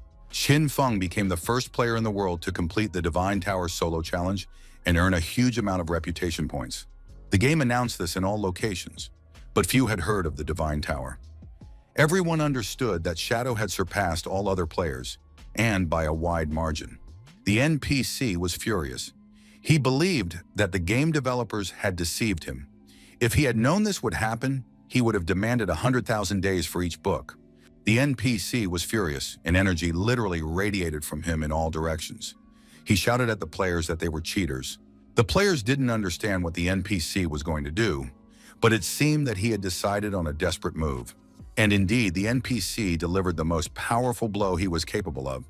Wang Ming and the archer tried to hide, at least covering their heads with their hands, but Shadow stood completely still. The next moment, the players left the Divine Tower and found themselves in the city. The guys realized that the NPC hadn't killed them, and that they could relax a little. The NPC had simply teleported them out of the tower. Qin Feng reminded them once again that NPCs don't usually kill players. Now everything in the tower was finished. The guys thanked each other for their excellent work, and now they could leave the game and have a bite to eat. Qin Feng, upon returning to the real world, immediately withdrew all the divine books he had received from the game. After that, the young man spent 106 years buying expensive furniture, household goods, food, and a mechanical maid. She looked completely ordinary. The girl greeted her master and said she was always ready to help him around the house. Qin Feng lay down on the sofa and ordered her to clean the house and prepare him a meal. The mechanical maid immediately set to work. In the real world, police were examining another female body found with strange signs of murder. This was already the third female corpse in the last week. As with the previous two, all the organs had been removed and the eyes gouged out. No clues could be found. Perhaps the killer knew a lot about police work, which is why he left the bodies where they would be difficult to find quickly. The police chief ordered them to contact Yu and find out how she was doing. It was necessary to catch the killer as soon as possible. One of the police officers suggested that Shadow might be involved in the murders. He was in the real world every time they happened. Almost everyone says that Shadow could be the killer, but for some reason, the police continue to protect him. The chief said that the coincidence in timing did not prove anything. Besides, everyone knows that Shadow disgraced the police officer in front of Yu, and now the man may have a personal grudge against him. The chief gave us 24 hours and promised full support to find the killer. Manolin was dissatisfied, but he couldn't argue with the chief. And so once again, the scene of the action was the game, specifically the ruins of Metropolis. Qin Feng moved through the streets of the city in a state of invisibility. He reached the Academy of the Sinister Spirit, a platinum-level refuge, one of the best in China. Qin Feng created a guild called Shadow and registered this refuge to the guild. Thus, he now had a refuge in Metropolis. Players can teleport between shelters, allowing them to quickly move between cities. Qin Feng advanced and had already reached the lowest level of the dungeons, but he still hadn't encountered a single monster.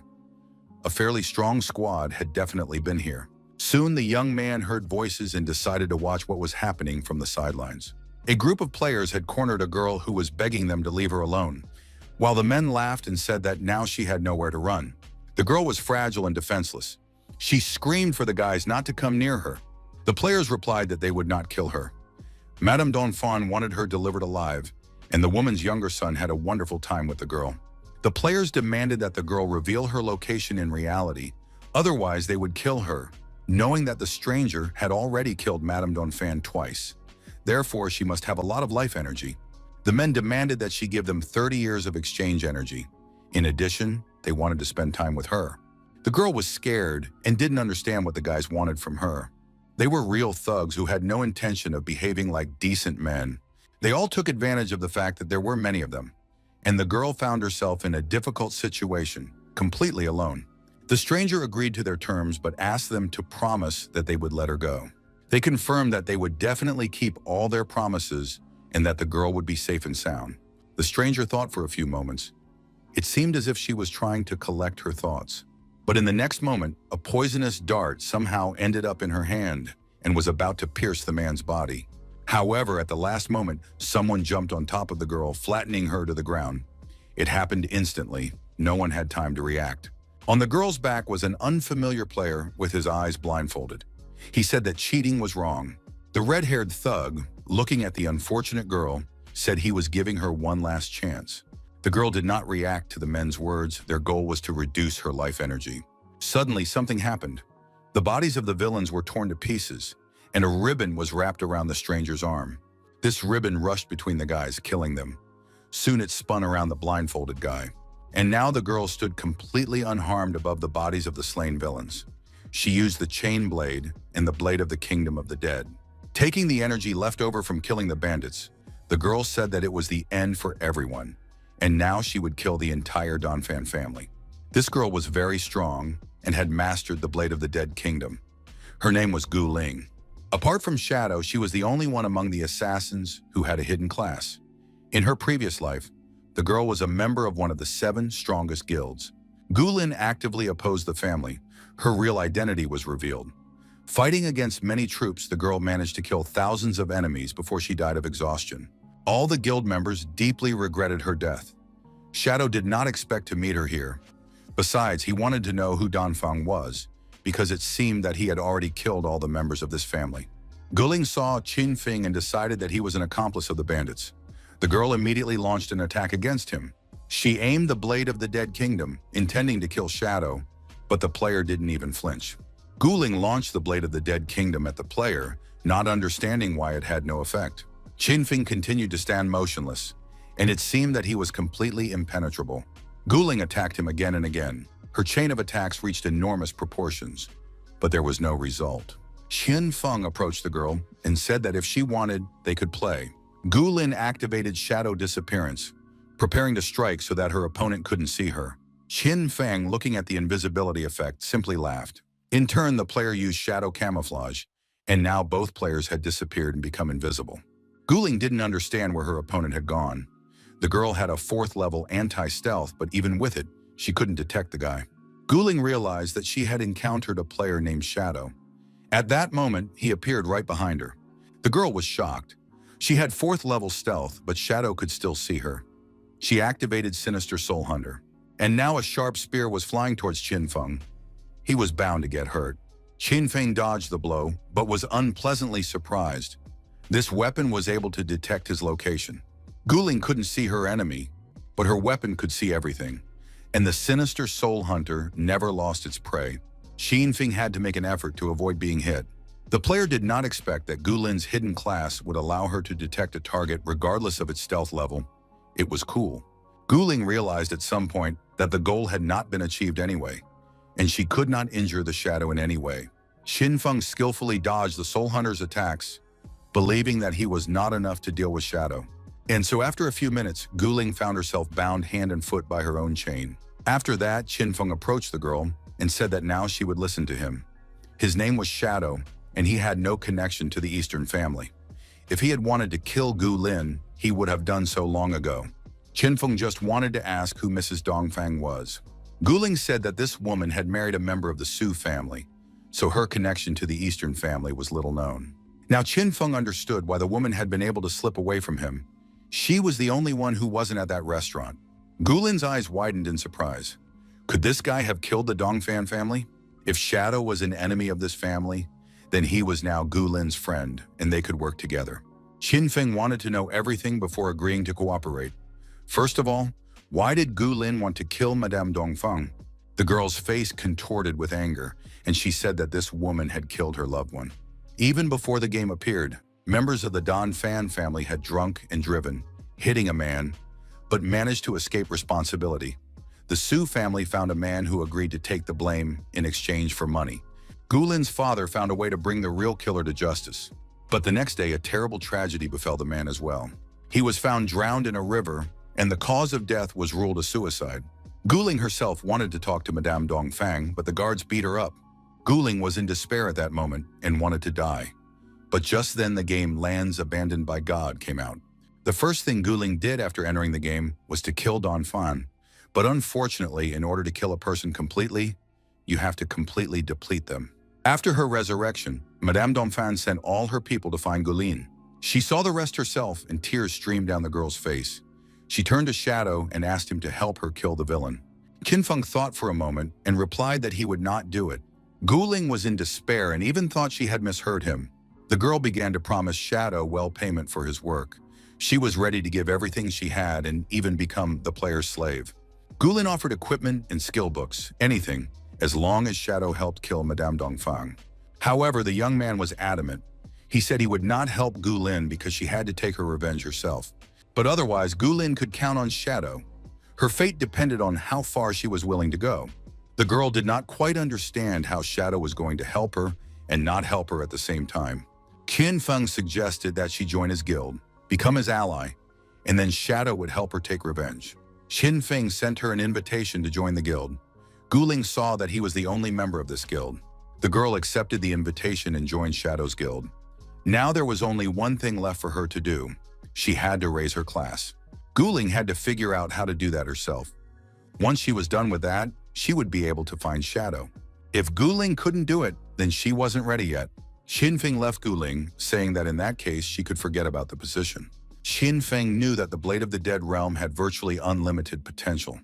If Gu Lin was guided in the right direction, she could improve it significantly. After that, the girl would become very useful. Qinfeng reached the deepest basement of the Sinister Spirit Academy. There, a mutant witch appeared before him, who was level 15 in platinum rank. She was the guardian of the Sinister Spirit Academy. Qinfeng activated the Blade of the Night Ring. The player knew that in the first phase, only one of the witch's heads was active, and elemental energy had to be used to inflict damage. Qinfeng chose the Shadow Blade and also used the Bone Blade, which reduced the recharge time. The combination proved to be very successful, and soon the mutant witch entered the second phase. Now all three heads were active at the same time, and that was when the monster began its mad dance, attacking from all sides. Qinfeng managed to dodge the blows at tremendous speed, maneuvering between them. Soon all three of the witch's heads were severely damaged, and it was time to end this party. A powerful explosion finished off the mutant witch, and the player received the key to the Sinister Spirit Academy's hideout. Now it was possible to improve one's profession, which is exactly what Qinfeng did. As a result of the improvement, all indicators were increased, and now the overall profession became second class. Qinfeng was very pleased with the results, as the player could now attack without losing stealth. Thanks to the advancement, all characteristics had improved significantly. At this time, on the outskirts of the Sinister Spirit Academy, Guling froze when she encountered the players. They were the same bandits. They did not know that the girl possessed the chain blade, but now all the guild members had arrived, and it became clear that Guling would not be able to run far. The villains said that this time they would not spare the girl. One of the players used a stun strike, but Guling was faster and managed to jump out of the way. The girl tried to activate shadow camouflage, but the bandits were faster, and it became clear that she would not be able to hide from them. Guling was not going to give up. Even with her legs pinned to the ground, she took out a small bottle containing an unknown liquid. But the guys noticed this and took the liquid away. It turned out that this poison takes away half of the player's life energy and transports them to a recovery point. The guys liked this girl's persistence. They continued to pressure her, threatening and intimidating her. At that moment, news arrived that the Platinum Refuge of the Sinister Spirit Academy had become the property of the Shadow Guild. The barrier was opened, and anyone who was not a member of the guild was to be identified as an intruder and destroyed. Soon Guling sat alone, surrounded by the life energies of the slain villains. Guling realized that the Sinister Spirit Academy, or rather its refuge, now belonged to the Shadow Guild. That was great, but how quickly Shadow had defeated the guards and obtained the key. The Witch's Decaying Ring was a unique item that increased attack speed and area of effect. The Poisonous Trap was an assassin's skill. Enemies caught in it were slowed down and took significant damage from poison. After the battle with the mutant witch, Qinfeng obtained two items that were useful to him. The ring was very useful. Together with Shadow Slash, it increased the area of damage. The player used the remaining mutation points to upgrade Sneak Attack to Legendary rank. The guy was very pleased because he not only improved his stealth, but also increased his attack damage. At that moment, a message came from Dark Plum. The girl had found another set of ruins. It turned out that the players wanted to clear them themselves, but couldn't get through the teleport. The message said that only those who were destined to do so could pass through it. Qinfeng already had two teleports in his hideouts, which made traveling between cities much more convenient. The young man immediately took advantage of this opportunity. Dark Plum was on the outskirts of the Shanghai ruins. The girl was riding a donkey, and there was not a single living soul nearby. But in the next moment, she heard a familiar voice behind her. Someone wanted to know where the ruins were. The donkey in Dark Plum's eyes and ears stood on end in surprise. Qinfeng apologized and said that he didn't mean to scare them and would be more careful next time. Dark Plum said that the entrance to the ruins was right under the rock. It was very surprising how the girl was able to find it. It turned out that she had first encountered the little donkey. While Dark Plum was feeding it grass, Silverboss appeared. Dark Plum was frightened and fell off the cliff. The donkey fainted from fear. Fortunately, the girl did not break her fall. She grabbed a tree branch and saw the cave at that moment. Dark Plum warned her to be careful. The girl said that she had already called on Yu and Wang Min here. Qinfeng jumped off the cliff as calmly as if he were jumping off a bench. It turned out that Wang Ming had fallen off the cliff and crashed to his death. Inside the cave was a whole maze. The players were able to defeat the monsters and explore some of the passages. Feng advised them to avoid deaths. They must not allow their exchange energy to drop to zero. But Dark Plum said that they had already learned how to convert non-exchangeable energy into exchangeable energy. Now the players were trying to lure out the monster that had absorbed the non-exchangeable energy. After killing it, they would be able to collect the non-exchangeable energy that had fallen out, and when the player needed it, convert it into exchangeable energy. Feng praised the players and said it was a good method. The guy guessed that Yu had come up with it. This turned out to be true.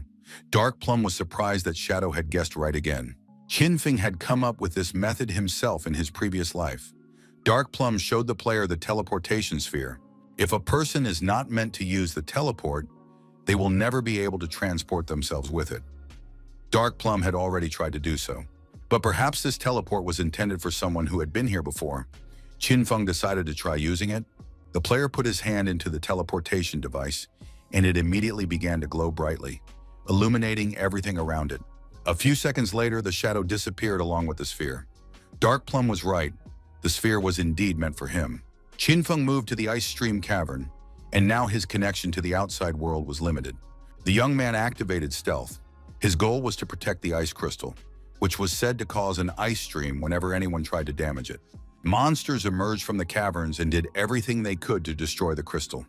If they succeeded, the player would die. But the scariest thing was that Feng could fail this mission, and then he would never return here and earn the reward. Feng figured that the only way to win would be to use poison traps. Fortunately, the player had recently received such traps as a reward. Now he placed them in various corridors of the dungeon. The young man also used the witch's ring to increase his stats. The traps allowed him to control the entire area, and any monster that tried to pass through would activate them. He didn't have to wait long for the monsters. Their terrifying eyes glowed from all the corridors. Feng didn't delay the finale. He immediately used his shadow slaughter skills along with the poison from the traps. A huge number of monsters were instantly destroyed. Feng was in stealth mode, so all damage was countered as a sneak attack. The player managed to react and put up a defense before the steel spear reached him. Feng was unharmed, but he was surprised that there was such a strong monster in this dungeon.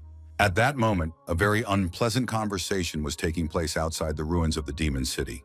The woman was furious that the guild had stopped pursuing the girl the Shadow Guild was looking for. The player confirmed that, unfortunately, this was the case. The guys refused to participate any further, and the client would have to find someone else. Madame Donphan was furious. It turned out that Shadow scared the players more than she did. Apparently, the idiots had forgotten that the woman knew everything about them, so their death in the real world was only a matter of time. The next moment, a powerful punch to the jaw knocked the woman off her feet.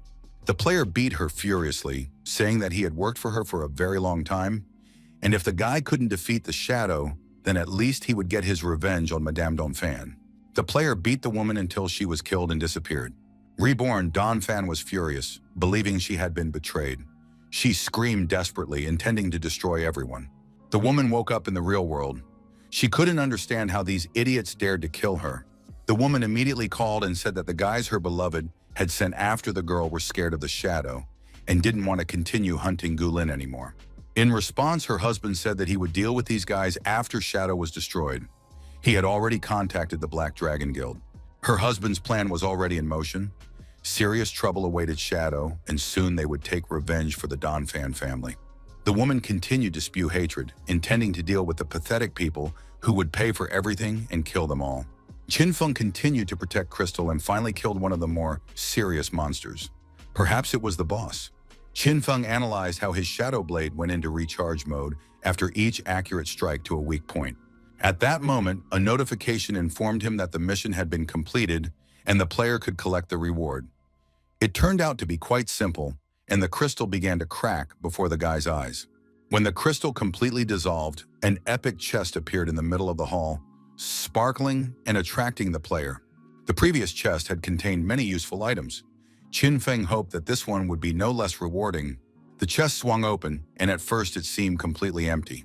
But soon a golden glow began to gather, and eventually an NPC appeared from it. This same NPC had been in the chest last time. There was an eye on her hat, and she spoke in some ancient language, the language of the ancient god. The NPC announced that Qin Feng had passed 2 trials and was the chosen one. Although the young man couldn't understand the words, he understood the meaning of what was said. The NPC announced that the ancient god had died and Qin Feng had become his heir. Everything around the player was covered in a golden glow. A beautiful girl emerged from the gold and introduced herself as Asashi. She would watch over Qin Feng as he became the true god of justice. Asashi bowed before the player and asked him to accept the gift she had prepared for him. It was the Bell of Ashes summoning. With its help, the player would be able to summon the messenger of the gods, and each summon would open access to special ruins. If the player successfully completed all 3 trials, Asha would move to his refuge and improve all his skills. Qin Feng had previously discovered such a temple on the 5th level, but he was unable to pass the trial. Only Li Si had managed to do so. Asashi offered to choose a skill that Qin Feng could improve right now to his current level. In this game, it was possible to improve the quality of a skill through mutations, but this required a long time to level up and constantly check for compatibility. High-level skills are very difficult to level up, and they are even difficult to find. Qin Feng said he wanted to improve his strongest skill, Gift of Death. Asashi bowed respectfully to the player, kissed his hand, and said she would fulfill his wish. After Death's gift was upgraded by 5 levels and now fully matched the player, Asashi began to dissolve, saying goodbye to her master. Qin Feng saw a portal in front of him and realized that it was the exit portal. However, there was something else in the chest. Qin Feng received the Law of Equivalent Exchange. The art of equivalent exchange allows you to exchange any skill or piece of equipment for a similar one that is suitable for the player's class. It was amazing. Qin Feng could exchange his unnecessary jade skills and items for what he really needed. Qin Feng was very pleased with the mission. He understood its enormous benefit, thanked the game for everything, and went through the portal. Dark Plum was standing at the entrance to the cave with her donkey when Shadow appeared from inside. Qin Feng asked what the girl was doing there, since she had been waiting for him for an hour. Dark Plum replied that she was making sure no one was waiting for the player outside.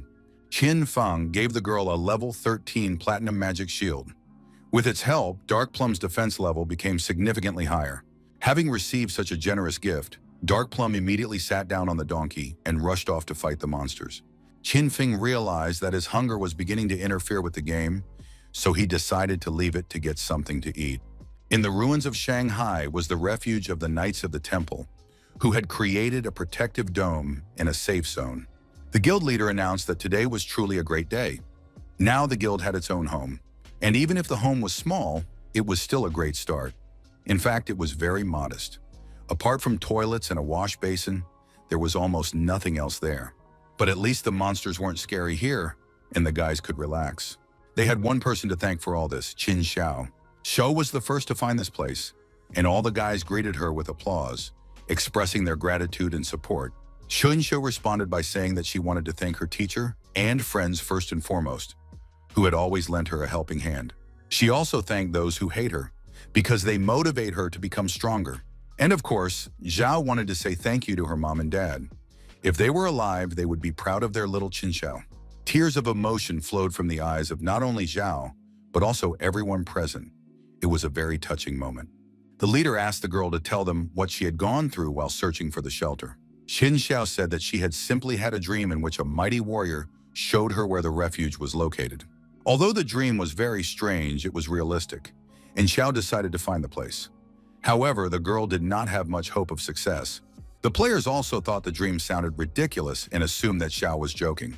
Even the guild leader didn't believe her, saying that the dream sounded very unusual and that perhaps one of the guys had also had a strange dream that night. Qin Xie said that she had another dream that night about a huge shelter with lots of people. It must have been platinum rank. The guys laughed out loud. It was very funny. They would soon be moving to better conditions.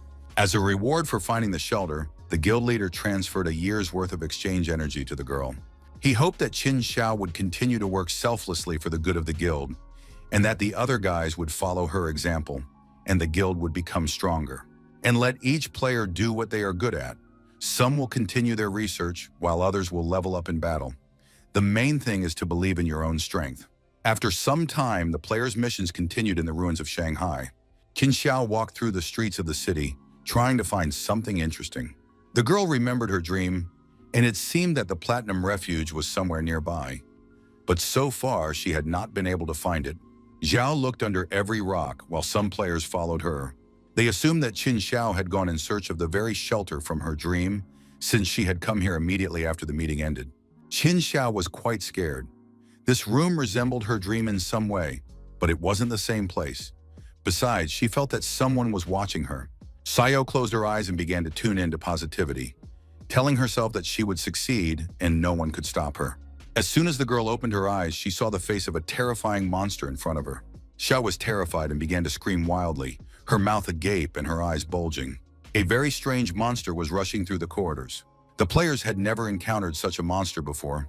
They knew they had to kill it immediately. At that moment, the monster stuck its tentacles with magic balls on the tips into Qin Xiao's throat, and her life energy level dropped to 0. The players saw the monster draining their life energy and rushed to escape. A short time passed and Qin Xiao opened her eyes. She was lying in some kind of dungeon. The girl jumped to her feet and began looking around, not understanding what was happening. Xiao remembered the monster and immediately rushed to run away, but she did not run outside but deeper into the building. In the end, the girl fell down the stairs and hit her head hard. Xiao didn't understand what this place was, but after looking around, she recognized the door. It was the same entrance from her dream, which meant that Qin Xiao had found refuge. She had to inform the president immediately. Yin Xiao contacted the president. He was very happy with the news and said that he would send players immediately, and that the girl should stay where she was and wait for her comrades. But suddenly she heard a wheezing sound behind her. It was the same terrible monster, sucking out her life energy. Qinshu clutched her staff tightly and told herself that she would succeed and that she would definitely win. The girl got to her feet and took up a comfortable fighting stance, repeating to herself that she could do it, because she was no longer the person she used to be. Qin Xiao convinced herself that she had become very brave and could now do many things. After that, the girl activated the poisonous shackles and directed them at the terrible monster that was sucking energy out of the players. The strike was accurate and the poison began to take effect, allowing her to launch another attack. Chun Shou released a poisonous mist, and with its help, the monster began to lose strength, because the mist was much more destructive than ordinary poison. Suddenly, voices of players calling each other rang out from the mist. The situation remained tense. The poison filled the entire space. Qin Xiao tried to keep the poison concentrated around the monster, but she wasn't very successful. The girl was upset. After all, she was a healer and now used detoxification. The detoxification did work, but it turned out that Xiao had also cured the monster.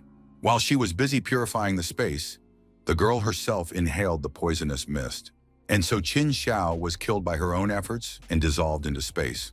The girl found herself back in the city, and her companions asked her why she had returned from the shelter.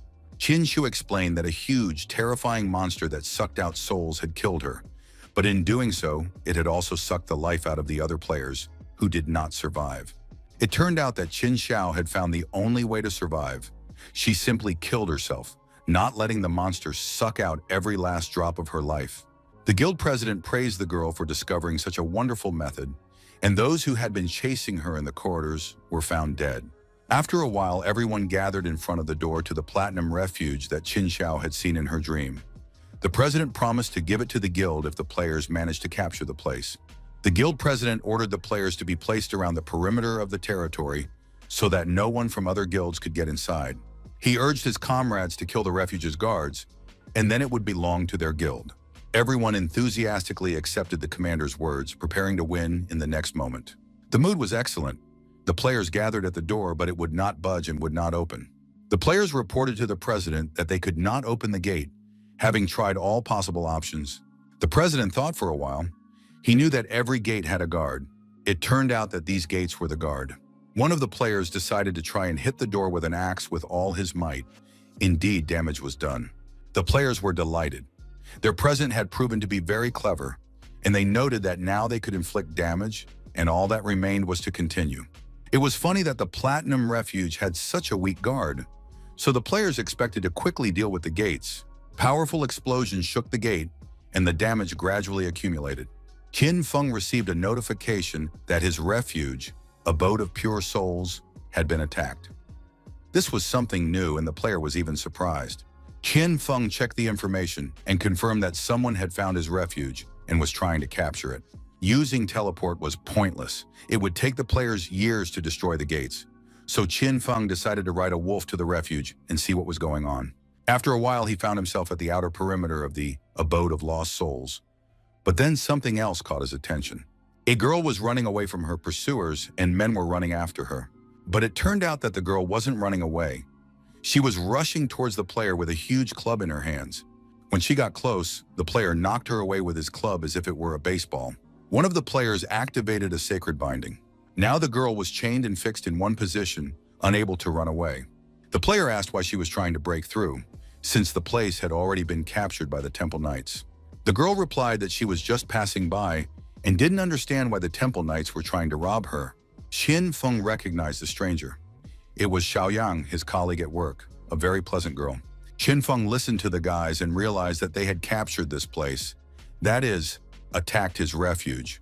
The unfamiliar players looked at Xiaoyang, deciding which one of them would beat her first and whose turn would come next.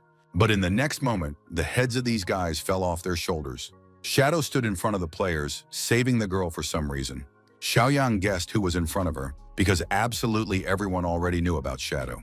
Shadow turned away almost immediately and began to fade away. However, the girl had enough time to realize that those eyes belonged to Qin Feng. Chen Wuming was very pleased, saying that the Shadow had taught a lesson to the guys who had broken the guild's rules. Qin Feng announced that from that day on, the guild would ensure the safety of his home. After all, the president wanted to teach his players to follow the rules. If anyone else dared to attack the refuge, all members of the guild would be held responsible. Chen Wuming promised that everything would be fine, but he himself thought that Shadow wanted to lock up all his guys in this place. But at that moment, Qin Feng received a warning that his other hideout had been attacked. This was too much. It seemed that instead of fighting monsters, the players were attacking his hideout. Qin Feng activated teleport to quickly move there. After all, everyone knows that the Academy of the Sinister Spirit is his hideout, so who dared to disturb his peace this time? As soon as the Shadow teleported, Chen Wuming ordered his men that it was time to leave. Of course, the Shadow told them to stay and defend the place, but Qin Xiao would take care of it alone, because she herself wanted to get there. From this moment on, Qin Xiao will defend the passage to the refuge. If she notices any danger, she must immediately report it to the guild and under no circumstances leave her post. The ruins of the city of the Academy of Magic of the Sinister Spirit were restless. Players attacked the gates, preparing to break through them and enter the refuge. It was an international guild represented by players from other countries. It was unclear how they dared to attack the Shadow Refuge. It was also strange that the guys called themselves the Black Dragon Guild of the City of Magic. Qin Feng had not yet had any dealings with the Black Dragon Guild of the City of Magic, and it was unclear why they had decided to attack the Shadow Refuge. The players continued to attack the gate, encouraging each other with shouts and wanting to show off their abilities and true power. The leader of the group activated the Dark Flame, planning to use it to attack the gate. He summoned the destructive power of the magical dragon and directed it all at the gate. And indeed, these actions were quite successful. The level of protection in the refuge was very low, and the players rejoiced that they would soon get inside, where hundreds of years of exchange energy were stored. Qin Feng assumed that one of his enemies had hired all these players. Among the enemies, only Don Fan Ming remained alive. The players continued to storm the gate, but soon they heard a growling sound coming from behind the nearby houses. A huge dragon with a rather comical appearance appeared above the houses, approaching and growling eerily. People scattered in fear in different directions, their eyes looking like those of zombies unaware of what was happening around them. The guys suddenly felt that they couldn't move at all, but then they saw something appear in the sky. It was a huge and very strange meteor. The players did not understand what skill could have caused this. Suddenly, the meteor seemed to explode, and streams of energy rushed in different directions. The player was kneeling in the middle of the street, unable to believe that he was still alive, because the meteor had caused enormous damage. The player could never have imagined that it would cause such severe damage. Fortunately, the player had quite a lot of health, but it didn't help, and the guy's head flew off. And now body parts were scattered where the guild players had been just a moment ago. Now their leader was dead, and they hadn't even started attacking yet. The players present at the scene were convinced that it was all the work of the Shadow. It was very strange to meet him here. The girl mage did not understand how the Shadow ended up in their city. The warriors had no idea how powerful the Shadow was. They didn't know how this player had learned to become invisible. Qin Feng looked at the players. They belonged to the Sky Dome Guild. Their only hero with a hidden class, the Artist of Souls, was a girl named Distant Green Peaks. It was no surprise that her skills seemed very familiar, because only she could draw a meteor and a huge dragon. Soul artists use magic and summoning skills. Unlike mages, to use a skill, they must first draw it. The better the player draws, the more powerful the skill. These players are very useful in defense and team battles, but in one-on-one battles, they are very vulnerable. Genjawan turned to the Shadow, hoping that Mr. Shadow was somewhere nearby. The girl wanted to talk to him. The beauty honestly said that she needed to get into the Shadow's hideout to find something. She needed this thing to level up further. Jian asked not to worry. She was ready to pay the necessary compensation. Chun Feng knew that in his past life, the Heavenly Crypt Guild owned this refuge. Jean must have found the refuge while trying to level up her skill, but now Shadow had beaten her to it. The president of the Heavenly Dome Guild, an old man named Jian, used to be the head of the Shanghai Chamber of Commerce, but after retiring, he decided to become a streamer. These two had decent skills and participated in competitions, achieving good results. For Genjawan, old man Dian replaced her father, who had left this world early, and in turn, the man felt at home in the game. Gradually, their guild became one of the largest in China. Qin Feng knew them very well because he followed their streams. Qin Feng suggested that the girl come inside the shelter and talk there to discuss the questions that interested her. The Academy of the Sinister Spirit was quiet and peaceful, at least for a while. Qin Feng sat in a chair that resembled a throne and asked the artist what she wanted from him. Jiwan repeated that she needed certain materials for her secret class. They were in this shelter. The girl said that according to rumors, the shelter had been sold to the Shanghai authorities for 2,000 years of exchange energy, so she wanted to ask if the Shadow could sell them the shelter. Qin Feng did not react to her words, but he was surprised himself. It turned out that the Heavenly Dome Guild had already managed to earn so much exchange energy. Of course, this could be expected from the old man, but it was still surprising. Chen Wuming was very pleased, saying that Shadow had taught a lesson to the guys who had broken the guild's rules. Qin Feng announced that from that day on, the guild would ensure the safety of his home. After all, the president wanted to teach his players to follow the rules. If anyone else dared to attack the refuge, all guild members would be held responsible. Chen Wuming promised that everything would be fine, but he himself thought that Shadow wanted to lock all his guys up in this place. But at that moment, Qin Feng received a warning that his other refuge had been attacked. That was too much. It seemed that instead of fighting monsters, the players were attacking his hideout. Qin Feng activated teleport to quickly move there. Everyone knows that the Sinister Spirit Academy is his hideout. Who dared to disturb his peace this time? As soon as Shadow teleported, Chen Wuming ordered his men to leave. Of course, Shadow told them to stay and defend the place, but Qin Xiao would take care of it alone, because she wanted to come here herself. From now on, Qin Xiao would guard the entrance to the refuge. If she noticed any danger, she had to report it to the guild immediately and under no circumstances leave her post. The ruins of the City of Magic, the Academy of the Sinister Spirit, were restless. Players attacked the gates, trying to break into the shelter. It was an international guild represented by players from other countries. It was unclear how they dared to attack the Shadow's refuge. Even stranger was that the guys called themselves the Black Dragon Guild of the City of Magic. Qin Feng had not yet dealt with this guild, and it was unclear why they had decided to attack the Shadow's refuge. The players continued to attack the gate, cheering each other on with shouts and demonstrating their abilities and true power. The leader of the group activated Dark Flame, planning to use it to attack the gate. He summoned the destructive power of the magic dragon and directed it at the gate. Indeed, these actions were quite successful. The level of protection of the passage into the refuge was extremely low. The players rejoiced that they would soon be inside, where hundreds of years of exchange energy were stored. Wang Feng suggested that one of his enemies had hired all these players. Among his enemies, only Dongfang Ming remained alive. The players continued to storm the gate, but soon heard a growl coming from behind the nearby houses. A huge dragon with a rather comical appearance appeared above the houses. It was approaching and growling eerily. People scattered in fear in all directions, their eyes looking like those of zombified creatures, unaware of their surroundings.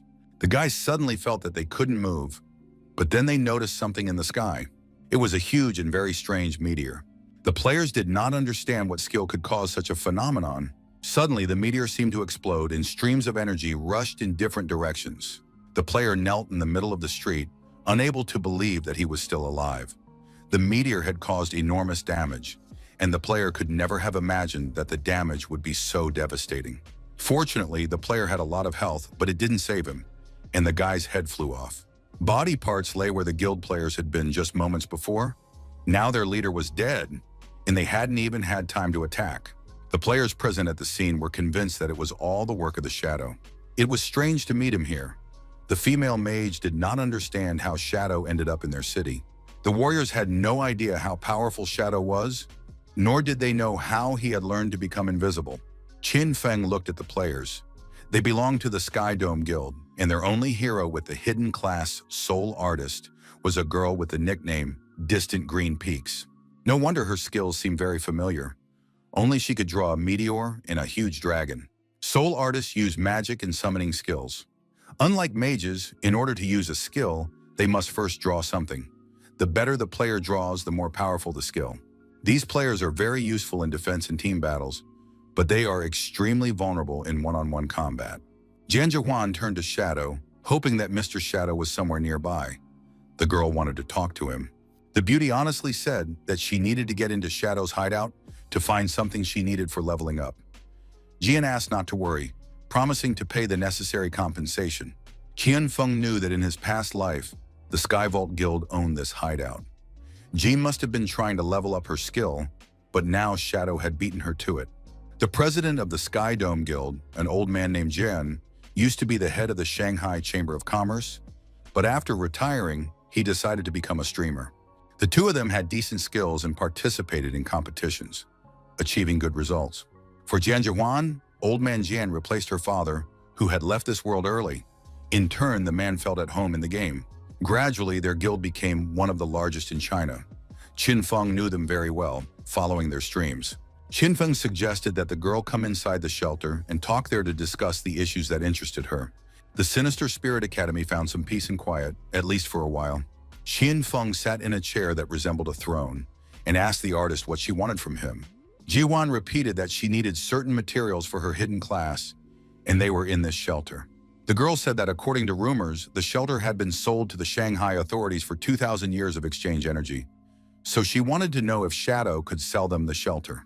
Qin Feng did not react to her words, but he was surprised himself. It turned out that the Sky Dome Guild had already managed to earn so much exchange energy. Of course, this was to be expected from the old man, but it was still impressive. Shadow replied that unfortunately, the shelter was not for sale. However, he could grant visitor rights, and players would be able to freely enter and leave the first floor. Jiwan did not give up and offered to rent it. She was willing to pay 500 years of exchange energy for the right to occupy the first floor for 3 years. Qin Feng continued to analyze the situation. He understood that visitor rights could solve the artist's problem, but she insisted on renting the space for a huge sum. It seemed that the guild had other goals. Perhaps the artist wanted to get closer to Shadow. Ji Huan added that they were ready to prove the seriousness of their intentions. The girl suggested dealing with the guild that was trying to take over Shadow's refuge. Qin Feng understood that the artist wanted to declare war on them, but one question remained. Did her grandfather know about it? As if reading his thoughts, the artist asked if Shadow knew her grandfather. "Don't worry about him," she said. "He won't refuse and will easily deal with this small guild." Qin Feng noted that the artist was quite brave for her age and agreed to accept her terms, signing a contract. After completing all the formalities, Shadow summed up. Now the first floor was at the complete disposal of the Sky Dome Guild, and there was no need to worry about the damage. It would soon be repaired. After that, Jiwan said goodbye to Shadow, thanked him for his cooperation, and the players of the Sky Dome Guild left the shelter. Qin Feng thought that the girl was much more interesting and energetic in real life, but perhaps that was just his first impression. Left alone, Qin Feng activated the warehouse. He had been waiting for a moment to trade for a long time. The recharge was already over, and it was time to do it again. The player activated an equal exchange. In exchange for any item, he was given another of a similar level. For example, the player gave up smart training, but received a crimson blade in return, the assassin's finishing move. It was a red dagger designed to defeat a single target in close combat. A wonderful finishing skill. It had a finishing move with a limited recharge time. It accumulated energy during battle, allowing the player to win the most difficult fights. Crimson Blades also allowed him to deal damage comparable to typical and legendary skills. This skill had many additional capabilities. When used to its full potential, the damage could be catastrophic. Qin Feng decided to use his remaining mutation points to upgrade the skill to the mythical level. This time he enhanced Dark Depths, a skill that increases stealth and significantly reduces damage taken. In addition, the rate of exchange energy loss was almost halved, and now Qin Feng could use Berserk mode without fear. Overall, the young man reached level 17 and could use emerald equipment everywhere. With the exception of leg armor, absolutely all of the player's equipment was emerald rank. Gloves resistant to physical damage, a water ring that enhanced the attack effect, and many other attributes. After exploring the new possibilities, the player realized that low-rank equipment in the game was simply primitive. If he had had all these abilities from the start, he would have already conquered everything.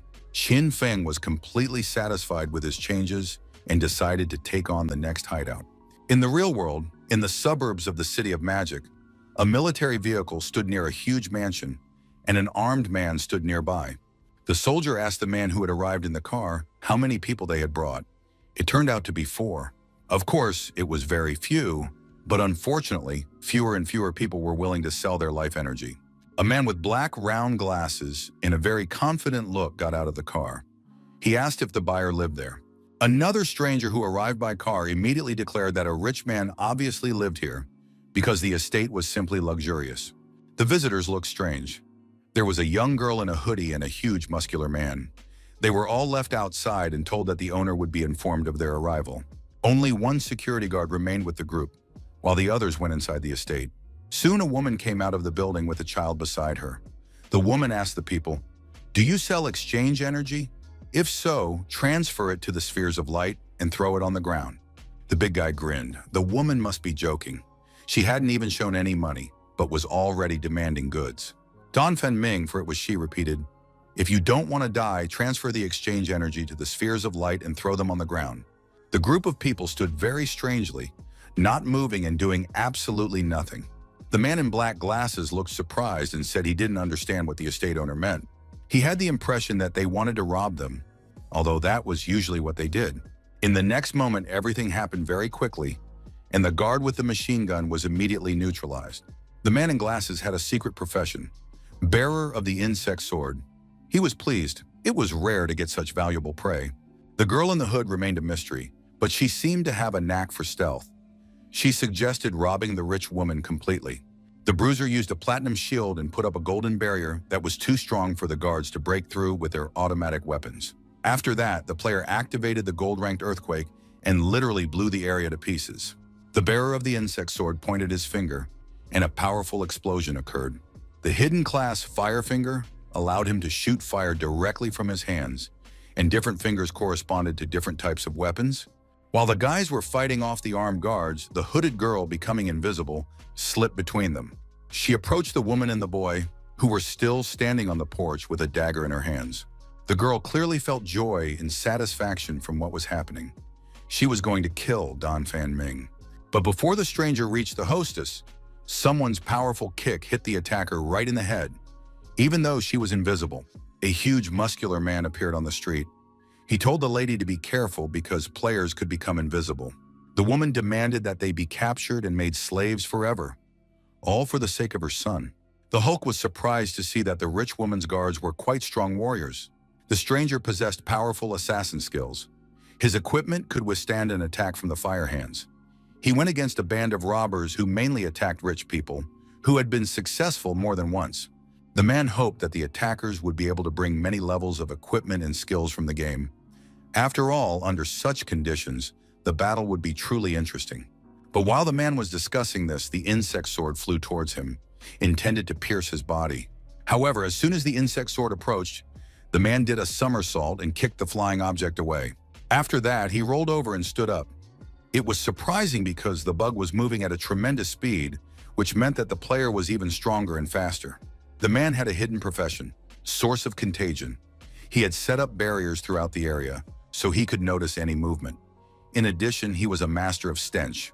His life's goal was to eat, train, and spread the plague. And now it was time for his move. He jumped at tremendous speed and the players noted how fast this guy was.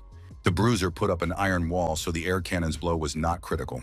After that, the man continued to approach the attackers, and urgent measures had to be taken.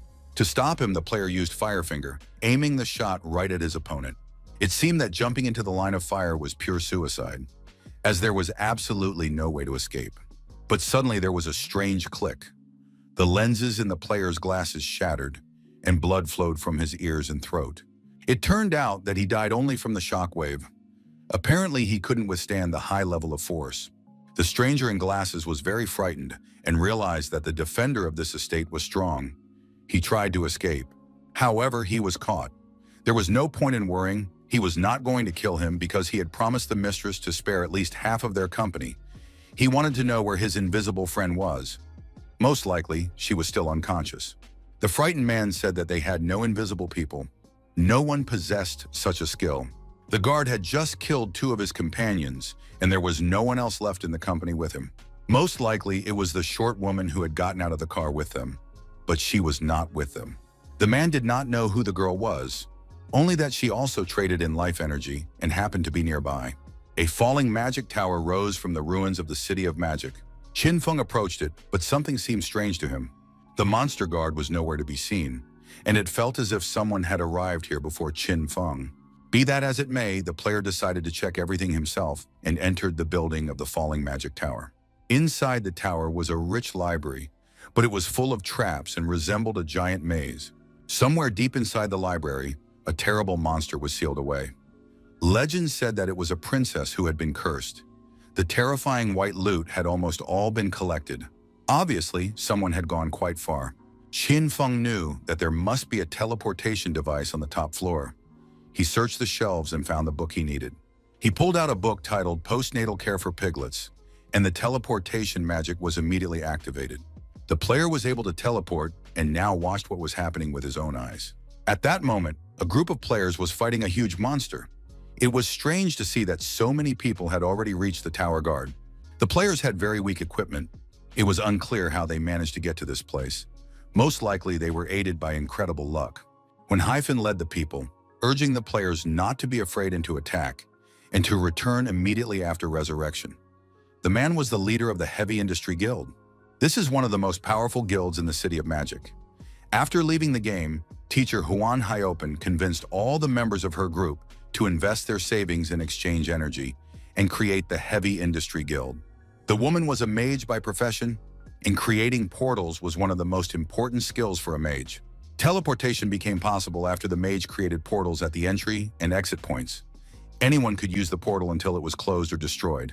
Hyafin created portals at the respawn point and where the boss was located, so dying players could quickly return to battle. It was a clever move that allowed them to advance quickly. But in the battle with the guardian of the falling tower, the princess, the tactic proved useless. This platinum boss absorbed energy at an incredible speed, and its speed was much higher than that of other monsters. In other words, after dying, players simply did not have time to absorb the lost energy, and if this continued, the boss would reach the emerald level and restore all its health. Shadow approached Lady Huan and said that for 10,000 years, as well as for all the assassin skills and equipment that would drop from this boss, Qin Feng was ready to destroy it. Hyphen guessed that Shadow was standing in front of her. The woman looked at the player with interest.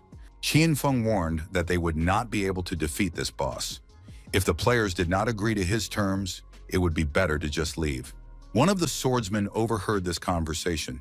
He jumped up and started shouting that Shadow had no right to doubt their guild, because they were very strong and capable of many things. Besides, the huge sum that Shadow had requested was completely out of their budget, so it was better for him not to interfere. But before the player could say anything, Qin Feng reached out and covered his mouth. With a slight movement of his hand, Qin Feng threw the player into the portal. Immediately after that, he used the Blade of the Night Ring and completely destroyed the portal. The player was stuck somewhere in the middle. Lady Huan apologized for her warrior's actions. She understood that he was wrong and that Shadow had the right to teach him a lesson, but she wanted to know why he had destroyed her portal. Qin Feng replied only that she would soon understand everything. But for 10,000 years of exchange energy, he was ready to help her. Hyafin did not agree to Shadow's terms, so the player disappeared, leaving the guild to fend for itself. Without getting upset at all, Qin Feng left the tower. He knew that the boss could level up, and if the portal wasn't destroyed, all these guys would be completely wiped out. The destruction of the Heavy Industry Guild didn't particularly bother the player, but 10,000 years of exchange energy wouldn't go amiss. Soon, a terrible sound rang out from the top of the falling tower. Qin Feng's calculations were correct. The exchange energy of the remaining players was enough to upgrade the boss, and the flash at the top of the tower was a sign that the upgrade had taken place. But this was even better, because when the boss reached the Emerald rank, Qin Feng would be able to receive a more valuable reward. The player was riding his wolf through the city when he received a message from Guling. She said that she had found Dongfang Ming and was ready to share all the information with Qin Feng. They met at the guest cemetery, and the girl told him everything she had managed to find out.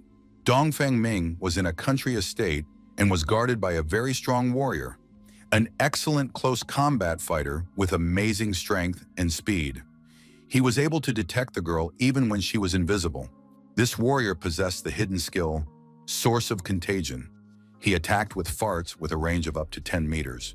The player could also regenerate, and when he reached the maximum level, he would become practically immortal, but he also had weaknesses.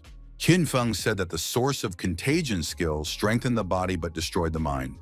This was the player's weakness. Qin Feng said that the girl's class at the second level would be able to take on a new form. Now Guling had received the Yellow Spring Aura, which looked very intimidating. Qin Feng instructed the girl to level up her profession as quickly as possible so that she could break the game. Guling listened carefully to Shadow's recommendations and asked if he knew anything else about her profession. Shadow replied that the game was very complex and confusing. It was essential to carefully study what was happening around her while leveling up. He also recommended paying more attention to cultivation, observing the environment, accumulating knowledge, and using it wisely. Guling listened attentively to the advice and was very motivated. She understood why Shadow was so strong. He always assessed the situation realistically. Qin Feng said that the guest cemetery was the best place to level up. Monsters here regenerate very quickly, and the girl would be able to improve her unique weapon. There was only one drawback. The place was quite dangerous. The monsters in the bone graveyard were 3 times stronger than usual. But if the player has the right skills, at that moment, Shadow suddenly darted to the side. Then the player can easily attack the monster's weak spots and quickly destroy them. And indeed, something almost unbelievable happened before Guling's eyes. All the monsters were killed. Qin Feng was next to the girl in the next second, put his hand on her shoulder, and advised her to give it her all. After all, that was the only way she could make her dream come true. The next moment, the shadow disappeared, and Guling did not have time to say or even think about anything. The girl was very surprised and immediately decided that it was just her imagination playing tricks on her. At the moment when the shadow mentioned revenge, he exuded an incredible thirst for murder. At the same time, the situation in the ruins of Shanghai was tense. Dark Plum sat completely exhausted under a tree, her donkey also unable to move from fatigue. Dark Plum was very hungry, but she had almost explored the entire area and had only a little left to investigate. At that moment, an unfamiliar fruit fell right at her feet. Dark Plum was delighted, picked up the fruit, and began to examine it. It looked like an ordinary plum. The girl tasted it and soon closed her eyes in pleasure. The fruit was very tasty. In addition, after eating the plum, she noticed that her experience had increased by 50. Dark Plum looked around and saw that there were quite a lot of fruits lying around, unwanted by anyone. She immediately began to eat them. She was very hungry, and it was always nice to increase her experience. Captain Anyu was already beginning to worry about where Dark Plum had gone.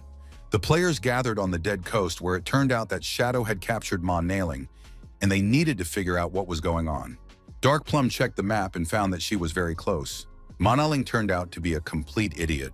No one wanted to work with him, and he was only tolerated because of his influential relatives. Dark Plum continued to eat fruit, which soon led her to the dead coast and a strange monster. The girl looked around the coast and saw a huge monster sitting right in the middle. Several players were lying near the monster, including Ma Nailing.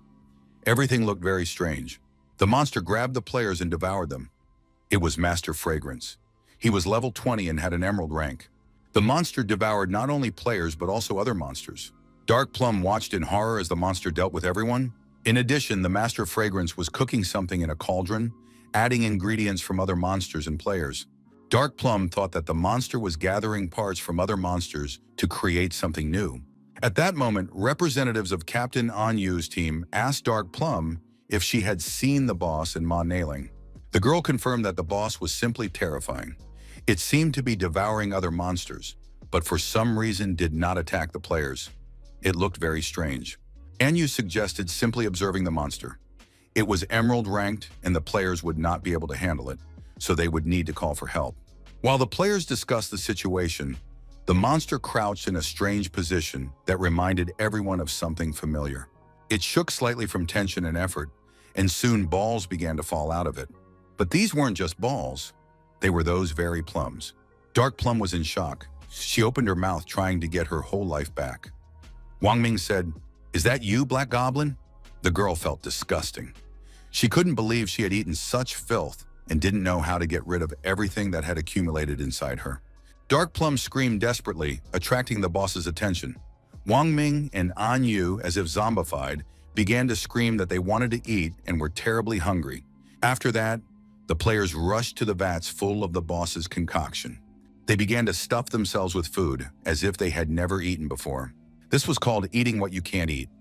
Wang Ming and Anyu didn't chew their food, gaining weight literally before our eyes. Dark Plum watched this.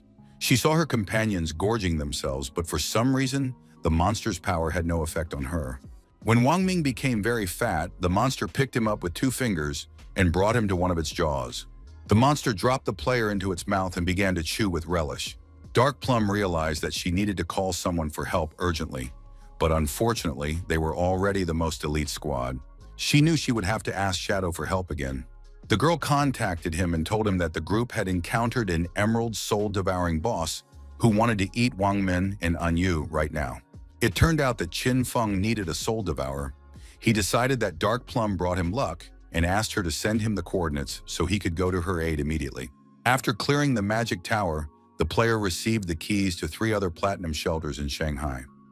Now it was time to deal with the soul devourer and wait for the Princess of Despair to complete her upgrade.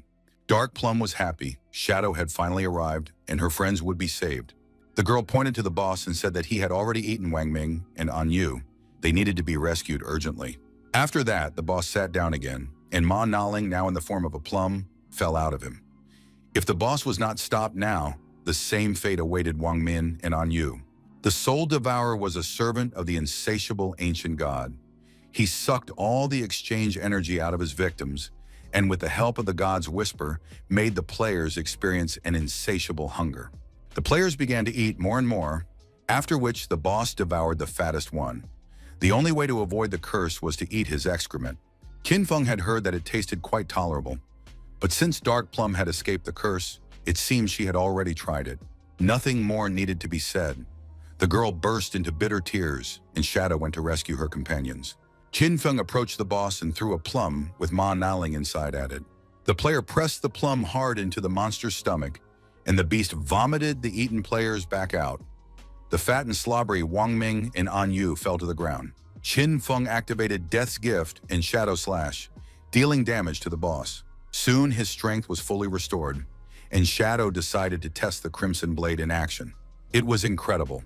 Shadow was the first in the world to defeat the Emerald Boss, dealing 1 million damage in one go. Dark Plum was once again convinced that her idol was the coolest. News of the victory over the Emerald Boss spread throughout the game, and players discussed who the ancestor of this great player was. Qin Feng gained many useful skills, but he also gained access to the Devourer bloodline. The bloodline is a special system in the game. It can be obtained by defeating major monsters. By obtaining a bloodline compatible with your class, you can significantly increase your combat power. The Devourer bloodline was activated, and now all strength points, physical damage, and other stats increased automatically. In addition, there was a Soul Devourer lineage skill that allowed him to absorb any class skill, which made it possible to change the level of characteristics. There was also the Great Clan bloodline skill, which allowed him to absorb enemy projectiles and increase his health depending on the level of damage from the projectile. In other words, Qin Feng could now absorb the skills of his enemies, improving his stats, and each point of strength became more valuable. The young man received a bronze poison blade from one of the bosses. It could reflect enemy weapons, but it was not particularly useful. Qin Feng decided to test his new skill by using Soul Devourer on the poison blade. It seemed that the power had increased slightly. Strange, the absorbed skill had become passive. Perhaps it could be improved. Qinfeng spent his mutation points and turned the bronze poison blade into a legendary one. Now each point of strength increased fivefold. If this continued in the later stages of the game, Qinfeng's stats would be thousands of times higher than those of other players. Wang Ming, Yu, and several other players thanked Shadow for saving them. If he hadn't intervened, they would all have ended up like Manaling. Dark Plum was happy. She rushed to hug the captain, saying that she was still beautiful, because beauty did not depend on weight. The captain said that, unfortunately, there was no money to pay Shadow at the moment. However, the player asked for help finding some assassin skill books. Captain Ann confirmed that they would fulfill his request. After that, Shadow said goodbye to the players and disappeared. The captain ordered her subordinates not to tell anyone about what had happened. Everyone decided it was better to keep quiet about their shame. Let's see what was happening in the falling magic tower at the moment when Qinfeng jumped off it. The players of the Heavy Industry Guild continued to damage the boss of the falling tower. They saw that the boss had only a third of its health left. Huan Haiofan ordered her healer to activate the Tree of Life.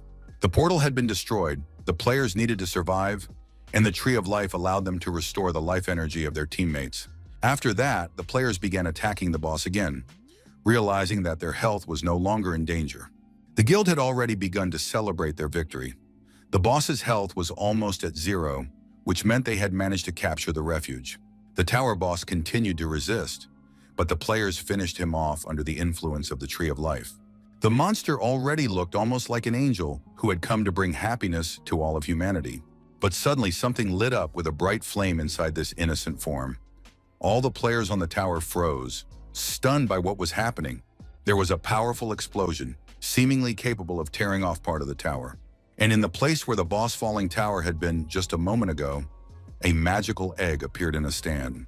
The color of despair illuminated everything around it. The monster had reached Emerald rank level 30. The next moment, Huan Haiofan found herself in her refuge. Silver rank with a little house and a humanoid tree. Surprised and frightened, the player ran up to the woman. "Why did you come back? Why are all the players dead since they were fighting the boss?" Haifan was very sad. She said that she had almost destroyed the boss, but suddenly all his life energy was restored, and he turned into a huge egg. After that, the boss used an incredibly powerful skill and literally incinerated all the players. Haifan remembered her conversation with Shadow. He was right. The boss's life energy had been restored, and his level had immediately increased. It turned out that Shadow knew about this in advance, so he warned the woman that her tactic would fail and the Platinum boss would turn into the Emerald boss. They couldn't defeat such a boss. The Heavy Industry Guild had no choice but to turn to Shadow for help. The Emerald rank boss turned out to be an egg of despair. Qinfeng had never seen the form change so much when upgrading to the Emerald rank. It didn't feel like the egg had powerful attack capabilities. Perhaps it was just a transitional phase. Qinfeng activated Shadow Slash and began to damage the egg. The boss's health level was almost like that of an epic. The player realized that this was a very strange thing and that it couldn't be allowed to turn into an even more deadly monster. Qinfeng saw no problem in simply destroying the egg, even despite its high HP. The egg had no anti-stealth skills and couldn't detect Shadow. He just had to keep attacking and wait for more powerful skills to recharge. Qinfeng used the Crimson Blade repeatedly, gradually destroying the egg. No matter how much HP the enemy had, destroying the egg was only a matter of time. And there, lying on the ground, was a beautiful, slender girl. It was a level 1 princess of despair, completely weak and defenseless. Qinfeng made sure it was really her. The legend of the princess cursed by the white dragon turned out to be true. The girl's HP was only 10. The Shadow had to kill her to defeat the boss. But when the player did so, the sky above the tower turned black, and terrible sounds rang out. The head of a white dragon appeared out of the darkness. The cursed white dragon Arthas had a mythical rank and was level 100. It was impossible to imagine how to deal with such a monster. Qinfeng stood before the monster like a mouse before an elephant. The difference in levels was enormous. He saw the mythical rank of the monster and did not understand where such a powerful boss had come from at this stage of the game. The legend of the princess cursed by the white dragon turned out to be true.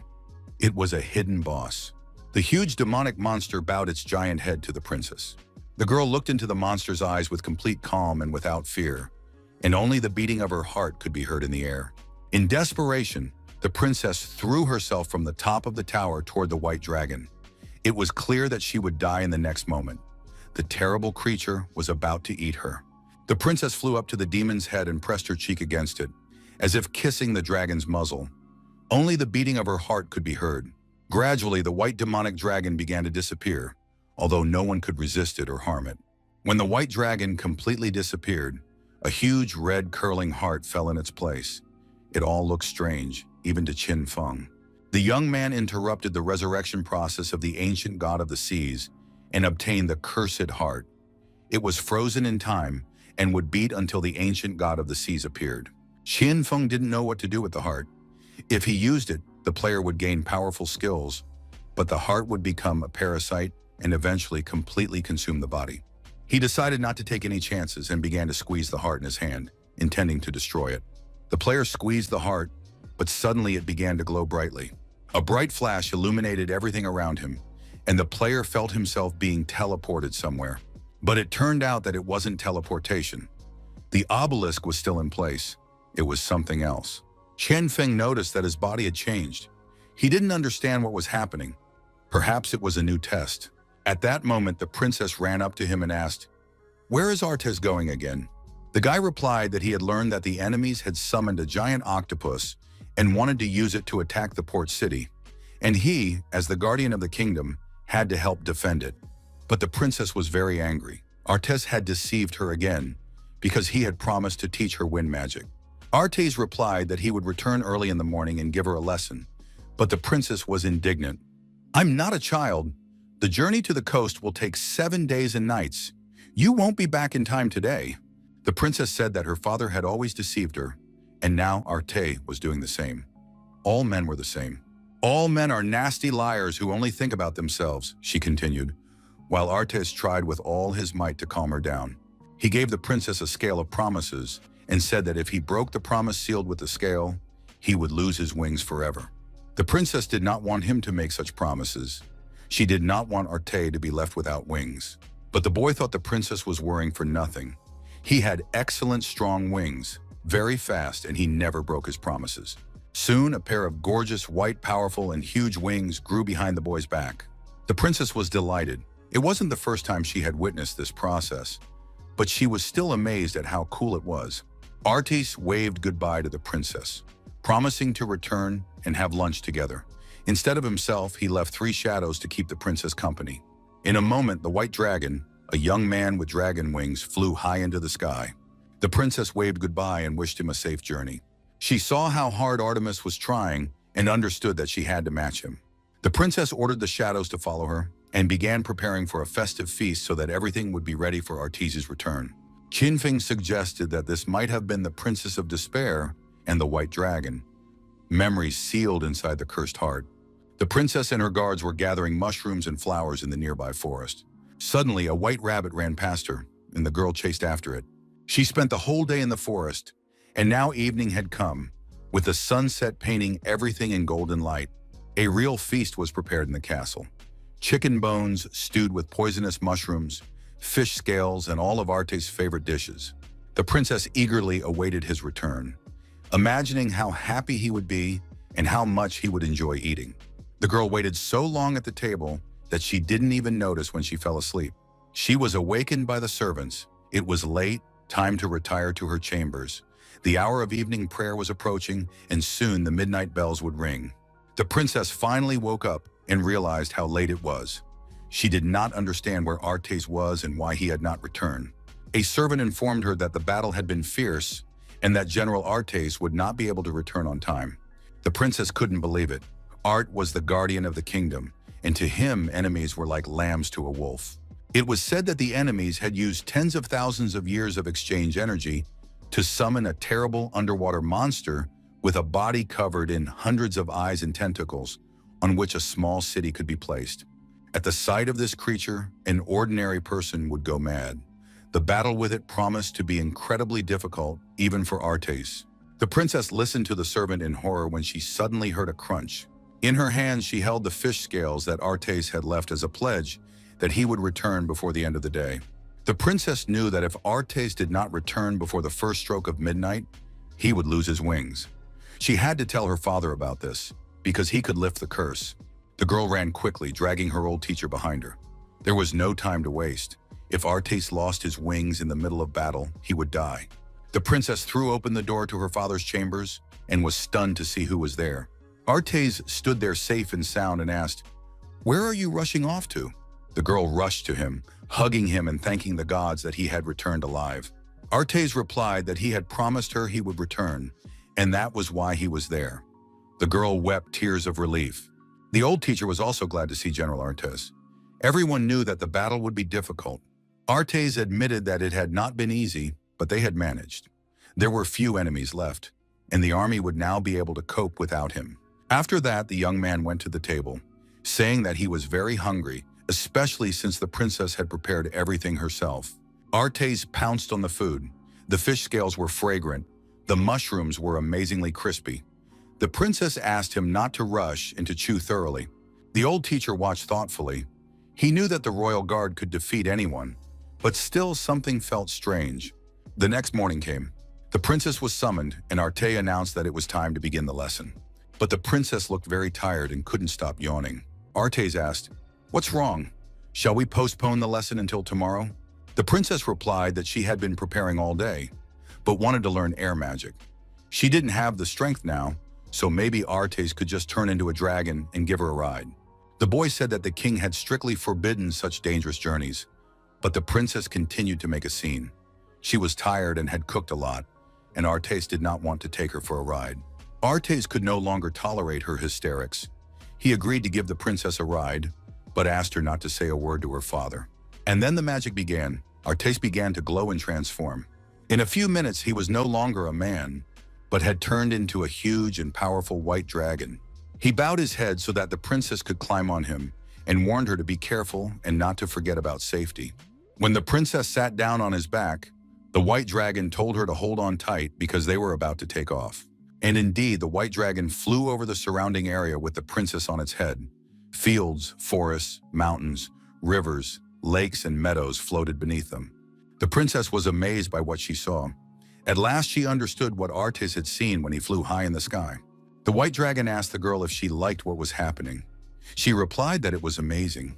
They flew over the earth for a long time, and the princess asked if Artes would always protect this place. The white dragon nodded affirmatively, and the princess thanked him for his kindness. The whole day passed unnoticed. In the evening, Artes put the exhausted princess to bed, covered her with a blanket, and left her bedroom. In the hallway, he met the king, who asked if Artes was seriously injured and was surprised. Was the monster really that strong? The young man replied that he was fine.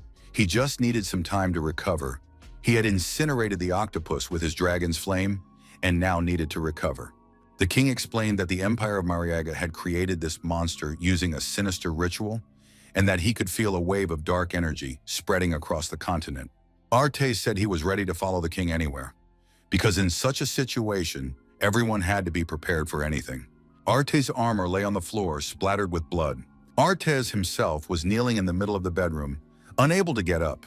He was coughing up blood, and it seemed as if he was about to cough up all his insides.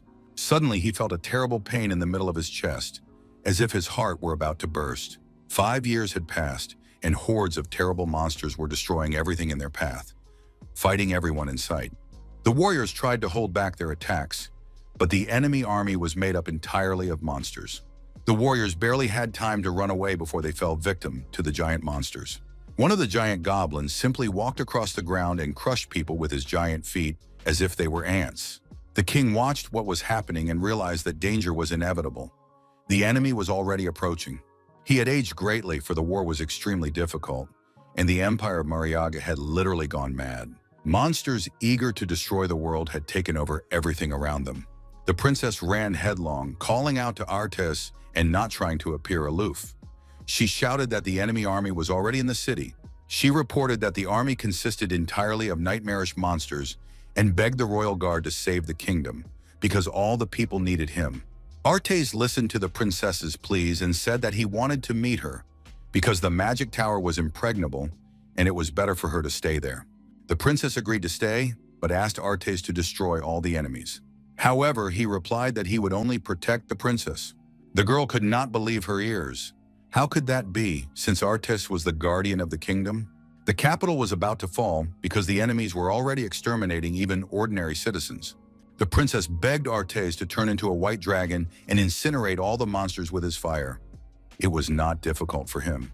Artes explained that 5 years ago, the Empire of Marega had performed a forbidden, sinister ritual. It was called the Curse of the Gods. In exchange for life energy, monsters could be summoned, and the more energy was absorbed, the more terrifying the monsters became. The ritual was ancient and had not been used for a long time. Its essence was the exchange of life energy for the appearance of a monster. No one in their right mind would dare to do this. For the Empire of Mariaga, this ritual was their only hope, as their state was located on an archipelago surrounded by powerful neighbors. At the same time, the land is rich in resources, and a powerful magical plant grows there, the blood flower. The blood flower grows only in the Empire of Mariaga and significantly increases the life energy of its inhabitants. It lives for about 700 years. The energy of the inhabitants would be enough to engulf the entire continent in a wave of terror.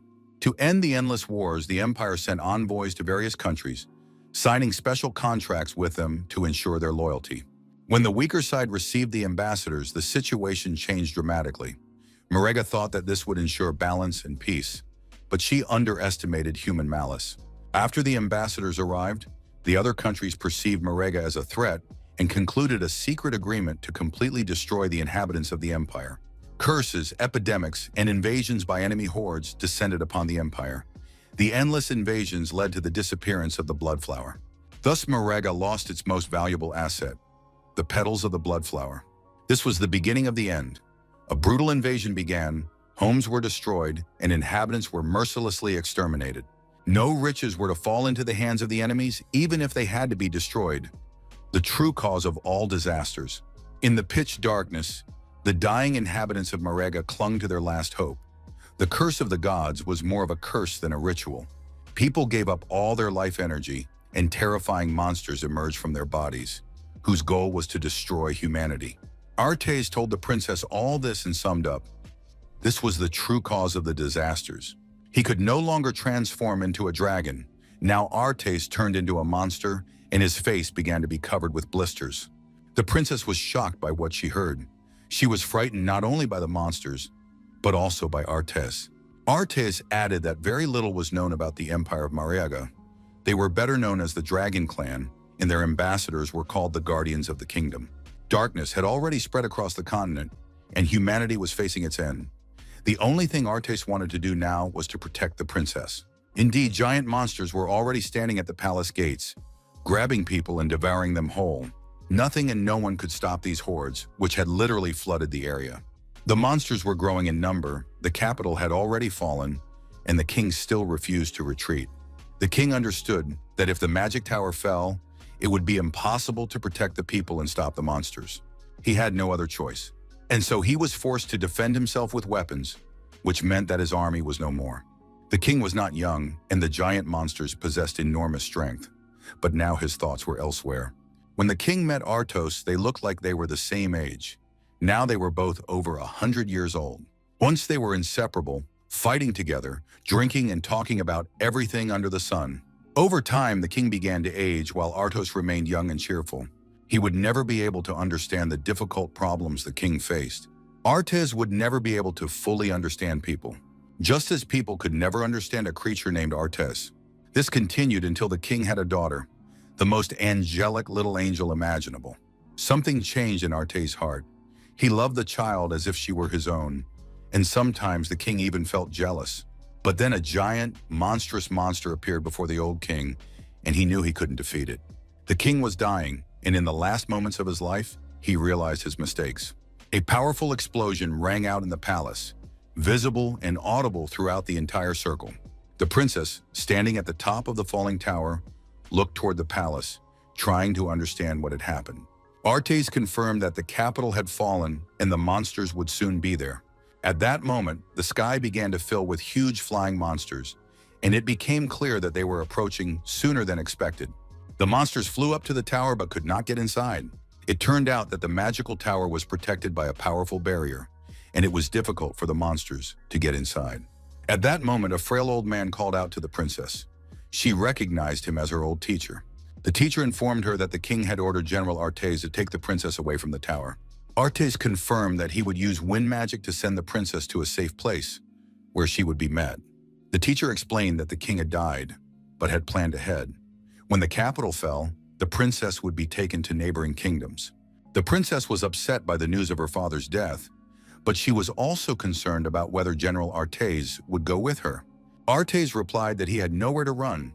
These monsters were once part of his people, and if he left, he would be considered a monster everywhere he went. He understood that he had to stay with his people until the end. Of course, Artes was different in character and did not approve of his people's methods, but such was his fate. At that moment, the princess rushed to Artes. She begged him to let her become a dragon knight, because the house was her responsibility too. The princess wanted to defend her home to the last. She was already quite skilled in the use of wind magic. The girl proposed a contract, and it was sealed with a firm handshake. Artes smiled like a child, realizing that he would not be able to change the princess's mind, and, as always, gave her a string of promises. The princess was surprised that such serious agreements could be made so easily. Artes looked at the princess with love and said that they would never meet again. The next moment, Artes threw the princess into the arms of her teacher. His guard stood between Artes and the princess, not allowing anyone to approach. Artes said that he trusted the princess to the teacher and that he must fulfill his promise. But suddenly something terrible happened. The old teacher turned into a monster, pierced the princess with his hand, and ripped out her heart, saying that she should be with her people, not with the dragon. The old teacher managed to warn Artes to be careful, because the curse affected not only the inhabitants of Manga, and at that moment a monstrous octopus devoured the princess's heart. Artes was unable to move from the horror and pain that paralyzed his heart. He had once abandoned his people for the princess, but now he was unable to protect her. The octopus wanted to know if it was enough to satisfy its thirst for revenge by eating the person Artes loved most. The warrior defenders, who were always by Artes' side, attacked the octopus, using merciless shadow killing. After that, Artes picked up the princess in his arms, even though she was almost dead. The poor princess lay in her dragon's arms. Instead of a heart, there was a hole through her chest, and the name Artes was frozen on her lips. The cut octopus was still alive. He said that the life energy sacrificed by the people of Maregi was only the tip of the iceberg necessary to summon his true body, but even that was only one of his incarnations. The names of this monster were already everywhere. When the time came, it would destroy its temporary shell, like the body of an old man, and break free. The monsters that had broken free from the bodies of the Maregi people had already spread throughout the world. The curse had also touched Artes and his beloved princess, who could also turn into monsters. Artes will turn into a monster and kill the princess with his own hands. Right now, he hated himself for his helplessness, but soon he would hate the people who had arranged this even more. Artes' heart was filled with hatred, anger, and despair, but he could still change the course of events. The octopus declared that he was Cthulhu, the almighty ancient god of this world, and now sensed internal contradictions within Artes. Cthulhu could not only help destroy all the monsters, but also ensure that Artes would always be with the princess. To do this, it was necessary to make a deal with Cthulhu and give him his heart. Poor Artes sat at the top of the tower, pondering his future. He could die with the princess in the tower surrounded by monsters, or he could let her become a dragon knight so that they could defend the kingdom together. Cthulhu said that the life energy of the body he was in was almost gone, so there was little time left to think. Artes stood up, holding the dead body of his beloved princess close to him. Cthulhu was pleased. The white dragon had made the right choice, and now his heart belonged to the ancient god. The almighty Cthulhu blessed the white dragon's heart, and now it would beat forever. The girl Artes loved would receive this heart, gain the power of the ancient god, and be able to awaken again. Even if the white dragon lost its heart, it would not die or turn into a monster. It will forever remain the guardian of its princess and stay by her side. A powerful glow illuminated the top of the falling tower, and all the monsters around it raised their heads in surprise.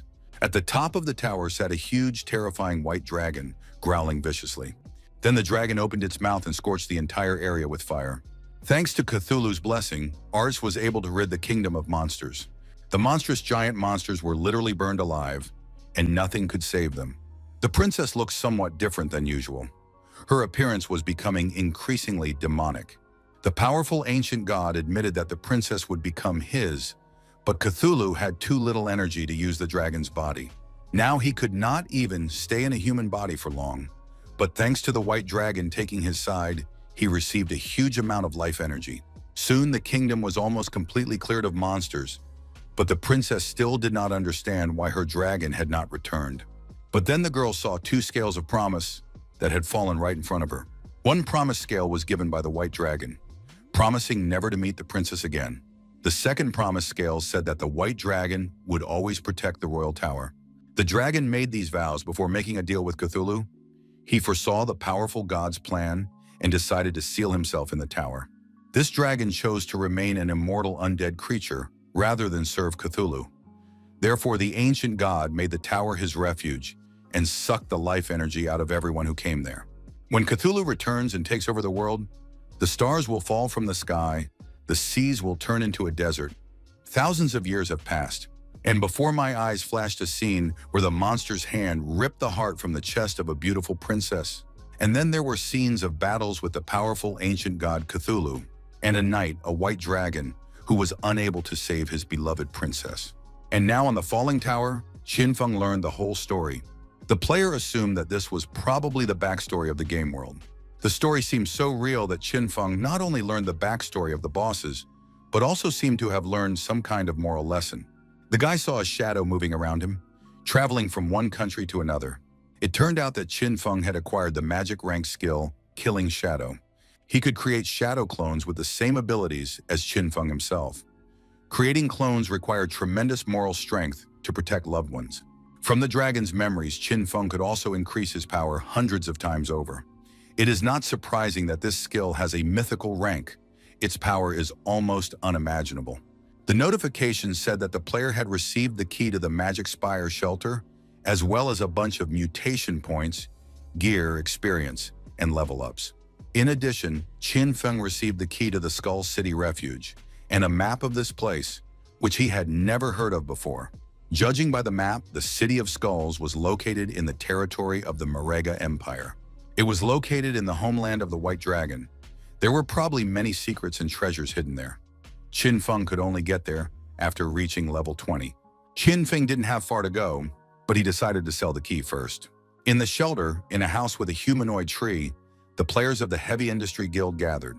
They wanted to figure out what to do next, because it was impossible for them to defeat the Emerald Boss. The guild members suggested asking Shadow for help. When Hyofen said they had no choice, she promised to contact her people in Shanghai who were well acquainted with Shadow and would help establish contact. But right during the meeting, a shadow appeared behind the president. He said that there was no need for complications. They could negotiate without intermediaries. The players couldn't believe their eyes and didn't understand how the shadow had gotten into their hideout. After all, it was basically impossible. The shadow assured them that there was no need to worry. If the player had wanted to kill them, he would have done so long ago. Besides, the hideout had a barrier. Otherwise, anyone could have easily gotten in. President Huan had already regained her composure and asked what exactly the player meant by deal. Qin Feng showed the woman the key and explained that he was referring to the Magic Spire Refuge. He wanted to know if the Heavy Industry Guild still needed it. The players realized that the Shadow had killed the Emerald Boss and earned the key, but it seemed impossible to them. President Huan confirmed that they really needed the refuge and asked how much the player wanted for it. Qin Feng named his price, 1,000 years. The player was angry. It turned out that this cunning shadow had calculated everything in advance and was now mocking them. However, President Huan immediately agreed to the condition and thanked the player. The swordsman could not calm down. He accused the shadow of the fact that Qin Feng had first attacked him, closed the portal, and deprived them of reinforcements. And now he was trying to sell the refuge for a huge price. Hun Haofen tried to stop her son and calm him down. But the young man was furious. He believed that the shadow should not be allowed to treat them this way. This key rightfully belonged to the guild, and it was not worth paying for. Qin Feng asked the young man what he wanted. Hong Zhihin demanded that the shadow give them the key and compensate them for the exchange energy. In that case, the guild would pretend that nothing had happened. Qin Feng turned to the president and said that she had a very clever son. The shadow confirmed that everything would be exactly as the young man wanted. Qian Feng assigned the guild 1,800 years of exchange energy, not a day less. Ziqian was happy and showed his mother how to talk to scammers. But suddenly, he noticed the Shadow's last sentence. Qian Feng explained that he wanted to build a business relationship with the guild. So when they attacked him, he did nothing. But now there would be no discounts. In the next moment, his mother's powerful blow knocked her son out before he could say anything. The woman ordered her assistant to take Ziqian away so that he could level up and not return until the president personally summoned him. The son continued to threaten the Shadow, shaking the air with his weak fists. President Huan apologized to the Shadow, saying she was sorry she hadn't been able to raise her son to be a decent person. The answer remained the same. Qian Feng did not like to repeat himself for 1,800 years. The woman was desperate. The amount was fair because in Shanghai, the Shadow had sold the refuge for 2,000 years, but now her guild had suffered heavy losses and could not pay the entire amount at once. Qian Feng agreed to meet her halfway. The guild would pay 1,000 years now and the remaining amount in 10 days. After that, the agreement was concluded, and the guild leader transferred the necessary amount to Qian Feng. Shadow handed over the key to the hideout, said goodbye, and disappeared. He understood that this guild had potential and would one day become one of the most influential forces. President Huan announced that the guild would use the Magic Spire as its main base. Half of each guild member's income would be used to pay off the debt. It was a large sum, but necessary for the future. The players were understanding and willing to work toward the common goal. The guild president's son was the most dissatisfied. Although he was told that he had done the wrong thing, the young man believed that the Shadow should pay for everything. Information appeared about the nearby silver boss, a spider with a human face. Everyone had to prepare for battle. The healer immediately went to help because the boss used poison, and a spell had to be prepared against it. Hong Ziswan took advantage of the fact that the players were busy and escaped from their supervision. The player didn't want to deal with this nonsense and couldn't stand seeing Xiaoqi anymore. He didn't understand why his mother constantly made them work together. In Ziqian's opinion, the entire heavy industry guild consisted of people who were afraid of rapid progress. They simply did not understand the essence of the game. To level up, you have to use every opportunity. Everyone around him thought Ziqian was an idiot, but he understood that if he used his advantages wisely, he could surpass even a Shadow. In one of the emerald chests, Ziqian found a magical vessel, a vase from the abyss. By putting your hand in it, you could get a random skill. The player obtained the Curse of the Marionette, an epic spell that allowed him to take complete control of any corpse and use its skills while alive. Ziqian decided to kill the Shadow and take control of its body. Abysses can grant incredible power, but one must remember, if you stare into the abyss for too long, the abyss begins to stare back at you. In the demonic capital at the Bone Graveyard, the destruction of monsters and undead continued. Guling took the task she received from the Shadow very seriously. She spent a lot of time here, but finally gained enough experience. Now Guling had significantly improved her performance and was ready to meet the Shadow. The girl received the Chain Blade of the Underworld, strengthened her evil spirit, and gained a psychic attack that allowed her to create illusions for her opponents. In addition, Guling now possessed the Touch of the Underworld, which allowed her to track enemies by smell. With her new abilities, Guling was confident that she could easily defeat Master Stench and that Don Fan Ming would finally meet his end. Qian Feng received a notification. The girl had reached the second rank. She promised to repay him for his help, and after sending a message, immediately logged out of the game. Most likely, Guling had gone to carry out her revenge. She was a determined girl. In her past life, Guling had already tried to take revenge. But due to her soft-heartedness, she failed to finish off her enemy. Soon Guling's identity was revealed, and the hunt for her began. The confrontation lasted a long time, and Guling destroyed many high-ranking enemies. However, in the end, she was unable to return to reality and died of exhaustion. These events caused panic in the demon capital that lasted for several months. Guling had a bright future ahead of her, but she was still too young. Due to her impulsiveness, the girl could have gone down a slippery slope. Qian Feng realized that he needed to get out of the game urgently and make sure that Guling had coped and not messed things up. On the outskirts of the demon city, near the Dongfan Ming estate, everything was shrouded in a thick, foul-smelling fog. Two players were walking along the path, estimating how many days were left before the holidays. The guy wanted to get down from the mountains as soon as possible to find his younger sister. The boys hoped that Lady Dongfan had retained her beauty. The guy with the blue mohawk admitted that he had been thinking about it for a long time too. He hoped that soon they would level up, be able to kill Master Stench, and then have fun with Lady Donphan. But then his friend opened his mouth and saliva dripped down his collar. In the middle of the foggy stench stood a beautiful lady in a lacy black slip and black stockings. The guys froze in surprise. They didn't understand what the lady was doing, but immediately declared that she was incredibly attractive. The beauty confessed that she was tired of her useless husband. She wanted a worthy man by her side, and now all her hope was pinned on the young men. The young men lost their human form upon hearing this and were ready to tear the whole world apart. It all seemed too unreal. However, as soon as they took another step toward Lady Dongfang, their heads flew off into the distance. Guling, for it was she, became invisible and approached the estate, leaving the strangers lying in front of the porch. Master Stench was calmly dozing at the time, spreading fog around the area, but he immediately sensed that someone had entered his territory. Gulen pushed through the foul-smelling fog, trying not to pay attention to him.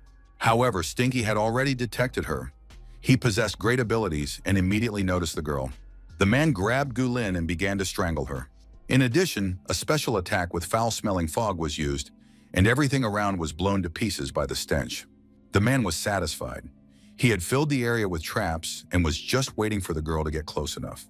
He wondered who this suicide bomber would be and realized that it was the same little girl who had run away once before. The man noted that the girl had become stronger, and perhaps if she were given more time to train, she could become a worthy opponent. He found this intriguing, but he still wanted to kill her right now. However, he couldn't do it. The man felt that he couldn't stand it anymore. Doubts tore at von Yutka. Kill the girl or let her go. He didn't know what to choose. All this time, the man had been squeezing the girl's throat, and it seemed that he had already strangled her. In fear, he let go of Gulen, and she fell unconscious to the ground. But in the next moment, his body was impaled on a sharp glove made of long blades. Guling was standing behind him. The man couldn't understand what was happening. The girl was dead. It turned out to be an illusion. Now this stinking idiot had to die. He wanted to understand how it happened and where he had slipped up. Gulen said that as soon as the man looked into her eyes, his death became inevitable. The man realized he had lost when he tried to break this girl's neck. Before he died, he admitted that he was dealing with a worthy opponent. Around that time, the windows of the mansion flew open, and Madame Donphan asked what all the noise was about. The woman threatened that if she was not allowed to sleep, she would kill absolutely everyone. Donphan looked down and saw the body of the murdered guard in front of the house. She realized that someone had entered the estate and began to call for help. Guards on all floors posted sentries. They were to protect the lady and find the intruder. The boy woke up, not understanding what was happening. His mother told Nan Tian not to worry. She planned to call his father. The boy told his mother not to be afraid. He could protect her now that he was 18 years old. The woman was happy and hugged her son. If only her husband were half as brave as her son. There was a knock at the door, and mother and son looked at each other in fear. Looking out into the hallway, the woman saw that all the guards were dead. She couldn't understand how this was possible. Could the shadow have found out about her plans? Suddenly, a voice sounded behind her. Someone asked what plans she was talking about. Donphan Ming didn't understand who had appeared next to her. After all, this girl had never done anything wrong, so why had she come to kill her? Gulen replied that the woman simply did not recognize her and that she should take a closer look at her guest. Gulen took off her hood and looked at Donphan with her demonic eye. The mistress of the house did indeed recognize the unexpected guest. It was the girl who had already caused her so much stress. However, the woman did not have time to say anything because she was pierced by an arrow. Guling didn't want to listen anymore. Donphan Ming had killed her parents, and so the girl decided to kill Donphan Ming in front of her son. Donphan said she admitted defeat, but begged Gulen not to touch her son. Gulen found this amusing. How dare this villainess make any requests or bargain? The woman continued with her last ounce of strength, bleeding profusely, saying that it was all her fault and that her son had nothing to do with it. But Gulen didn't want to listen to her. After all, this villainess hadn't thought about the children when she killed the girl's parents. And now there was nothing left of Dongfang Min because she exploded and scattered across the room in bloody pieces. It was all very difficult for everyone involved. Gulen sighed with relief. She had finally achieved her goal and avenged the death of her relatives. The girl did nothing to the boy who had been hiding under the blanket all this time. She left the dead body lying on the floor and left the room. The boy watched Gulin leave and was very grateful to her. Today, the girl had freed him because his mother constantly oppressed him with her control. The boy promised his dog fresh girl meat for dinner tonight. Gulin was walking down the corridor of the huge estate when suddenly some phantom creatures, similar to summoned ones, appeared around her. The boy, without taking off his pajamas or leaving his bed, ordered his undead to take the girl alive because he wanted to play with her. The child had a hidden class, Lord of the Undead. The Lord of the Undead did not possess good combat skills, but he could control corpses. The corpses retained all the abilities they had in life. Gulin knew she couldn't handle all these dead people. She was alone against a bunch of strong enemies. But then she saw some light in the window. In the blink of an eye, everything ended happily. Qin Feng held the severed head of the boy in his hands and gave his student another piece of advice. Mercy towards enemies can lead to destruction. Gulin was concussed after flying out of the building and hitting her head. She couldn't understand who this person was. Qin Feng sucked all the life energy out of his slain opponents and said that one should never show the slightest mercy to one's enemies. Gulin thanked her mentor. Today she had indeed learned one of the most important and vital lessons of her life. The blooming curse unleashed its full power, sucking the energy out of the dead, while Gulin shed tears of happiness because today she was able to avenge her parents. Qin Feng approached the girl and asked what she was going to do. Gulin replied that she should probably die and reunite with her family. Qin Feng said that at such moments a person feels emptiness when choosing a path, and with that, one must be prepared for this feeling. Gulin remained silent, tears streaming down her face. Qin Feng said that she had to make her own decision about her future, but he wanted to tell her something else. The game can grant incredible power, and it hides many secrets that have yet to be revealed. Perhaps someday, among all these secrets, a way to resurrect the dead will be found. The further players progress in the game, the more possibilities they discover. In any case, if Gulin's only goal was revenge, then Qin Feng's words mean nothing to her. But if the girl is ready to move on, then she must follow Qin Feng. Gulin made her choice. She jumped up and ran to catch up with her only friend, companion, and teacher. In the real world, in the refuge of the abode of pure souls, today was neither empty nor lonely. Qin Feng brought Gulin there. He wanted to show her everything and tell her everything about himself. The young man showed and explained that they were now in his refuge. In the real world, it was called the abode of pure souls. The young people went inside the room. Everything was very beautiful. Qin Feng announced that Gulin would now live here. A mechanical maid came out to greet them and welcomed her master. Gulin was very surprised. Qin Feng ordered the maid to prepare dinner for two and then explained to Gulin that he had created this maid with the help of a divine gift book. The girl had never heard of such a thing, so he had to explain that the skill book helped to create various objects, which made it very useful. When the time came, Gulin would pass a test and receive the same book. At the Su family estate in the City of Magic, after Qin Feng and Gulin left, cars arrived. People ran out of them. They were ordered to save everyone they could, especially to try to save the man's wife and children. Su Kunsang did not understand why his wife had called him in the middle of the night. Who dared to attack at such a time, especially since everyone knew that the house belonged to a high-ranking officer? The man immediately assumed that it was the work of Shadow. Shadow must have found out about the plan with the fireworks factory, but that was impossible. The military searched the entire estate, but no bodies were found anywhere, nor were any living bodies. The officer reported that apart from traces of a struggle, nothing and no one had been found on the estate. Mr. Su did not understand where his wife and son were, nor where all the servants and guards who were supposed to protect his family were. There was absolutely no one there. This was the same thing that happened to Donphan's family. No bodies were found in the restaurant either. The man was literally crushed when he realized that his son and wife had left him forever. Su Kunsang, unable to hold back his bitter tears, was certain that it was the Shadow who had killed his family, and demanded that a warrant be issued immediately for the Shadow's arrest. The female officer asked why her boss was so sure it was Shadow. But the murder style is exactly the same. My wife's family was killed in exactly the same way, he said. But the girl continued to argue that they had absolutely no evidence that it was the player's Shadow who killed the family, and even less reason to suspect him of the disappearance of Commander Su's loved ones. Although it was possible that Su Kunsang had some information, perhaps the family had crossed someone, and after that, Shadow decided to take revenge. Su Kunsang ordered the girl to watch her tongue. Does she suspect me of something? Lee Wang replied that she hadn't thought anything of the sort. It was just that recently, members of the Sky Dome Guild had captured several members of the Dark Dragon Guild and handed them over to the authorities. After interrogation, they confessed that they had attacked Shadow's hideout on Mr. Su's orders. They also said that Mr. Su wanted to lure Shadow to the fireworks factory and then blow it up. The military was going to catch Su Kun-san right at the fireworks factory, but now they had every reason to believe that Don Fan Ming had escaped to avoid punishment. After that, the charges were read out, accusing Mr. Su of abuse of power and preparing a terrorist attack.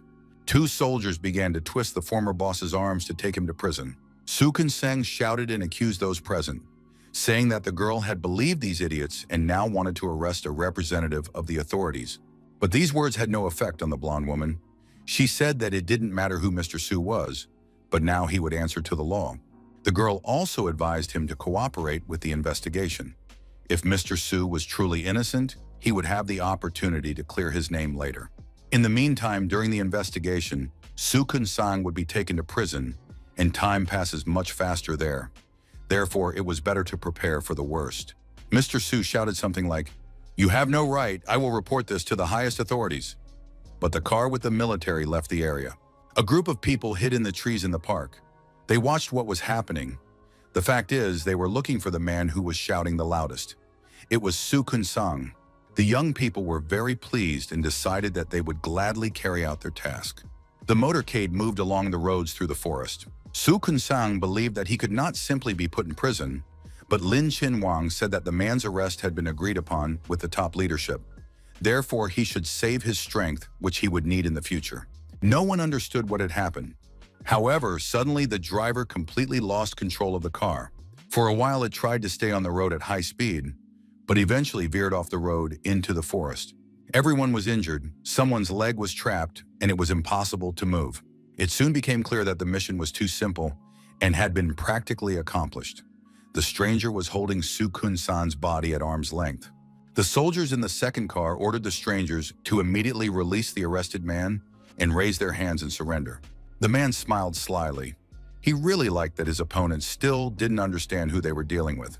At that moment, a player appeared in the second car, where the soldiers were sitting with two powerful sledgehammers in his hands. The man activated the meteor hammer and killed all the passengers in the car with a single blow. Even his comrades were impressed by the guy's strength and power. The strong man returned happy. He loved killing police dogs. The effect of the improvement was simply incredible.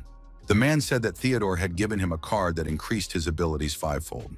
Now at level 10, he was able to gain the strength of level 50. The only thing the strong man regretted was that these soldiers had very little life energy, only 100 years between them all. However, there was no need to worry, because for completing this mission, Theodore would give all participants 1,000 years of exchange energy. The bandits decided it was time to return. With Theodore's help, they would be able to kill the Shadow and avenge Chen Shishi. The bandits were about to leave when suddenly the girl who was with them sensed something strange. It seemed to her that there was still someone alive in the car. The stranger activated her fire skill and launched a fireball into the car. After the car exploded, the girl declared that now everything was probably completely clean. The guys praised Meijin, saying she was wonderful, but they still couldn't forget their old friend Chen Shishi, with whom they had many memories. Lee Qinhuang was sitting on the ground behind a tree. The girl activated her passive death escape skill, which allowed her to avoid death in case of danger. Li Qian understood everything. These were the remnants of the Alice Guild. Someone named Theodore had ordered them to rescue Su Kun-san. The entire police squad had been destroyed. This needed to be reported to the authorities immediately. Qin Feng and Gulin were in the City of Demons and were approaching the Sky Tower. He told the girl that the NPC protecting this tower was called Mommy. Her real name was Queen of the Waning Moon, Virginia. Before she became the enemy's guardian, she had 2 children who were killed before her eyes.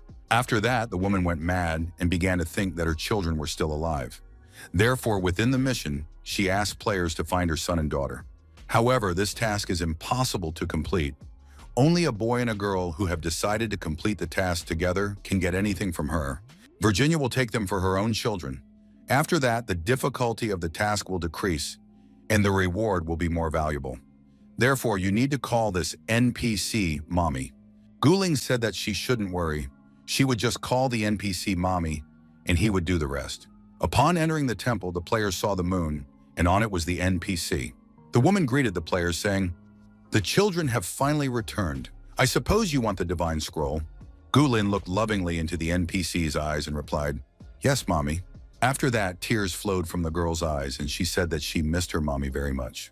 The NPC replied that she had missed them too, and would like to give the scroll to the children right away. But according to the rules of this tower, they must pass a test. They had to defeat her avatar, and then the NPC would reward the children. The avatar of the Queen of the Waning Moon was of the Emerald rank, level 20. After receiving their mother's blessing, all of the players' stats increased by 20%. Guling just watched her partner, while Qin Feng became literally blacker than night and activated his most powerful skills. His deadly shadow began to fight against the avatar. Adding another lightning-fast slash, the enemy's life energy began to decline rapidly. And then came the notification that the avatar of the Queen of the Waning Moon had been defeated, the trial had been passed, and all this with just one strike. This time, Qin Feng used 3 clones and 4 deadly needles. It was an incredible skill and an amazing ability. The NPC greeted her children, saying that they had grown up a lot and become strong and brave. She was especially pleased with little Anna, who had grown into a young woman. The NPC handed 9 divine books to her daughter. Guling was very sincere in her feelings, because she really remembered her deceased mother, whom she missed so much. Qin Feng knew that Virginia would continue to meet players, mistaking them for her lost children. But someday she would have to exchange her life for a divine book. After that, she would finally find peace. After that, Mommy turned to the boy and asked what her son needed. Qin Feng asked Mommy for the divine book and the connection bracelet. Virginia held the magic stones in her hands. She said that she now had a divine gift that she was ready to give away along with her life. The woman gave all of this to her son. Qin Feng received the divine book and the communication bracelet, and in return, the young man gave Virginia 150 years of his life. The woman was very surprised. She said she didn't need the years, but Qin Feng said that he wanted Virginia to accept these years. After that, the children said goodbye to their mother, and Virginia advised her daughter to always stay close to her brother, who would protect her. Guling figured that Qin Feng was probably really like a brother to her. The girl ran after Shadow and asked him how she should address him in the future, as master or brother. Qin Feng was unequivocal. He immediately said that she could call him whatever she wanted, but not brother. Guling didn't ask any questions. However, she guessed that Qin Feng had had some negative experience with that word. Qin Feng received a message from Yu, who wanted to know who was on his friends list. This needed to be clarified urgently. And Yu said that there was a serial killer in Shanghai. 7 people had already been killed, and there were rumors that Shadow was involved. The unknown killer murdered his victims at exactly the same time that Shadow entered the real world. He also knew the investigator very well and hid the bodies so that they would not be found immediately. And Yu added that most people believed Shadow was the killer, but she knew he was incapable of such a despicable act. Therefore, it was possible that one of his friends wanted to frame him. Qin Feng said that besides Yu's team, his friends also included the Temple Keeper, the player White Yu, Shili's granddaughter, and a member of the Ghost Spirit Guild. The captain said she would send people to check on these players, but Qin Feng wanted to know where exactly the victims' bodies were. Upon receiving the answer that they were scattered throughout the city, Shadow expressed his desire to investigate the situation himself. Qin Feng turned to his assistant and asked Gulin to log out of the game. He had a task for her. Qin Feng gave the girl a communication bracelet that connects reality and the game world. Riding a wolf, Gulin went to Shanghai and had to find the killer. Someone had framed Qin Feng and arranged everything so that the murders coincided with his online time. It was unlikely that it was one of his friends. Wang Min's team and the government are always notified when someone is in the game. Most likely that's where the mole is. Guling's touch can track a person by their soul print. She is the best specialist in this field, and she will be sent information about all the murders. Using her mental skills and information, Guling must find the killer. In the real world, in the magical city, one of the hotels was unable to sleep that night. The players completed the task and brought Mr. Theodore Su Kun-san. Theodore thanked Tony for a job well done. The man with a cigar in his teeth turned to the prisoner, saying that they had had a good chat at the party last time. But Theodore couldn't stand the unfair treatment of Su Kun-san, and so asked his friends to bring him in. Su Kun-san recognized Theodore. It was Theodore from the government. Su Kun-san recognized the men who had brought him here. They were China's most wanted criminals, connected to Shishi's disappearance. Only one thing was unclear: who Theodore worked for, the Shadow or the Chinese government. But it didn't matter because everyone knew that the government and the Shadow were two sides of the same coin. Su Kunsang shouted that his family was dead and the government would not hand him over to the Shadow. They wanted to put him behind bars as a military officer. However, the man did not understand why Theodore needed him. Theodore replied that the gentleman could help him find what he needed. After all, everyone knows who he works for. Su Kunsang did not understand what he was talking about and who he could find, especially since they were about to arrest him. It turned out that Su Kunsang possessed the secret weapon of feng shui. The first skill was yin and yang harmony. It allowed him to manipulate his opponents and had an additional passive effect in the form of damage. The second skill, perception of the earth, allowed him to find treasures and monsters. But it was complete nonsense, because he couldn't even deal with the Shadow. Su Kunsang activated yin and yang harmony. Suddenly, a scandal broke out between the two comrades. They called each other idiots and completely useless creatures. Tempers flared, and threats were made to smash each other's heads in and show who was capable of what. The next moment, the guys started fighting, and they really beat each other up. Su Kunsang said that these two fools would fight until they lost their pulse. However, this skill is completely ineffective against enemies above the 5th level. Theodore really enjoyed the performance. He applauded his captive's actions, saying that this was exactly what he needed.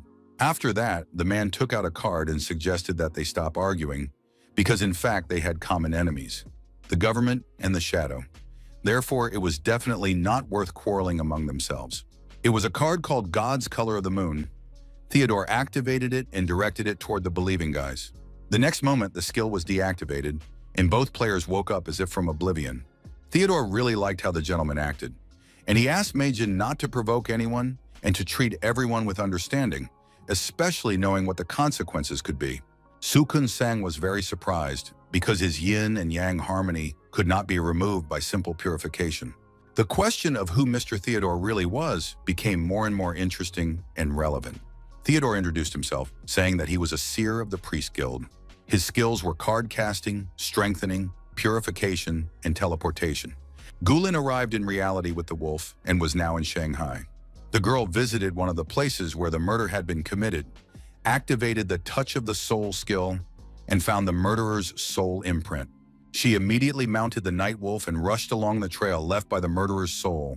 In Shanghai, at the former residence of Qinfeng, Xin Xiao opened the door and greeted the guests. Standing in the doorway was a friend who had brought an unfamiliar man with her.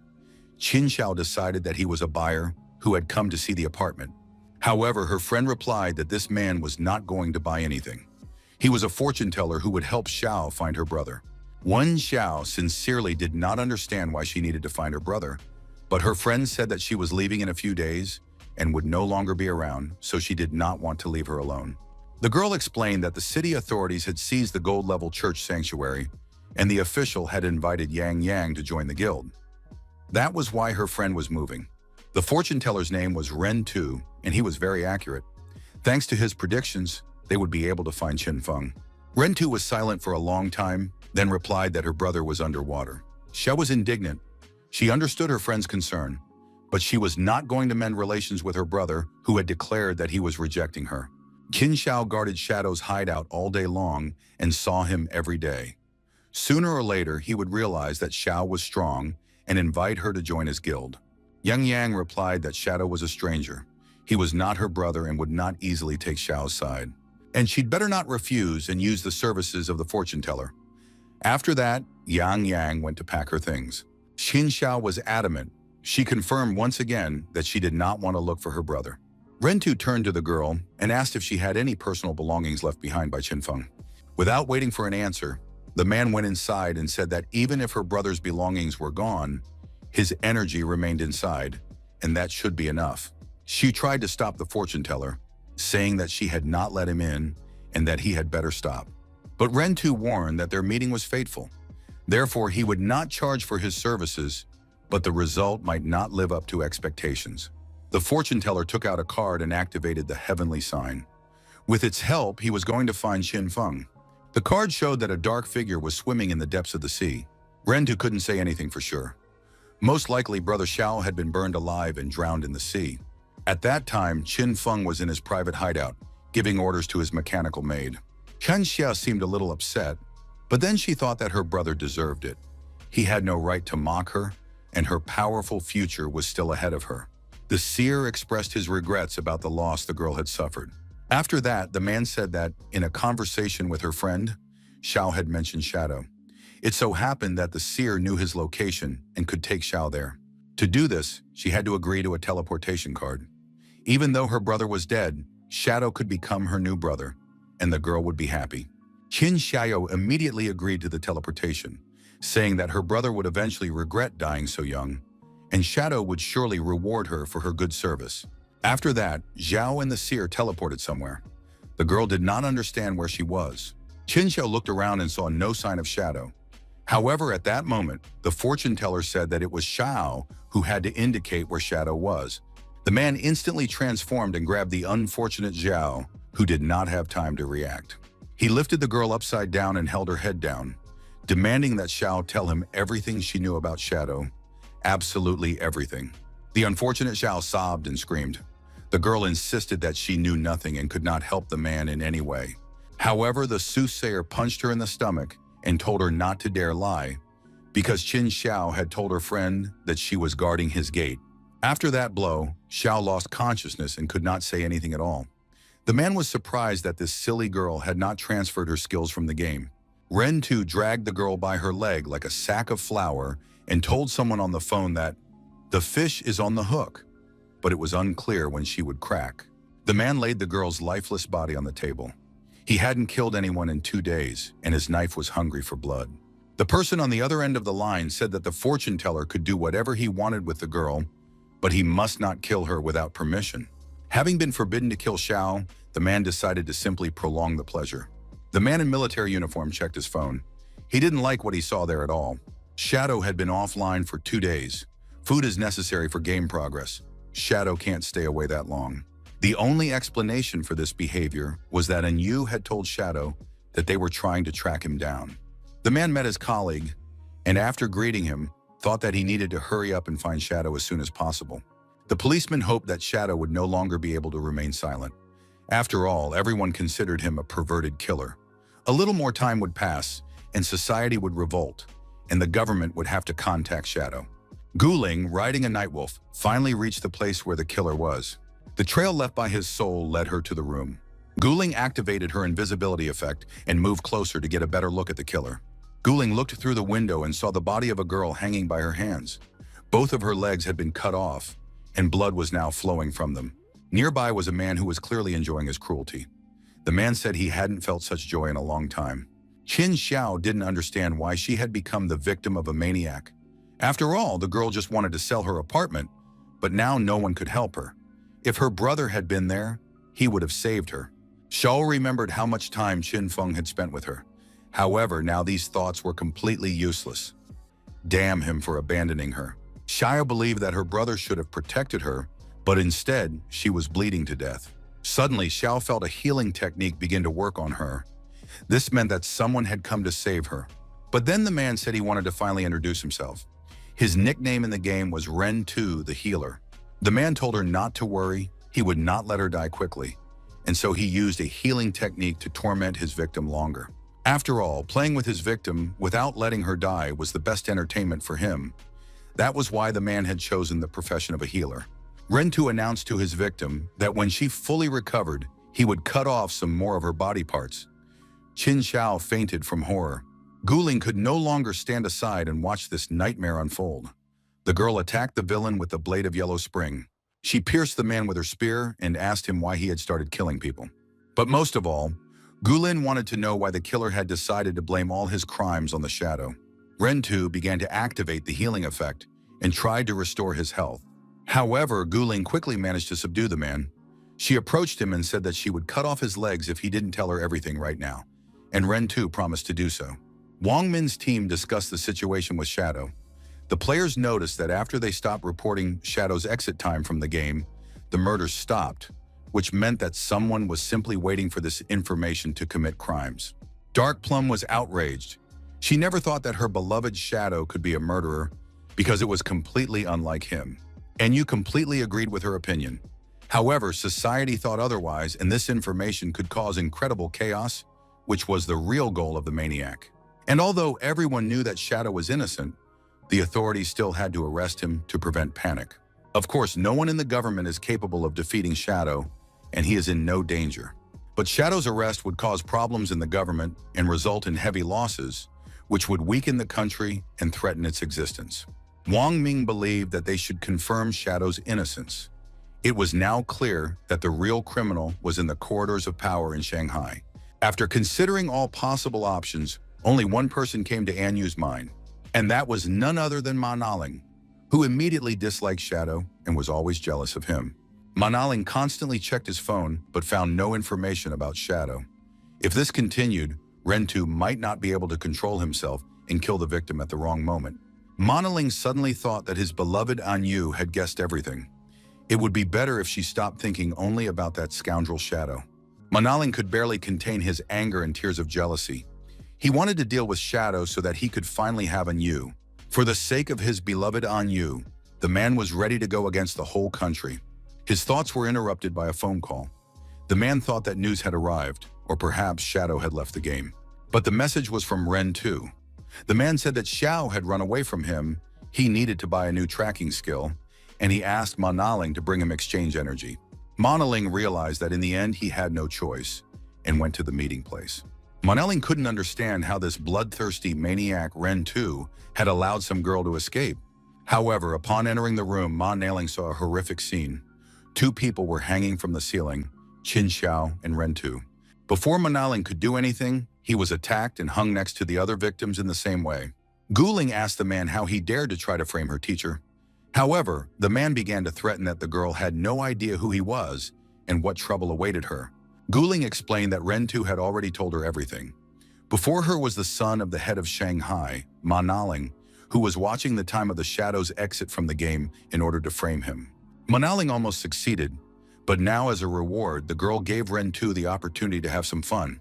She ordered Ren Tu to kill Ma Naling, and the maniac could do it any way he wanted. Ren Tu was very pleased with this turn of events.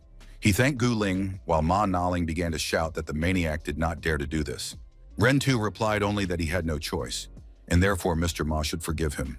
Ren Tu cut the ropes with his knife, intending to mutilate the body of this corrupt cop, but Ma Naling activated the fire. He immediately threw it at Ren Tu, and a powerful explosion rang out in the room. Ma Naling said that he had prepared for their meeting because the girl was Shadow's assistant, and now the man used the skill, Power of the Sun God. He wanted to use this technique to strike first. This improved all of the player's characteristics, and Ma Naling was going to kill not only Shadow, but all of his henchmen as well. Ma Naling aimed his golden bow at the girl and activated a barrage of fire. Gulen used the exposed Shadow, and Ma Naling realized that the stranger was also an assassin, just like Shadow. Guling then attacked, causing Ma Naling to drop the golden bow from his hands. The girl realized that her opponent was very weak and that the skill card did not belong to him. Guling asked who was helping Ma Naling. Ma Naling turned out to be a real weakling. He couldn't stand the pain and immediately began to cry, admitting that he would tell everything now. According to Ma Naling, foreigners who worked with Chen Shishi were behind it all. They found a police officer and offered to help kill the Shadow. They gave him a cool card and said that a very influential person was helping them, so Ma Naling simply couldn't refuse. Ma Naling continued to cry and snivel. He said he didn't know who this influential person was. After that, the man began to beg him to let her go, and then Ma Naling's father would thank the girl. Ma Naling continued to scream desperately and say that his father was a very influential person and would give the girl everything she wanted. Guling was tired of listening to these cries. Besides, her master had taught her that they should not show mercy to their enemies. Both villains were killed, but the unknown girl remained. Qin Xiao continued to hang from the ceiling. Gulen said that the girl's legs had been cut off, which was very sad. The authorities would take care of her rescue, but her survival depended on her will to live. After a while, representatives of the Shanghai police arrived at the scene. Rushing into the room, they saw a horrific scene and immediately called an ambulance. Inside, the police found two dead bodies, one of which was Ma Naling, as well as an unconscious but still alive girl whom they did not recognize. One of the police officers called the captain and said he had found a message left behind. There was a message on the wall These two people were responsible for the murders and tried to frame Shadow. The evidence is in their phones. Take care of everything properly. After checking the phones of the dead, the police confirmed that Ma Naling had indeed demanded that the girl be killed and framed for Shadow. Someone had informed Ma Naling of the time when Shadow was not in the game, and that person also needed to be found and arrested. Qin Feng was finally able to log out of the game for the first time in a couple of days and was now trying to satisfy the ravenous hunger he felt. Enyu got in touch and reported that they had found the real killers. They were Ma Naling and Ren Tu. Enyu said that both villains had been found dead. All the evidence had been preserved on their phones. And a girl who was supposed to be the next victim had been found next to them. The police were sure they had caught the real killers. The girl had lost both legs and was now in the hospital in intensive care. The police were waiting for her to regain consciousness and be able to identify her kidnappers. Qin Feng realized that his assistant had done her job perfectly. Enyu decided to tell Shadow some important information. 5 strange creatures had appeared in the suburbs of Shanghai. They flew around the area and hunted players, and even if the police killed one of them, there were still 5 monsters left. Most likely, these 5 monsters are protecting some valuable treasure. We need to deal with them quickly. Qin Feng suggested that another tablet of the ancient god had appeared. Based on the description he received from Enyu, Qin Feng understood that the tablet must be located high in the heavens. To be able to fly, one must reach a very high level, which meant that Qin Feng needed some kind of flying vehicle. In the magical falling tower, the player was able to find the key to the city of Cherepov. This place was located in the territory of the Marega Empire and was the home city of the Dragon Clan. Qin Feng decided that he would be able to find something suitable for himself there. However, to get to the city of Cherepov, he needed to reach level 20, and the player was currently at level 19. He had very little left to go, and a short time later, the guy was on the beach of the city of Cherepov. The entire beach was littered with energy exchange capsules, as well as the bones of slain monsters and players. Shadow saw a group of players trying to fight a huge giant lobster.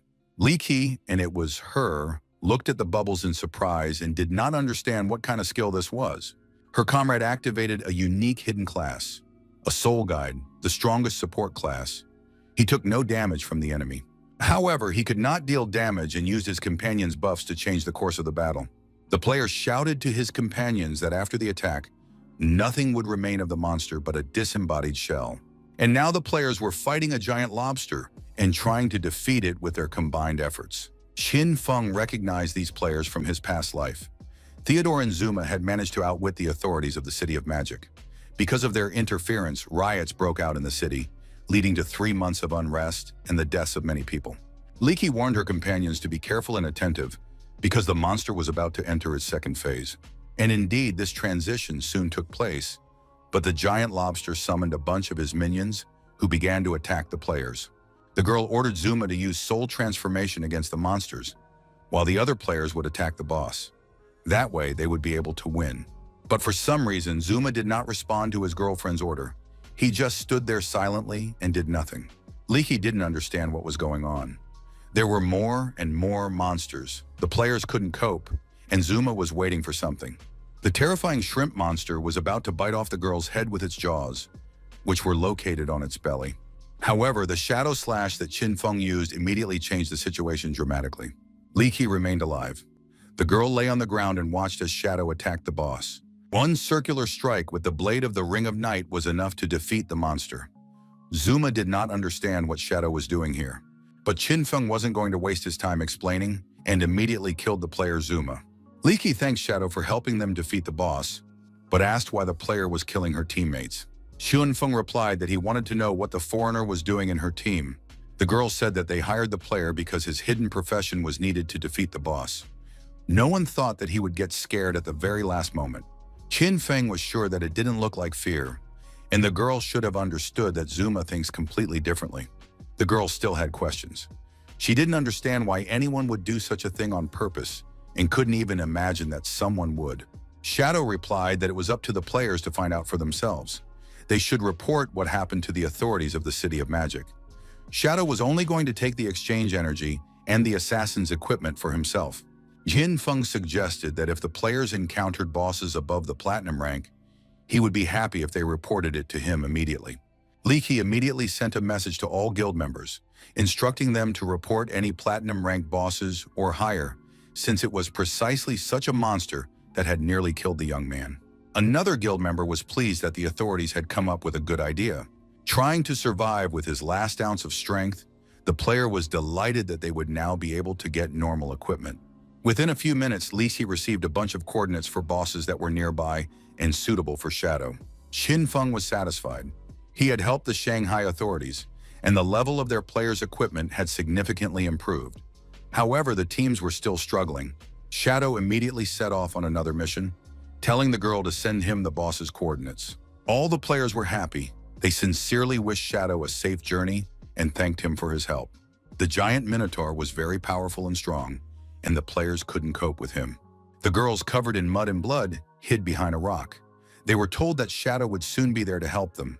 The beauties also hoped that they would be able to see Shadow, because he was probably a real hunk. The players said that no one knew what Shadow looked like, and of course all the girls fell in love with him, sight unseen. But the girls said they weren't in love at all. They were just curious. The Shadow killed emerald-ranked monsters, so the platinum boss should be a piece of cake for him. Before they could finish talking, the giant Minotaur was cut in half with one precise blow from top to bottom, as if it were made of mastic.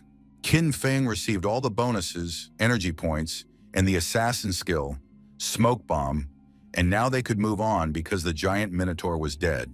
The players were in shock. The boss had been defeated. Shadow had killed him with one blow and then moved on. The girls didn't even have time to get a good look at him. A powerful explosion rang out behind the rock, and it seemed as if the earth shook. The shock waves scattered the group of players in different directions. All this noise was made by a huge boss with a giant sword in his hands. The commander shouted for his comrades not to come close, but the Emerald boss's attack range was much greater than that of the Platinum boss. The players thought their end had come, but this time it was not them who met their end. The severed pieces of the boss flew past the surprised players, followed by the Shadow. The Shadow Slash, multiplied by 4, finished off the battle. The noble rebel was defeated. In addition to exchange energy and mutation points, Qin Feng gained the assassin skill, Dissolving in Darkness.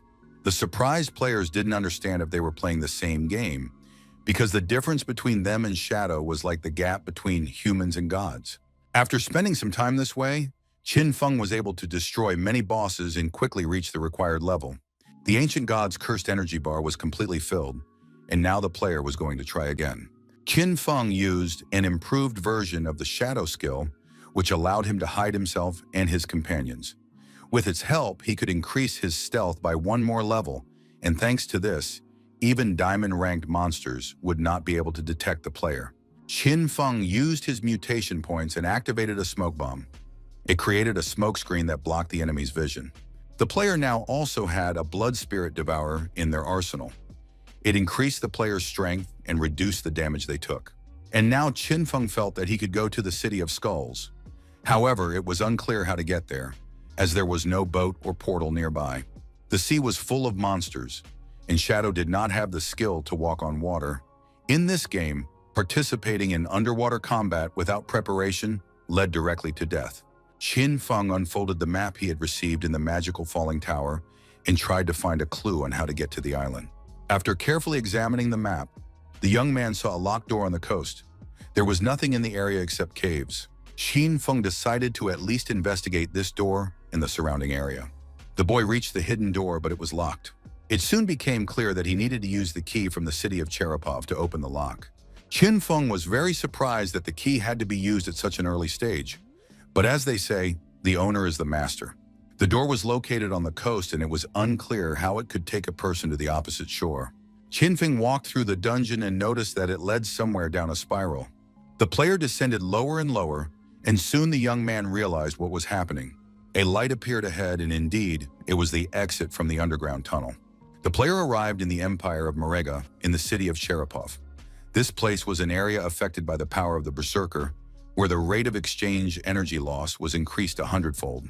Qin Feng immediately noticed that this place and the city of Cherepov itself looked very unusual. Who would have thought that a tunnel connecting both shores would be laid under the sea? Once in a past life, some crazy guy shouted that there was a tunnel under the sea, But no one believed him because everyone thought the man had confused this game with some other one. Soon, Qin Feng met the guardian of the city of Cherpov. It was a centipede with 1,000 blades, the upper part of which was a human body. The lower part had been transformed into a giant monster. Its body had the same wounds as the white dragon. Perhaps this guardian was the curse of Cthulhu. At that moment, the monster opened its monstrous mouth. Qin Feng saw the upper part of the monster's body. Judging by the scars, it had suffered inhuman torment during its lifetime. Qin Feng activated Gift of Death. When using a throat slash, the target would receive additional damage. He also used Thirst for Killing and a quadruple Shadow Slash. But most of Shadow's attacks were deflected, and now the young man used Gift of Death again. In the end, it was enough, and the Guardian of Skull City was defeated. Qin Feng moved on. He killed the 1,000-bladed centipede, received mutation points, and also exchanged days. When the boss died, she took on the appearance she had before she turned into a monster. Qin Feng said goodbye to Mowire. After that, the player killed the cursed spider without any problems and received many items of equipment, as well as several skill books. Qin Feng noticed that all the monsters here had the upper body of a human and the lower body of a monster, as well as human names. The skeletons here were mutilated beyond recognition. Qin Feng examined a skull skeleton that resembled a dragon skull, but with multiple eyes and various growths. It felt as if this city had been turned into some kind of monstrous laboratory. To win the war, the inhabitants of the Mariaga Empire summoned Cthulhu, and the ancient sea battle cursed the city. This curse spread everywhere, turning the inhabitants into monsters. The closer Qin Feng got to the center of the city, the stronger the energy of the curse became. Suddenly, the captain of the city guard, Marion, appeared before the young man. He was a platinum-ranked monster, level 25. The monster made a solid impression. It seemed to be made of stone, and all parts of its body exuded fire and energy. Qin Feng assessed his opponent and wondered why this monster had such a low rank. Marion attacked the player, but Qin Feng managed to dodge the blow, which was capable of flattening anyone. In turn, Qin Feng used his Shadow Blade and struck the monster several times. Everything seemed to be going as usual. However, there was a click, and all the damage that had just been inflicted on the monster was reflected and hit the player. Qin Feng realized that his opponent could reflect damage, which meant that his health level was 10 times greater than that of a platinum boss. But it could reflect damage inflicted on it, apparently 100%, and if it weren't for the dark light shield, Qin Feng would already be dead. The young man realized that he must not let his guard down. He rose high into the sky, and it turned out that his opponent was even surprised by the player's behavior. Qin Feng added a few more layers of the dark light shield, then activated the Shadow Blade 10 times and began his attack. The young man decided to use weaker skills first to prepare for the decisive blow. With the help of the dark shield, he would block the enemy's attacks. Once the gauge was completely full, he could start using his main powers. Qin Feng used Death Gift and the Crimson Blade. It was a direct hit on the enemy. And although the young man received a counterattack, the sustained damage gave him a huge advantage. The shield could now withstand enormous damage, so the monster's counterattack would not be a serious problem. Soon, Qin Feng killed the captain of the city guard, receiving mutation points and exchange energy, as well as skill books and equipment items. Unfortunately, after the death of the guard captain, all the city guards were put on alert, and now monsters began to crawl out from all sides, ready to defend their city. A ring of various creatures closed in around the young man. He had summoned a wave of monsters and now had to kill them all before moving on. Qin Feng had never encountered the concept of a wave of monsters before. Even for Qin Feng, this was quite unusual. But the battle would be all the more interesting, the young man decided. He used the blade of the Ring of Night and destroyed all the monsters, after which the path to the City of Skulls was open. Qin Feng received only 1 year of exchange energy. It was too little. It turned out that even after the city's inhabitants turned into monsters, their life energy continued to be drained. Qin Feng followed with his gaze and noticed how all the life energy began to gather into a single stream. After that, all this energy transformed and formed a bridge. The spheres of light that fell from the monsters formed a bridge leading to the city, which Qin Feng now had to cross. At that moment, the player received an upgrade to the blessing of the residents of Cherpov. The player granted liberation to the restless souls of the city's residents, who were grateful for this, and now he would have the opportunity to gain the power of a dragon in the city. Qin Feng assumed that the source of the curse was in the city and had to be destroyed. The opportunity to gain the power of a dragon was very appealing. The player approached a pit that was covered with red sores, the same ones that were on the monsters' bodies. Qin Feng jumped into the crater, as if into the mouth of a volcano, and found himself in the large sewer system of the city of Cherepov. The rate of life energy loss in it was increased 1,000-fold, and it seemed as if the player was in some kind of bloody sludge. The remains of some monsters were still visible in this sludge, and it seemed that people were trying to escape from captivity. One of the monsters tried to speak, but he spoke in the language of an ancient god. But in some incomprehensible way, Qin Feng realized that he understood the monster's words. It was repeating the name Mo Wire. Soon another monster appeared before the player. It was the last guardian of the City of Skulls, Achilles, who had an emerald rank. Qin Feng used his skill to dissolve into the darkness, hoping to become invisible to his opponent. However, the guardian of the city struck, and he knew exactly where to hit. Qin Feng was surprised that his opponent could see his location despite the veil of shadow. At that moment, the monster also opened its throat and began to shout Mo Wire's name in an ancient language. The monster shouted that name, perhaps because the young man had killed Mo Wire and taken her life energy. It was probably thanks to this energy, which had previously belonged to Mo Wire, that the monster was able to track her location. Qin Feng noticed that the enemy had the same spikes on its body as the captain of the city guard. Perhaps it could also reflect damage. This assumption was soon confirmed. Achilles roared loudly at the top of his lungs, and it became clear that he was moving on to the next phase. Now many eggs appeared around the player. They could also reflect damage, and elite minions were about to hatch from them. To destroy one egg, it was necessary to use the Shadow Blade 3 times, so the player lost 3 layers of Dark Shield on each egg. Although the recharge time was greatly reduced, it took about 2 seconds to restore each layer of the shield. Qin Feng would not be able to destroy all the eggs, so he would have to fight the monsters that hatched from them. But at that moment, the recharge time for the player's best skill had just ended. Qin Feng used the Crimson Blade, and the power of his defensive shield was enough to prevent him from suffering from the return damage. However, at that moment, the first creature began to hatch from the egg, stretching out its monstrous paw. Soon, a level 20 emerald-ranked cursed snake appeared in front of the player, followed by other similar babies.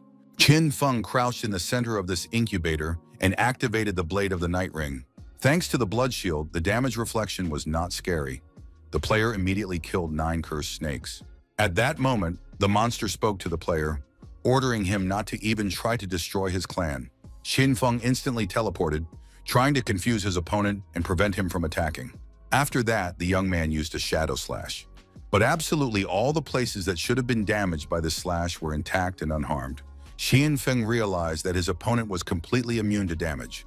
At that moment, the monster struck. The protective shield withstood the next attack, which was very powerful and fast. The shield was no longer able to restore its layers, and Qin Feng became virtually defenseless against his opponent. The monster declared that as long as his people existed, the City of Skulls would stand. Qin Feng knew that only monsters of epic rank and above could speak in the game, and this monster was only of emerald rank. At that moment, the monster began to utter a curse, pointing its hand in the direction of the player. The boss used the Demon Dragon Cannon to protect his people.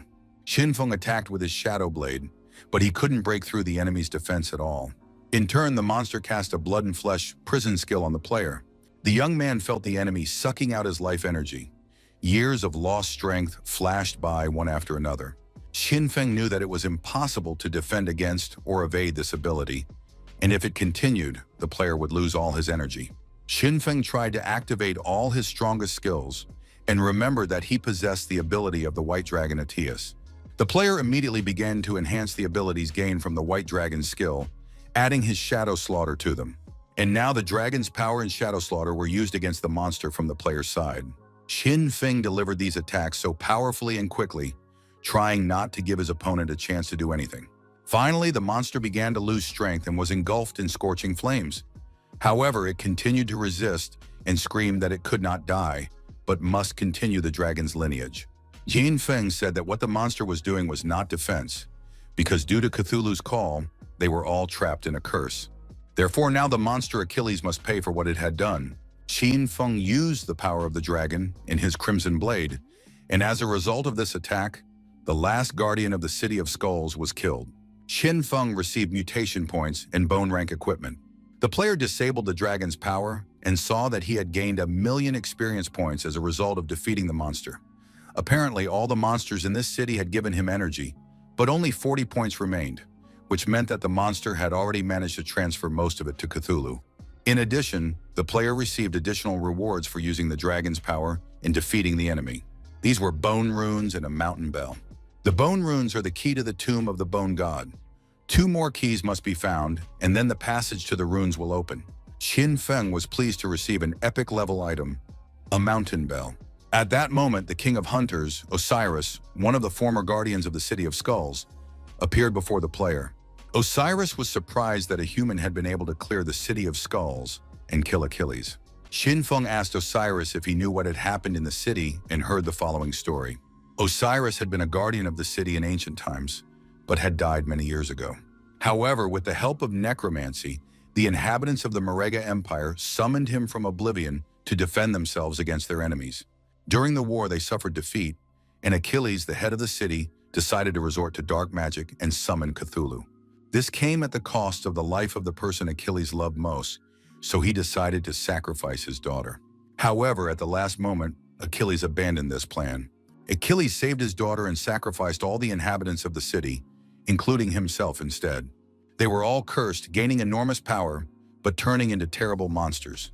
The inhabitants of Mariaga were able to defeat their enemies, but they completely lost their humanity. The girl was the only one who retained her human form. However, she had no chance of survival. The monsters hated her, considering her the cause of their curse, and in the end, the princess also became a monster. Osiris wanted to thank the person who was able to bring peace to the souls of the city's inhabitants. In addition, the dragon sensed a familiar scent coming from the player. He said he would follow the man forever and asked him to tell him his name. Qin Feng introduced himself and said his name was Shadow. Osiris bowed his head in reverence and declared that he would obey Shadow and that Shadow would now be his master. Qin Feng noted that, like all epic ranked creatures, Osiris's characteristics were very specific. For example, an epic boss has at least 10 million hit points, but Osiris only had 100,000. Perhaps this was due to the effects of necromancy. Before his resurrection, he had been dead for a long time, and because of this, his power may have been significantly reduced. Thanks to his skills, Osiris could use bone shields and bone spikes. It was a rather primitive set, but he could also summon 12 emerald-ranked pterodactyls, which provided a good view from the air. In addition, Osiris' body consisted only of bones, so the dragon was quite light. This allowed it to develop tremendous speed, exceeding even the speed of sound. This was an excellent indicator that compensated for its rather weak combat skills, and Qin Feng was satisfied with this acquisition. It was quite enough for him. It turned out that the player had fulfilled all the conditions for improving his profession, which was also a pleasant and timely event. Qin Feng, without delay, immediately began the improvement. It took some time, and soon confirmation came that the player's profession had reached the 3rd rank. In addition, all bonus characteristics were improved, and a new passive profession was added, Shadow Light.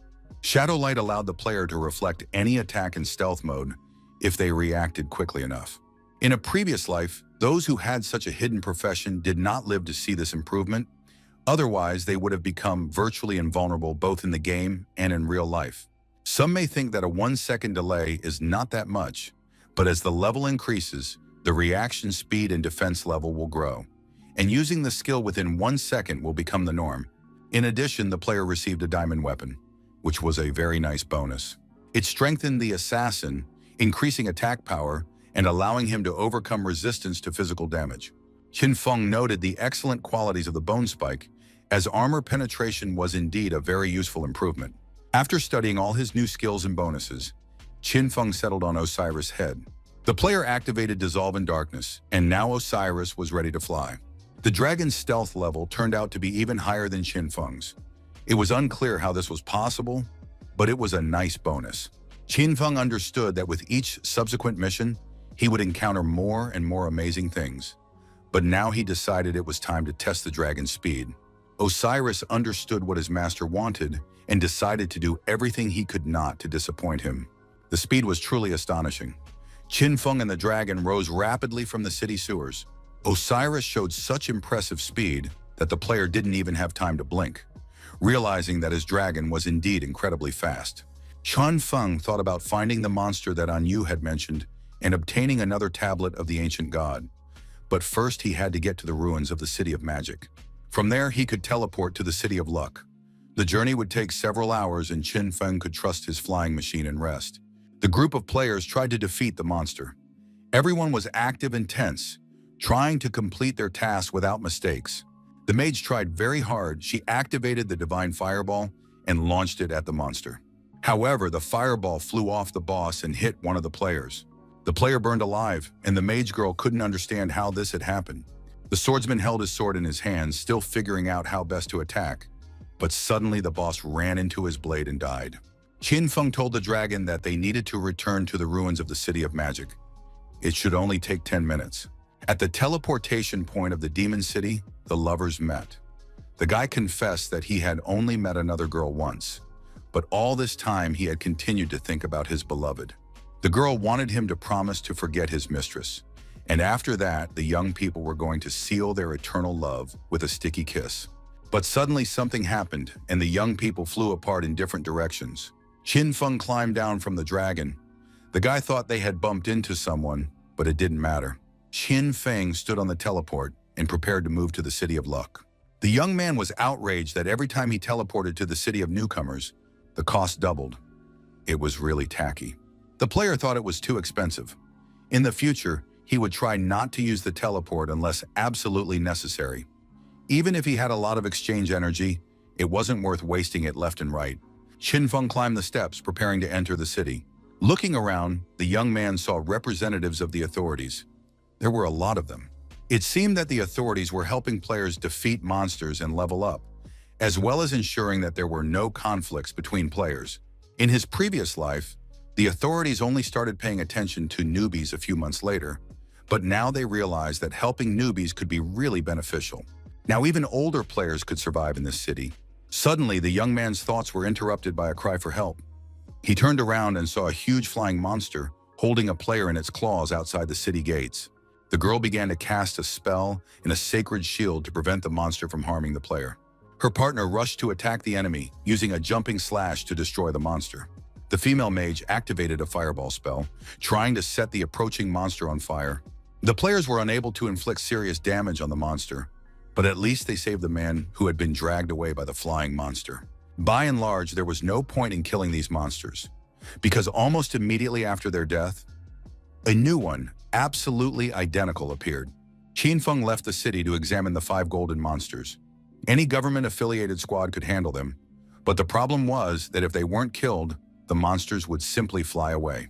The young people approached the old woman they had just rescued from the flying monster. They needed to check if she needed medical attention. But the old woman opened her toothless mouth and began to shout loudly, insulting everyone around her and calling them useless idiots. She claimed that it was unclear why players were needed at all, since these flying monsters had been here for several days, preventing people from hunting ordinary monsters. The mage girl tried to calm the old woman down, saying that the government had already asked for help and that the shadow would soon arrive to save everyone. Her partner asked her to show some respect and stop insulting those who were protecting her. But the old woman was not going to calm down. She did not understand what was wrong with the players and why they were not solving citywide problems. Then the conversation turned to a player named Shadow. Everyone understood that he was very busy and couldn't always find time to help right away. But in the opinion of the people, he should have helped his fellow citizens first. Government officials tried to calm the angry people, saying that Shadow would help soon, and if the players didn't want to wait, they should leave the game and go for a walk in the park. But the people did not calm down. They reminded the authorities that everyone pays taxes and they cannot even protect them. And if the government has not dealt with the monsters outside, then it should not shift the responsibility onto others. At that moment, the guy couldn't take it anymore and turned to the old people, saying that the government had already upgraded these elderly newbies to level 3, but they were still dissatisfied and continued to demand something. However, the old men shouted that level 3 was of no use to them anyway, and if the guy wanted to hit an elderly person, he should try to do it right now. At that moment, one of the old men pretended to receive a resounding slap. It was unclear who had delivered it. The man fell to the ground and began shouting for everyone to watch as the old man was beaten, claiming that he could not take it anymore and that his heart would give out. The government representative was sweating profusely from the tension, apologizing and claiming that he had not even touched the man. But the crowd was already against him. Shouts rang out from all sides that no one had any pity for the elderly, that no one helped them, but only maimed them, and that it would be easier to just kill all the elderly people right away. The girl blushed with anger, resentment, and indignation. She told the old people that if they were so brave, they should attack her and beat her to death. Someone from the crowd tried to strike her, but missed, and his powerful arm whizzed past the girl's body. Then the man who had tried to hurt the government representative flew to the side and fell to the ground with a dull thud. The girl did not understand what had happened. She only felt someone touch her. The crowd became heated and lost all sense of boundaries and restraint. The old people were going to destroy the government representatives who were behind the shield. But even so, what was happening looked insane. At that moment, the old woman whom the young people had saved from the flying monster approached and spat directly in the girl's face. Chen Feng watched the events unfold from the sidelines. He saw how the frenzied and enraged crowd was preparing to lynch the government officials. The young man climbed onto the dragon's head and activated the invisibility effect. Then he flew away with the dragon, which began to flap its wings powerfully. A terrible hurricane-force wind arose, and all the old men and women were simply blown away for a long time. The boy and girl were finally able to breathe easy and come to their senses. They immediately realized that Shadow had come to their aid. Shadow froze, standing on the dragon's back, and examined the monster, which looked very unusual. 5 flying monsters mentally connected to one object. It was time for Shadow to fight and destroy these monsters. The authorities watched the departing player, immensely grateful to their savior. Flying closer, Qin Feng examined the monsters, which were staring fiercely at the surrounding world. Qin Feng activated his abilities and immediately engaged in battle with these constantly respawning monsters. At that moment, the old people had already managed to respawn, and the crowd gathered again under the city walls. Their indignation knew no bounds. Someone had dared to kill them. The authorities understood that the nightmare was about to begin again, because the pensioners demanded that all their years of life and the exchange energy spent on recovery after death be returned to them. Some of the old people completely lost their minds. The authorities tried to calm them down, claiming that their energy would never run out and that the state would pay them the minimum exchange days for the rest of their lives. At that moment, the argument was interrupted by one of the monsters falling, killed in midair, and killing several old people with its body. Following this, Osiris landed nearby, with Qin Feng on his back. The boy did not understand where so much life energy came from, since he had only killed 5 bosses. One of the old men began to hysterically complain about how Shadow dared to drop such heavy objects as the slain boss from a height, and what this player was allowing himself to do in general. Qin Feng hadn't encountered such wild ingratitude in a long time. He was speechless for a moment, not knowing how to respond. The old woman yelled that he couldn't hear her when she was talking to him, and that young people these days were ungrateful and rude. Qin Feng tried with all his might not to react to the old woman, but she ran up to him and grabbed the object he was holding, shouting that he was ungrateful and that if it weren't for the elderly, young people wouldn't be alive at all. The woman grabbed the object, and at that moment, all the life energy left the boring and nasty old woman. Qin Feng turned to Osiris and asked him to summon the bone dragons. The request was immediately granted, and the sky was filled with many similar dragons, but smaller in size. The authorities watched what was happening with interest. They tried to guess what the Shadow wanted to do. After all, the old women were the most resilient population on the planet. They recovered again and went to fight the Shadow. Now they accused the authorities of joining forces with the Shadow to rob pensioners. The old woman claimed that she had 1,000 years of exchange energy, and the Shadow had stolen it all. The girl tried to calm the old woman down, saying that she had never had 1,000 years of exchange energy and that there was no need to try to deceive anyone. However, the old hag claimed that her son had given her these days of exchange energy, and that the girl was so eager to defend the Shadow because she wanted to snatch more prey from him. After these accusations, the old woman turned to the other old people and said that if they helped her get her 1,000 years back, she would give each of them a year of exchange energy, because old people should not be humiliated. The old toothless stinkers immediately picked up on this idea and began chanting that the Shadow was a thief and he must return what he had stolen. The representative of the authorities, observing this shameless behavior, said that he wanted to simply arrest all these old people, but his partner noted that, Sitting in the city, the old people had become helpless, so it was better not to touch them at all. By this time, the helpless had turned into real revolutionaries and demonstrators, demanding that the government and the shadow return their energy. Suddenly, the paws of some creatures dug into the backs of all the old people. Flying dragons lifted each old man into the air and flew high into the sky with them. The old people were very surprised. They did not understand who was holding them, where the monsters came from, or where they were all flying.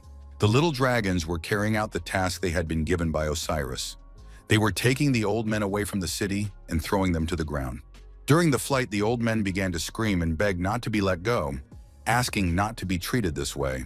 Shadow explained to the authorities that players did not lose health points in this place. However, no one said that the laws of physics did not apply there, so they crashed and died. Bone dragons will always be near the City of Luck and throw out those who behave inappropriately.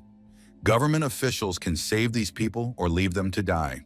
Qin Feng added that the flying monsters had been destroyed, so he was leaving the city, and he left the loot that remained after the monsters were destroyed to the government. The man was very surprised because the shadow really was as generous as they say. There was now a lot of gold equipment lying around the City of Luck. The man turned to his colleague and offered her to take any item she wanted. However, the girl's thoughts were somewhere far away, and she did not hear what was said at all. The girl was in a romantic and sentimental mood. It seemed to her that her heart had left her body along with the shadow. Just to bring his partner back to her senses, he had to hit her with one of the gold items. The girl was indignant, saying that it hurt, and took offense at her partner, who understood nothing about romance. But the guy said that she needed to stop fantasizing because the shadow would never pay attention to someone like her, because the girl looked like a toad trying to swallow a swan. Of course, these words could not go unnoticed. A scandal immediately began, and a fight broke out between the comrades over which of them was a toad and which was a swan, and so on. The girl took one of the balls with exchange energy, but then a brilliant idea came to her mind. Her colleagues seemed to be in love with her. The bone dragons continued to carry away the old people and throw them to the ground, while romantic relationships began to form between the young people. In the end, they agreed to go out to lunch together, and perhaps it will end up being something interesting for them. In the real world, at a city hospital in Shanghai, things weren't so cheerful. Zhen Xiao finally came to her senses after the horror she had endured, as well as after the operations that had been performed at the clinic. The girl stretched out her arms and felt that there was nothing under her blanket. She was told that, unfortunately, the doctors had been unable to save her legs, and they were very sorry that they had not been able to help her. In addition, the treatment cost 50 years of exchange energy, 10 years of which would be reimbursed by insurance companies. But the girl would have to pay for the remaining 40 years of exchange energy. Qin Xiu said that she did not have that much exchange energy, but perhaps she could mortgage and sell one of her 2 houses. However, she was told that her property had already been appraised. The total value of these houses was 3 days of exchange energy. Qin Xiao was genuinely outraged. She had spent 200 days of exchange energy plus another 2 million yuan to buy these apartments, and now her property had depreciated so much. The girl tried to offer the money she still had in her account. However, the clinic representatives replied that, unfortunately, money was no longer accepted, and payment was only accepted in exchange energy.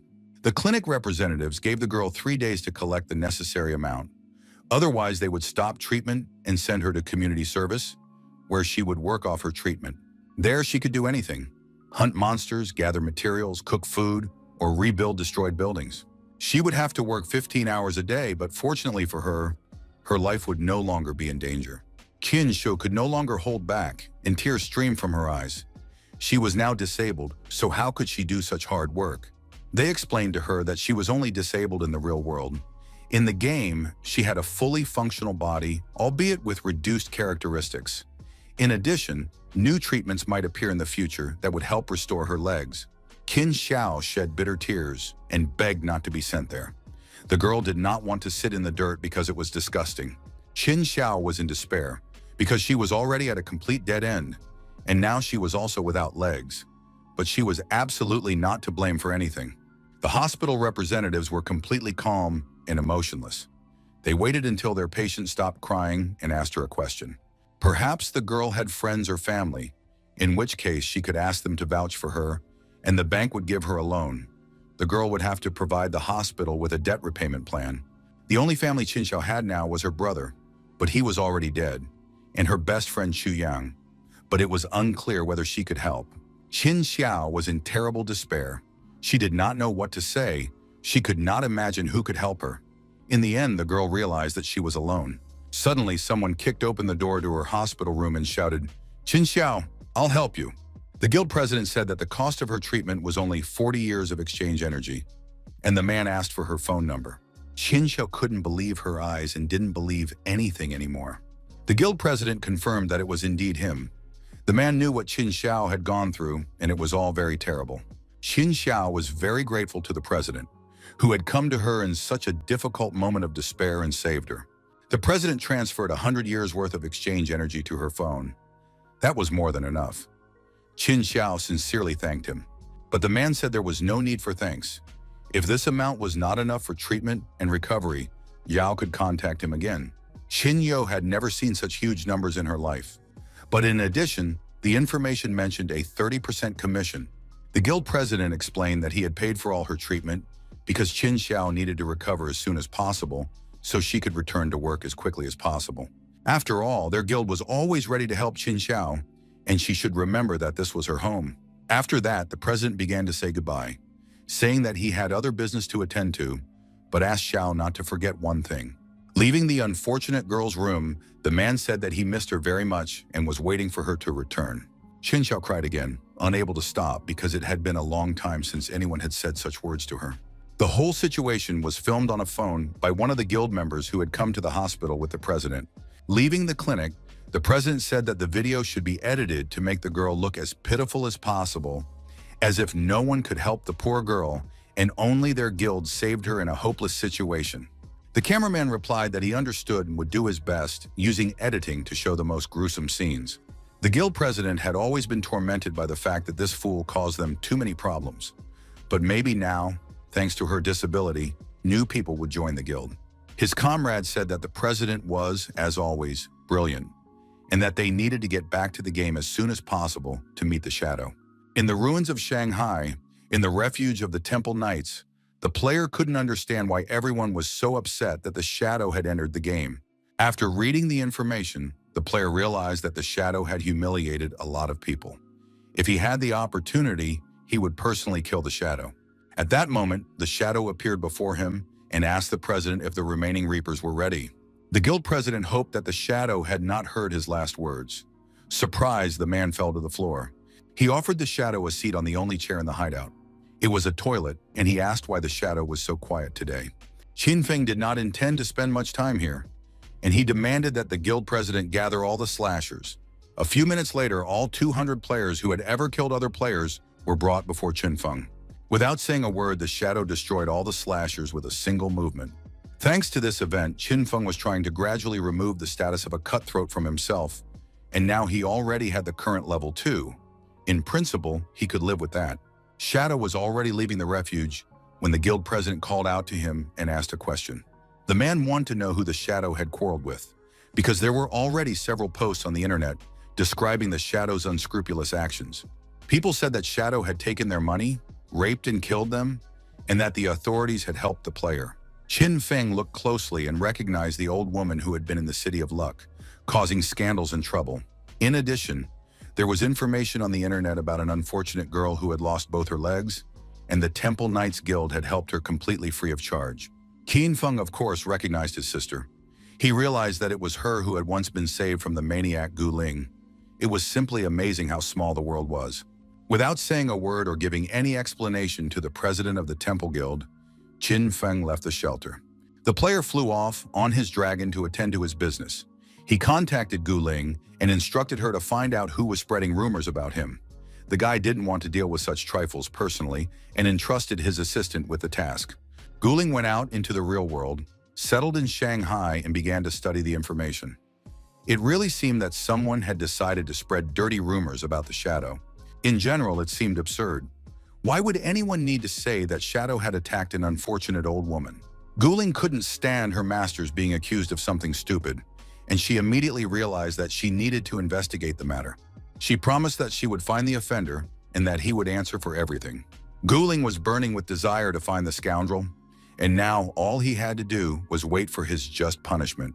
Because Guling was already rushing at full speed and would not allow anyone to insult her master. At that moment in Shanghai, at the home of the old woman Feng, a neighbor was knocking on her door, trying to get the nasty old woman to come out into the hallway. The fact was that her dog had knocked the man's son down the stairs, and now the child was paralyzed, and the old woman was trying to evade responsibility. Suddenly, the door flew open, and the nasty old woman said that the neighbor had simply gone mad, and it was unclear what he thought he was doing. But the old woman knew that the neighbor was using his X-ray vision to stare at her while the poor old woman was washing herself, so now she was going to call the police. The old woman started screaming that the man's son was an idiot and had nothing to do with it. The neighbor showed the old woman a video that had been recorded by a hallway camera. It clearly showed the dog pushing the child down the stairs, and it was irrefutable evidence. But at that moment, the vicious old woman kicked the neighbor's hand, and the phone flew away after his crippled son. The old woman stood there looking very pleased with herself.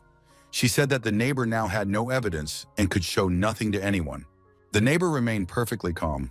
He told the old woman that he had not come to argue with her. The man warned the old woman that he would be watching her with an eagle eye and could destroy her at any moment with poisonous mist if she continued to behave in the same way, and that she would be killed. The old woman began to scream for other neighbors to come and listen to how this second-rate actor was threatening her with death and where the world was heading when pensioners were being bullied. The man activated his eagle eye and said he would behave as he saw fit. Eagle Eye allowed him to keep constant surveillance on his target, and any skill the player had was automatically used against the target. But suddenly the man felt that he couldn't use his skills. He didn't understand why this had happened. However, the nasty old woman Feng looked at the man and asked what had happened to him. Had he broken down somehow? Old woman Feng began to ask why her neighbor's skills suddenly weren't working. She laughed and mocked the man. The neighbor was very confused. He did not expect his skills to be completely useless. The man tried to activate his skills again and again, but nothing happened. None of his skills worked. At that moment, the nasty old woman said that she was going to tell her brainless neighbor something. It turned out that the old woman had a son who was a secret forbidden magician, so her apartment was protected by a forbidden magical barrier, and no one could use their skills there. At that moment, a huge silhouette appeared from the apartment. It belonged to the son. The man wanted to know what had happened and why his mother was swearing all the time. The unfortunate old woman told her son that her neighbor, who was now standing on the landing, had been harassing her. It was disgusting, and even the dog could confirm it. Of course, no son could react calmly to such information. The man immediately began to beat his neighbor. The crazy son of a crazy old woman killed his neighbor in front of his wife and child, and no one could stop this nightmare. In the end, he threw the man to the floor, and his wife immediately began to restore her beloved's health. Suddenly, the neighbor's son said that he did not understand how these insignificant people dared to disturb their peace, and he grabbed the woman by the collar. The bully lifted the unfortunate neighbor, saying that he usually doesn't hit women, so he advised her to just take her stuff and get out of there. The woman was very sad and offended to hear this, because it wasn't their fault, so why should her family leave their home and move away? The woman looked at her crazy neighbor and said that he would be responsible for the health of her son and husband. The bully threw his neighbor to the floor, saying that she was very stubborn and completely brainless because she didn't understand the situation. After that, the bully raised his powerful fist, preparing to strike his neighbor and teach her a lesson so that she would finally remember that in the modern world, the strongest wins. You, unfortunate woman, closed your eyes and tried to cover your head with your hand, realizing that there was absolutely nothing you could do to save yourself from imminent death. But suddenly, something strange happened. At the last moment, the girl avoided the blow, and the bully punched the wall with all his might. Everyone froze in surprise. The neighbor girl thanked her savior, Guling, saying that she had finally found these nasty idiots. Guling wasn't going to say who she was, but she knew exactly who she was dealing with, because these people had written nasty things about the shadow, and now they would pay for everything. The man looked at the girl in surprise. He thought that the shadow itself was standing in front of him, because he had never seen the shadow in person and did not know what it looked like. His mother, a nasty old woman, told him not to be afraid because it was definitely not the shadow. The man was sure that even if the shadow came here, it wouldn't be able to do anything. The man was already at level 16, and he had put all his strength and physique points into his forbidden magic barrier, so he was completely invulnerable. Guling listened to this idiotic story and said that she would now show how stupid and dumb the bully was. Guling began to activate her abilities and also connected her shadow energy. The man said that he was invulnerable inside and took a fighting stance. Guling lunged into the attack and did it so quickly that the muscle man didn't have time to notice where she had gone. The girl jumped up and kicked him in the chest with all her might, and the man only had time to think that she was incredibly agile. Most likely, she was an assassin. After dodging several blows in a row, the man managed to grab Guling by the fist and noted that she had amazing speed, but her strength was rather mediocre. Therefore, without her skills, Guling would not be able to harm him, and he punched her so hard that she flew away. The nasty old woman came out into the hallway to cheer up her son, who was showing off his biceps and talking about how powerful and strong he was. Guling really felt awful. She had been hit hard, but at the same time she told herself, "I must not die because I work for the shadow." At that moment, the son approached and said that Guling had killed his mother several times in the game, so the son had to kill the shadow. He lifted Guling up with his arm outstretched and said he would give her 10 seconds to tell him everything about the shadow, otherwise he would tear her arm off. Guling looked into his eyes and was not going to say anything. The girl was completely calm and confident. This calmness and complete lack of fear surprised the man, and he began to look closely at his victim's face. And that turned out to be his fatal mistake, because when he met Guling's gaze, he fell under her spell. The man realized that he was surrounded and saturated with some kind of poison, but he did not understand how it happened. Guling explained that he did not understand the rules of the game at all, but at the same time considered himself invulnerable. The girl used the magic of deadly poison, and now any attack would cause poisoning that could penetrate the shield. Gromila got scared and started calling for his mom, asking her for help, but the old woman didn't know what to do in this situation. Guling, looking at this rotten family, said that she knew everything about them. The old woman's name is Feng Shaolin. She likes to do nasty things knowing that she will not be punished for it. Her son Han Bingxiang is a healer and secretly a forbidden magician. However, he hated all healers and spent all his points on increasing his strength. The only skills he learned were forbidden magic barrier and silence. The guy mostly preferred to attack other players and take their life energy. If he had at least learned the skill of removing curses, he could have stayed alive. Now the old woman started screaming that her son had been killed and that she was going to call the police. However, in the next moment, someone kicked the phone out of the nasty old woman's hands. It was the neighbor whom his wife had already healed. He said that the old woman's son was dead, and now his barrier no longer worked. This meant that it was time to repay the old woman for all her misdeeds. The old woman began to scream that she was being killed and called for help. The neighbor asked the old woman not to worry. He would definitely call the police, but a little later. Until then, the man would beat the old woman as much as he wanted, and his wife would constantly heal her. Finally, the man was able to let off steam. He activated the deadly eye that enhanced the user's abilities. The loving wife healed the old neighbor and encouraged her husband at the same time. Feng Shaolin would have gladly died, but no one gave her such a happy opportunity. After quite a long time, the entire hallway of the house was covered in blood, but the old woman was still alive. Now it was possible to call the police. The man had let off steam, and his wife had once again treated the nasty neighbor. The young people wanted to thank the girl and their acquaintance who had saved their lives, but she was nowhere to be seen. Guling was already returning to her master. She sent him a message that she had completed the mission. The shadow thanked the girl for her speed and performance. 300 kilometers from the ruins of the City of Magic, a group of players gathered. They were not far from the volcano. Poisonous gas spread everywhere. Poisoning could lead to internal bleeding, so nothing alive could be here. The explorer was sure that his intuition was right. There was a cave nearby, and what they were looking for was located inside it. The players approached the cave entrance. They needed to go inside and climb down. The atmosphere was eerie.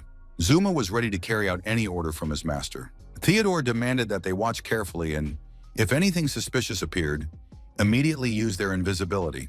After that, the players began to descend into the depths of the cave one after another. Their difficult and long journey was not in vain. Soon their faces lit up with happiness, and they saw what they had been looking for so long. Before them, in all its glory, stood the hellish flower, with which the villains planned to deal with the shadow.